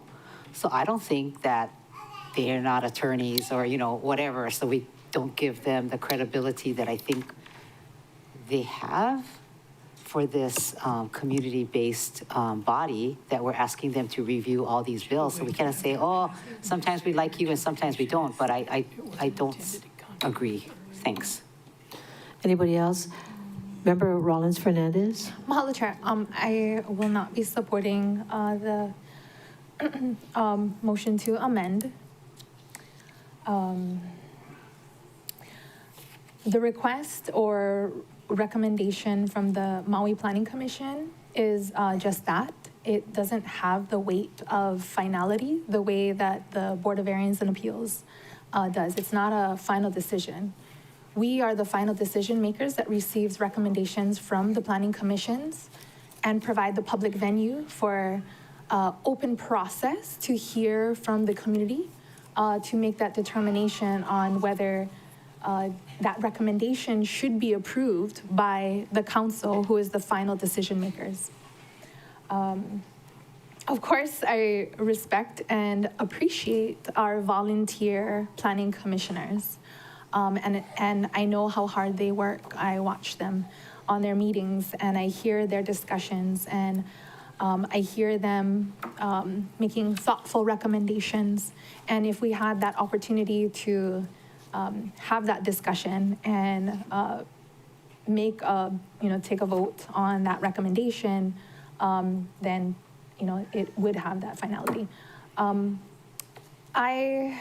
So Bill 9 phases out a use. And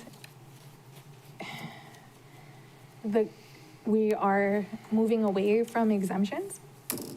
And that was what the TIG recommended, was creating new zones that would avoid exemptions from zoning districts.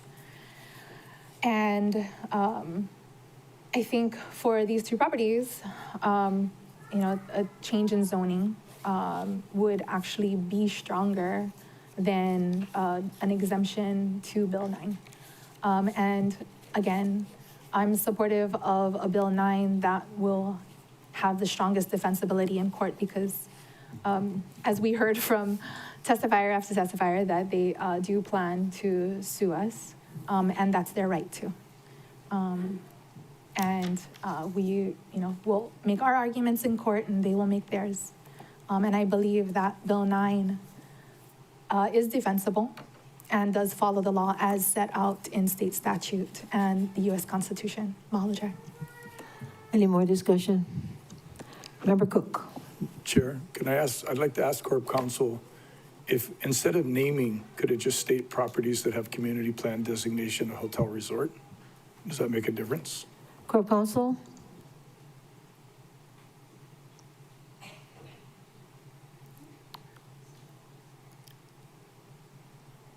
Yes or no? Thank you, Chair. We just needed a moment to discuss it.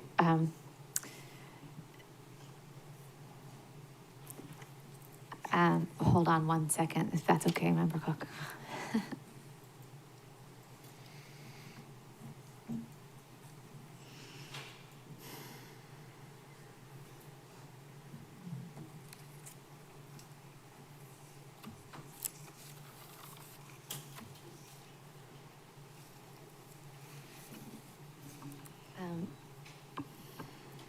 Again, without executive session, the carving out based on a given criteria, it's possible, but it's potentially weakens the bill. Mr. Cook? I'll withdraw it. Okay. Okay. So you're not doing number 2 then? Right? Okay, withdrawing number 2. So we're on number 3. Oh, we did number 3 already. We voted on number 3. All done. What? I was being, Making trouble. never mind. Okay. You wanted to do more oral. Just what we needed, yeah. At the end of the day. I mean Okay, verbal, sorry. Madam Clerk, Yes, where Chair. are we? Chair, we're now at the main motion as amended. Okay, any more discussion? Do we need roll call? Roll call. Roll call. Vice Chair We're on Sugimura? the Oh, Main motion as amended. So this is the final. Thank you. You called me, right? Oh, No. Actually, no. Oh, But you can go ahead, why that's not? okay, that's okay, go for it. No, what's your No, that's okay. question? That's okay. Discussion before I vote, but whenever you're ready. No, we're in discussion. Okay. So I am not going to be supporting the bill. And one of the things that I wanted to ensure was to see the work of the TIG be included in the bill as Member Cook tried to amendment, and it did not pass. I'm missing Chair Kama, not Chair Kama. I'm missing Councilmember Kama as we're stuck on 4-4 votes. That's so unfortunate. I hope that resolution happens for who's going to be sitting in the chair next to me. This council is crippled because of that, and I hope that the community gets to have all of us, take up issues and be able to move forward. That's number one. The other thing the reason why I'm voting against this is that I'm going to take words from testifiers, and they said, this bill will cripple the economy. When it does go into effect, which means soon, by 2028 and 2030, it's going to have a real property tax impact on the county, and it's yearly. I think it was like 60, according to what we received from the administration, the impact would be, finance said it's $61 million in real property tax per fiscal year. UHERO said there would be an additional 15 million from GET and TAT. And that's huge amounts every single year that of real property tax we will not be able to collect or may be impacted by this. And as we know also, GET is going away in 2030. So there's other implications of that will happen because of that. The long-term impact will be to services such as police, fire, the things that we need now for our healthy economy, that we've been relying on the short-term vacation rental taxes. It bothers me that there is, this is going to bring costly litigation. That's another thing testifiers said, which we could better use that funding to build housing, infrastructure, water, all the things that we need to run our county, or we can cut back services. So those are the kind of options. I also believe with the things we've been reading with our federal government and implementation of tariffs and how much Christmas gifts are costing us this year, that we are running into a recession or economic impacts, and that Trump, the state, the county, cannot really pay for. So for us to have a solid real property tax or our economy, which we rely on these short-term vacation rentals, to have it solid and not be impacted by this bill, I think is really important. But it is something that we will see. Thanks, Member Cook, for your amendment through the reports that we'll be receiving up to 2030, so we can see what the impacts are. We all support housing. We all support everything this bill is proposing to do, yes. But I believe that it was put together on false pretenses because of the impact that we saw reaction from the community of how important the TIG work was. But it is what it is. I can count the votes. And I look forward to doing everything we can to have a better plan, strengthen our economy, build housing, all the things that administration is proposing to do. Let's see it. Thanks. Anybody else? Member Cook. Thank you, Chair. I won't be voting yes on this. I'm supportive of the housing and the intention. And I'm not going to debate it, but my proposal was to try and maintain a major percentage of the tax revenue so that we could funnel that revenue into doing the housing and not have the negative impact. So, it is what it is. I wish that it wasn't going to be like, the problem, this isn't going to be like pulling a tooth and it's over. It's going to be like getting a drill for years. And that's my real concern, is that it's going to be, the litigation and all of that is just going to be hard on everybody. So I won't belabor this anymore. Thank you all. Anybody else? Nobody else? Member Paulton? Oh, Johnson, Member Johnson. Oh, okay, me then? All right, Yes. well, thank you for yielding. Thank you, members. I want to thank everybody's work on this, and I appreciate the testifiers coming out and speaking. I'll just start with some of the things I want to mention. First, we talk about the economy. I mean, it sounds like that's a lot of the discussion going on right now. 1.7 billion was spent from our tourism industry last year, 1.7 billion with a B. That's a 6.7% increase from last year, October 2024 to now. People are coming and spending more money, $277 a day. Now, it does offset a decrease of 2.9% in arrivals. That is fact, but that is the industry that we have put our ducks in, the rising and falling of this bucking economy known as tourism. I think that our community is smart, adaptable, and resilient, and we can come up with a better plan than what we have on the table with tourism. I look forward to coming up with a economic diversity plan. I want to push for that. I don't want to operate from a position of scarcity. And I think we do have the funds to cover the things that we want to get built. I think that if you look at what the community has been doing up until now, for example, here on Lanai, we limited our short-term rentals by permits. We put a cap on them, and as well as other places in our communities that put caps on them. We know that folks are taking our old plantation homes, the place that was built for working class folks, the condos that were built back in the day, and they've been turning them into profit making units that are not servicing our communities. So that's why I'm going to support this. I think that it's been a long time coming, and we are smart and we can pivot from this. So that's why I'm rising in full support. Thank you, Chair. Thank you. Member Paulton? Thank you, Chair, for my first opportunity of possibly two or not.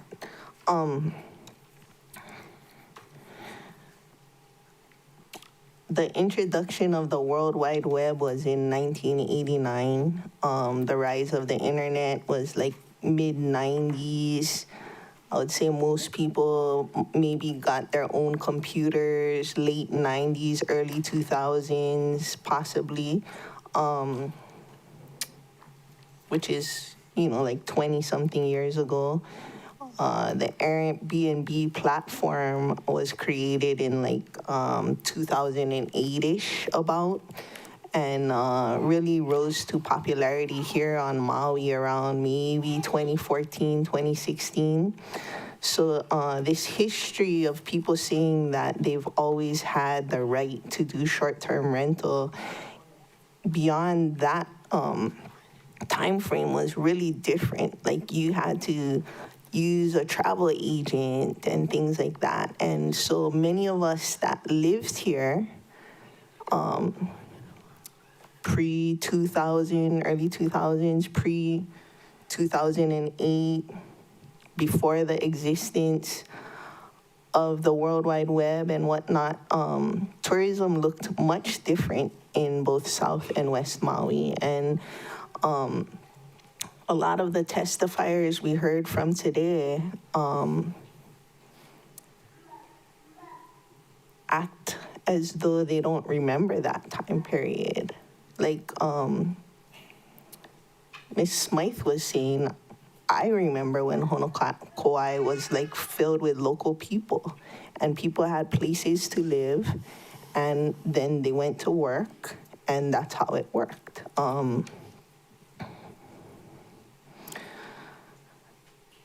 I think it was a mistake the way that the Minatoya opinion was codified, because Mr. Minatoya said that those units that had previously been used as short-term rentals could continue on.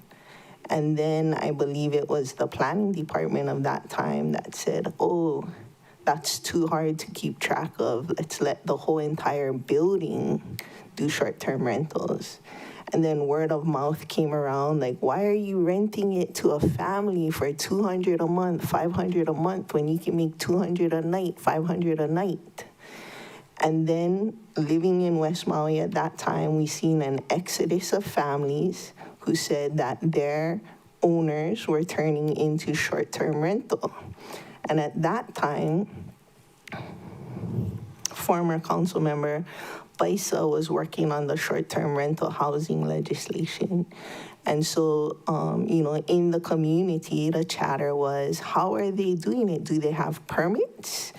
And they're like, no, the landlord doesn't have a permit. They're just saying they can do it. And so the thought at that time was like, these are all illegal. But, like many things and many of the testifiers we heard today, not a lot of people know accurate details of things. And a lot of people just say things they think to be true. So to all the people that are saying it won't work, it worked. I was there, I lived there, like Miss Smythe, like Jordan, like we remember it. And whatever you say cannot change what we live through. And to all the people that are saying that local people can't afford these, and yet they live here and own many, are they then calling themselves not local because they own them?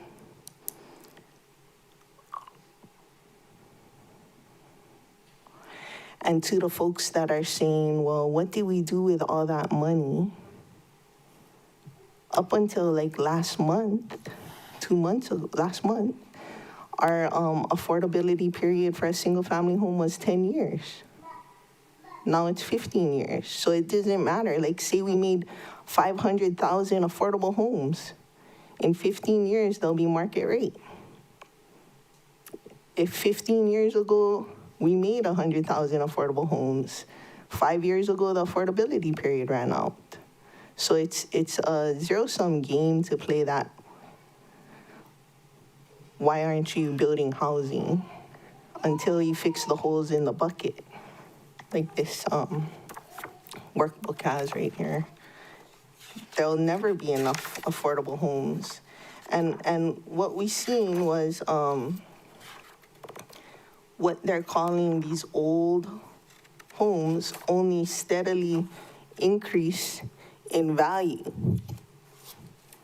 And to the point where people can't keep up, wages can't keep up. And so I'm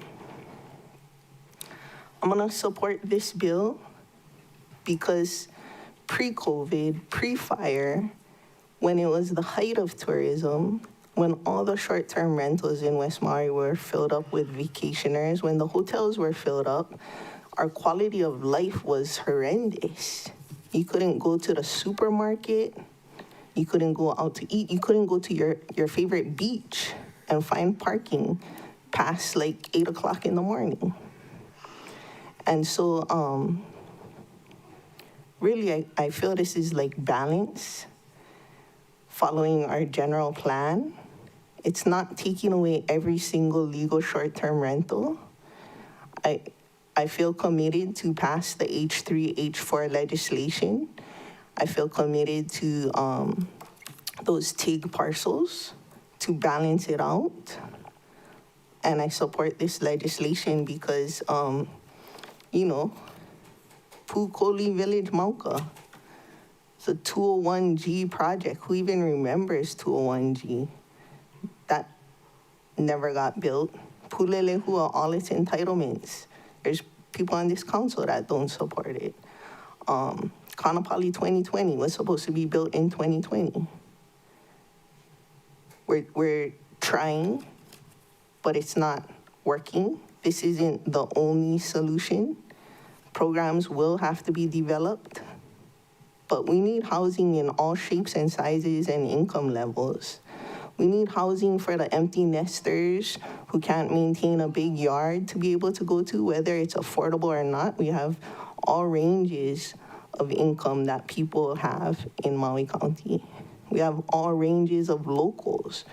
It's not one size fits all.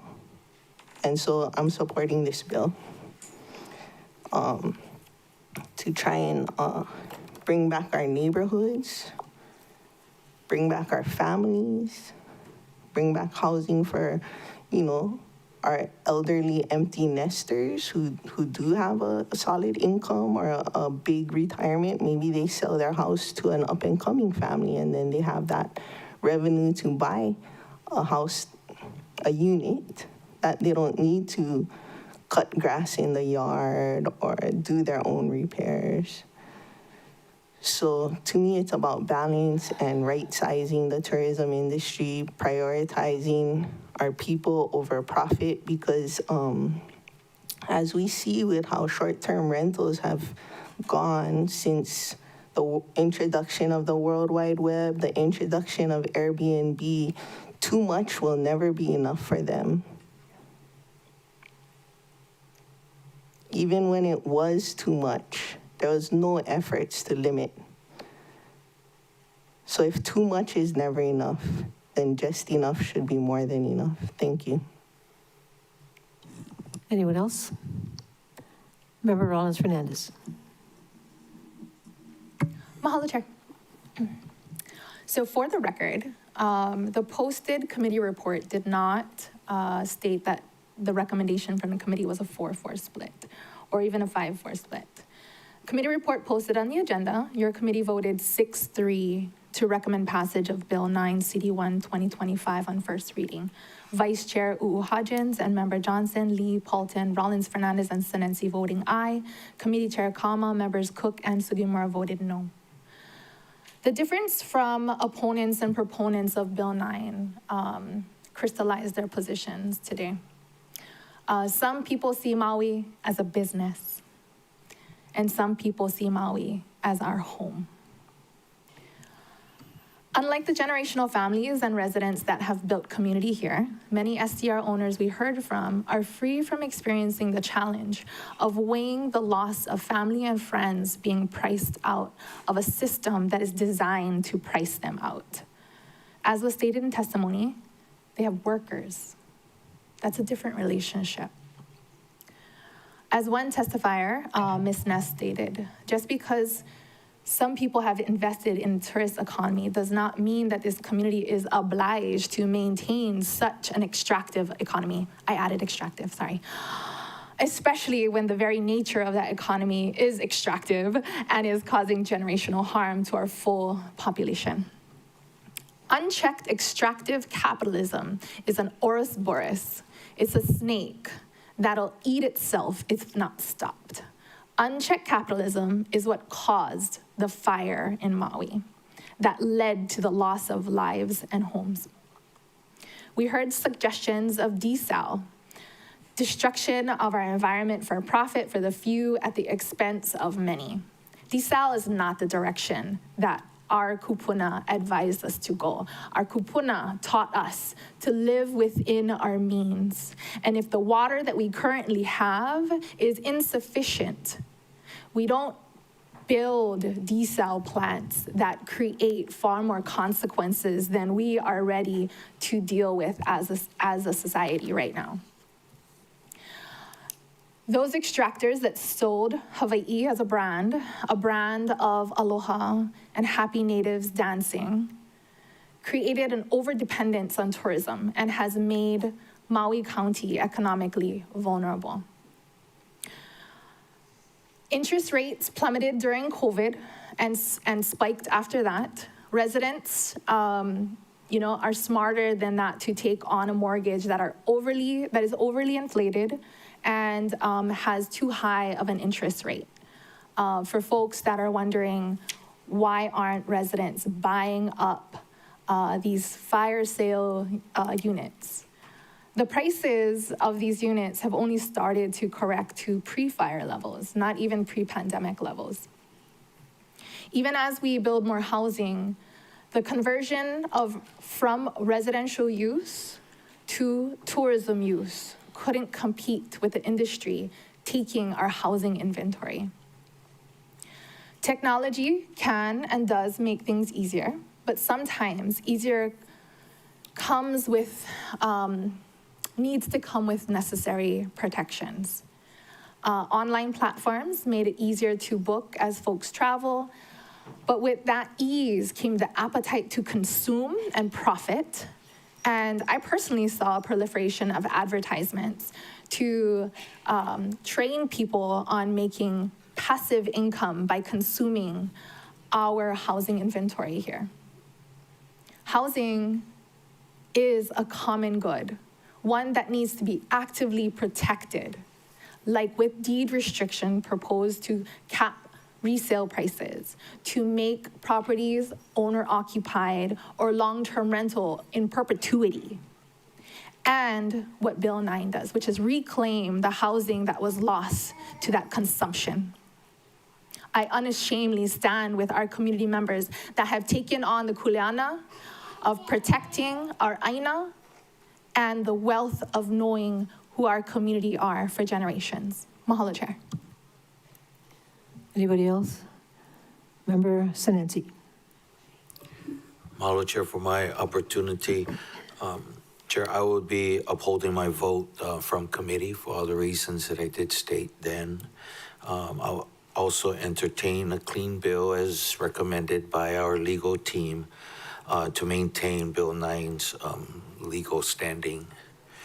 However, with my vote in support also comes with a commitment that I will support some forthcoming legislation, companion legislation that will continue short-term uses in new zoning areas.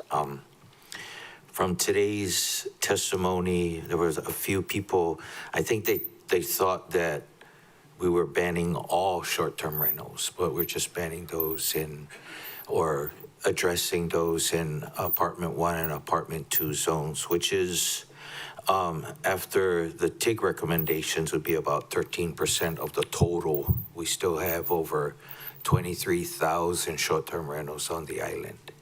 And so when they're talking about an economic crash, I mean, we still have those for revenues. And with the TIG recommendations, those shortfalls would be cut in half should those companion bills come forth. If Bill 9 passes, it doesn't take effect for another 5 years. Condo owners can continue to rent their short-term rentals for another 5 years. If they didn't make it on the Exhibit 2 list as proposed, there's plenty of time for them to apply for a zoning change should their property meet the certain criteria. Chair, Bill 9 is, some people may call it extreme, but we want to look at the context of which this bill is here before us. An entire town burnt down. We have over 700,000 of our native population, which is now the diaspora, the Hawaii Pāmau that lives on the continent now. And it was one of my, when our people move to the continent, it's just not the same. And for me as a councilman, I want to do everything possible to keep them here on the island, especially their kids. When Hawaiian and local people see the ocean and the mountains, we don't just think about how we can make money off of them and profit. We think about taking our families and our children and grandchildren to the beach and to commune with the nature around us. When we think of a house or an apartment, we think of raising our families or taking care of our kupuna, and not just about how we can buy as many as we can in order to make money. These are the things. We don't have nowhere else to go. However, a lot of us have already left. And so those are some of the reasons, Chair, that I'm supportive of Bill 9 today. Thank you. Member Uajens? Thank you, Chair.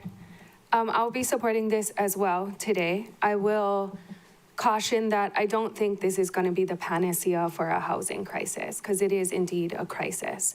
I do hope that this is one tool in the tool belt, and we can continue to work on all the other tools necessary to fix this crisis.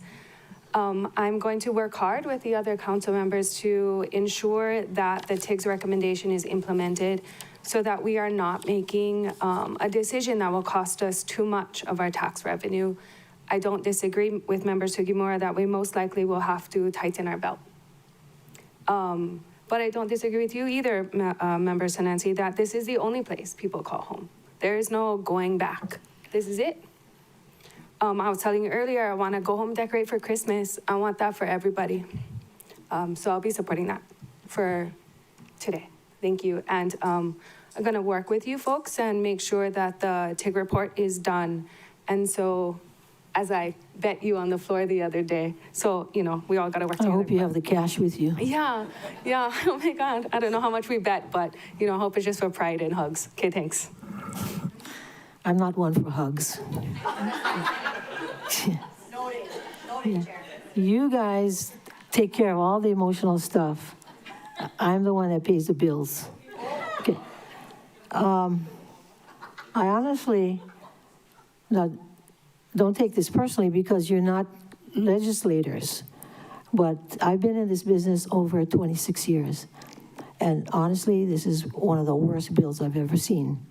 Structurally, and the way it has been handled in a sort of backwards fashion. In other words, you come up with the bill and then you rationalize it later, you justify it later as you go along. And this has been the journey. And to me, this process has contributed to making this community very divisive. Very divisive. You know, we have a lot of people that are angry and frustrated, and it's really hard to be good at problem solving when you're angry and you're not focused on the problem, because you got to separate the problem from your emotions about a lot of things, your personal life, what's happened in the past, history, so forth. Just got to focus on the problem itself. So hopefully we can fix this going forward, and with more cooperation and fair-mindedness, I'm hoping that there's some way we can find common ground or some kind of common purpose. So we're not constantly fighting, because there are good answers out there, but sometimes you miss those answers when you're not focusing on the thing and you're focusing on a person. And so I'm very concerned that the money we're going to lose is huge. It's not a one-time loss. It's every year. So if it's 60 plus 75 to $80 million, let's say, with all the different taxes. That's per year. You know, in 10 years or so, that's close to $1 billion. So along with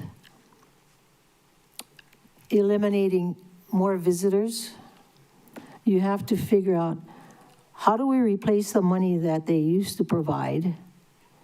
How do we deal with programs that we no longer can afford? And how do we deal with the jobs that are going to be lost? Those are the things that I generally focus on.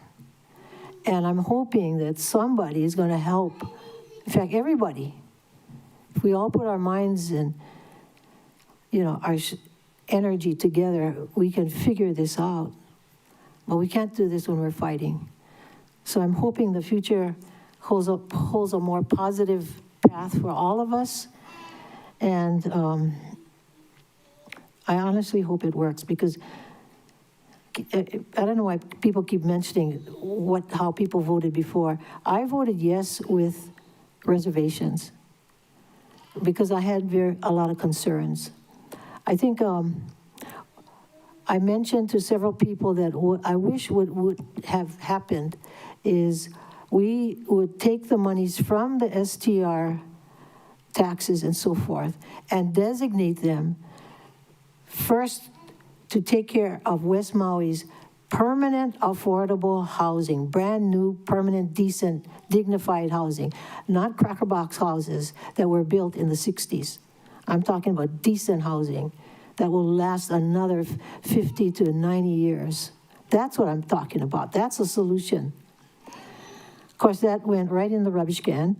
And then, because along with that, I was also thinking we should phase out STRs in the proper way. And I talked about attrition over time. That would give us lots of time to figure out how to get the rest of the money from other sources and how to generate different jobs. So those are the things that I was looking at. But apparently, not too many people were looking in that direction. So this is the way things work around here. We don't always get our way, but we have to come back to the center where everybody is and try again, work at coming up with better solutions that help the most people. We can't ever help everybody, but we can try and help the most people. So I'll be voting no. And anybody want to have a last say before we call for roll call? Roll call. Vice Chair Sugimura? No. Councilmember Paulton? HI. Yes, yes. Yes, otherwise we were going to say you voted Hawaii. Councilmember Johnson? Yes. Councilmember Rollins Fernandez? I, Okina AE. Councilmember Cook? No. Councilmember Hodgins? Aye. Councilmember Sinensi? Aye. And Council Chair Lee? No. Chair, you have 5 ayes, 3 noes. Motion carries. Okay, there you have it. So this advances, and we're hoping, Madam Clerk. Oh, yeah. We will have second reading on December 15th to give us an opportunity to publish, and that's thanks to Member Sinensi, who has canceled his meeting date for us so that we could meet all of our publication deadlines and reconvene at that time. So everybody, please keep in mind, try not to travel on that day so we can finish this up and, get going. All right? Any last items to discuss, Madam Clerk? Nope. We have nothing further, Chair. Okay, this meeting is adjourned. Everybody drive safely going home.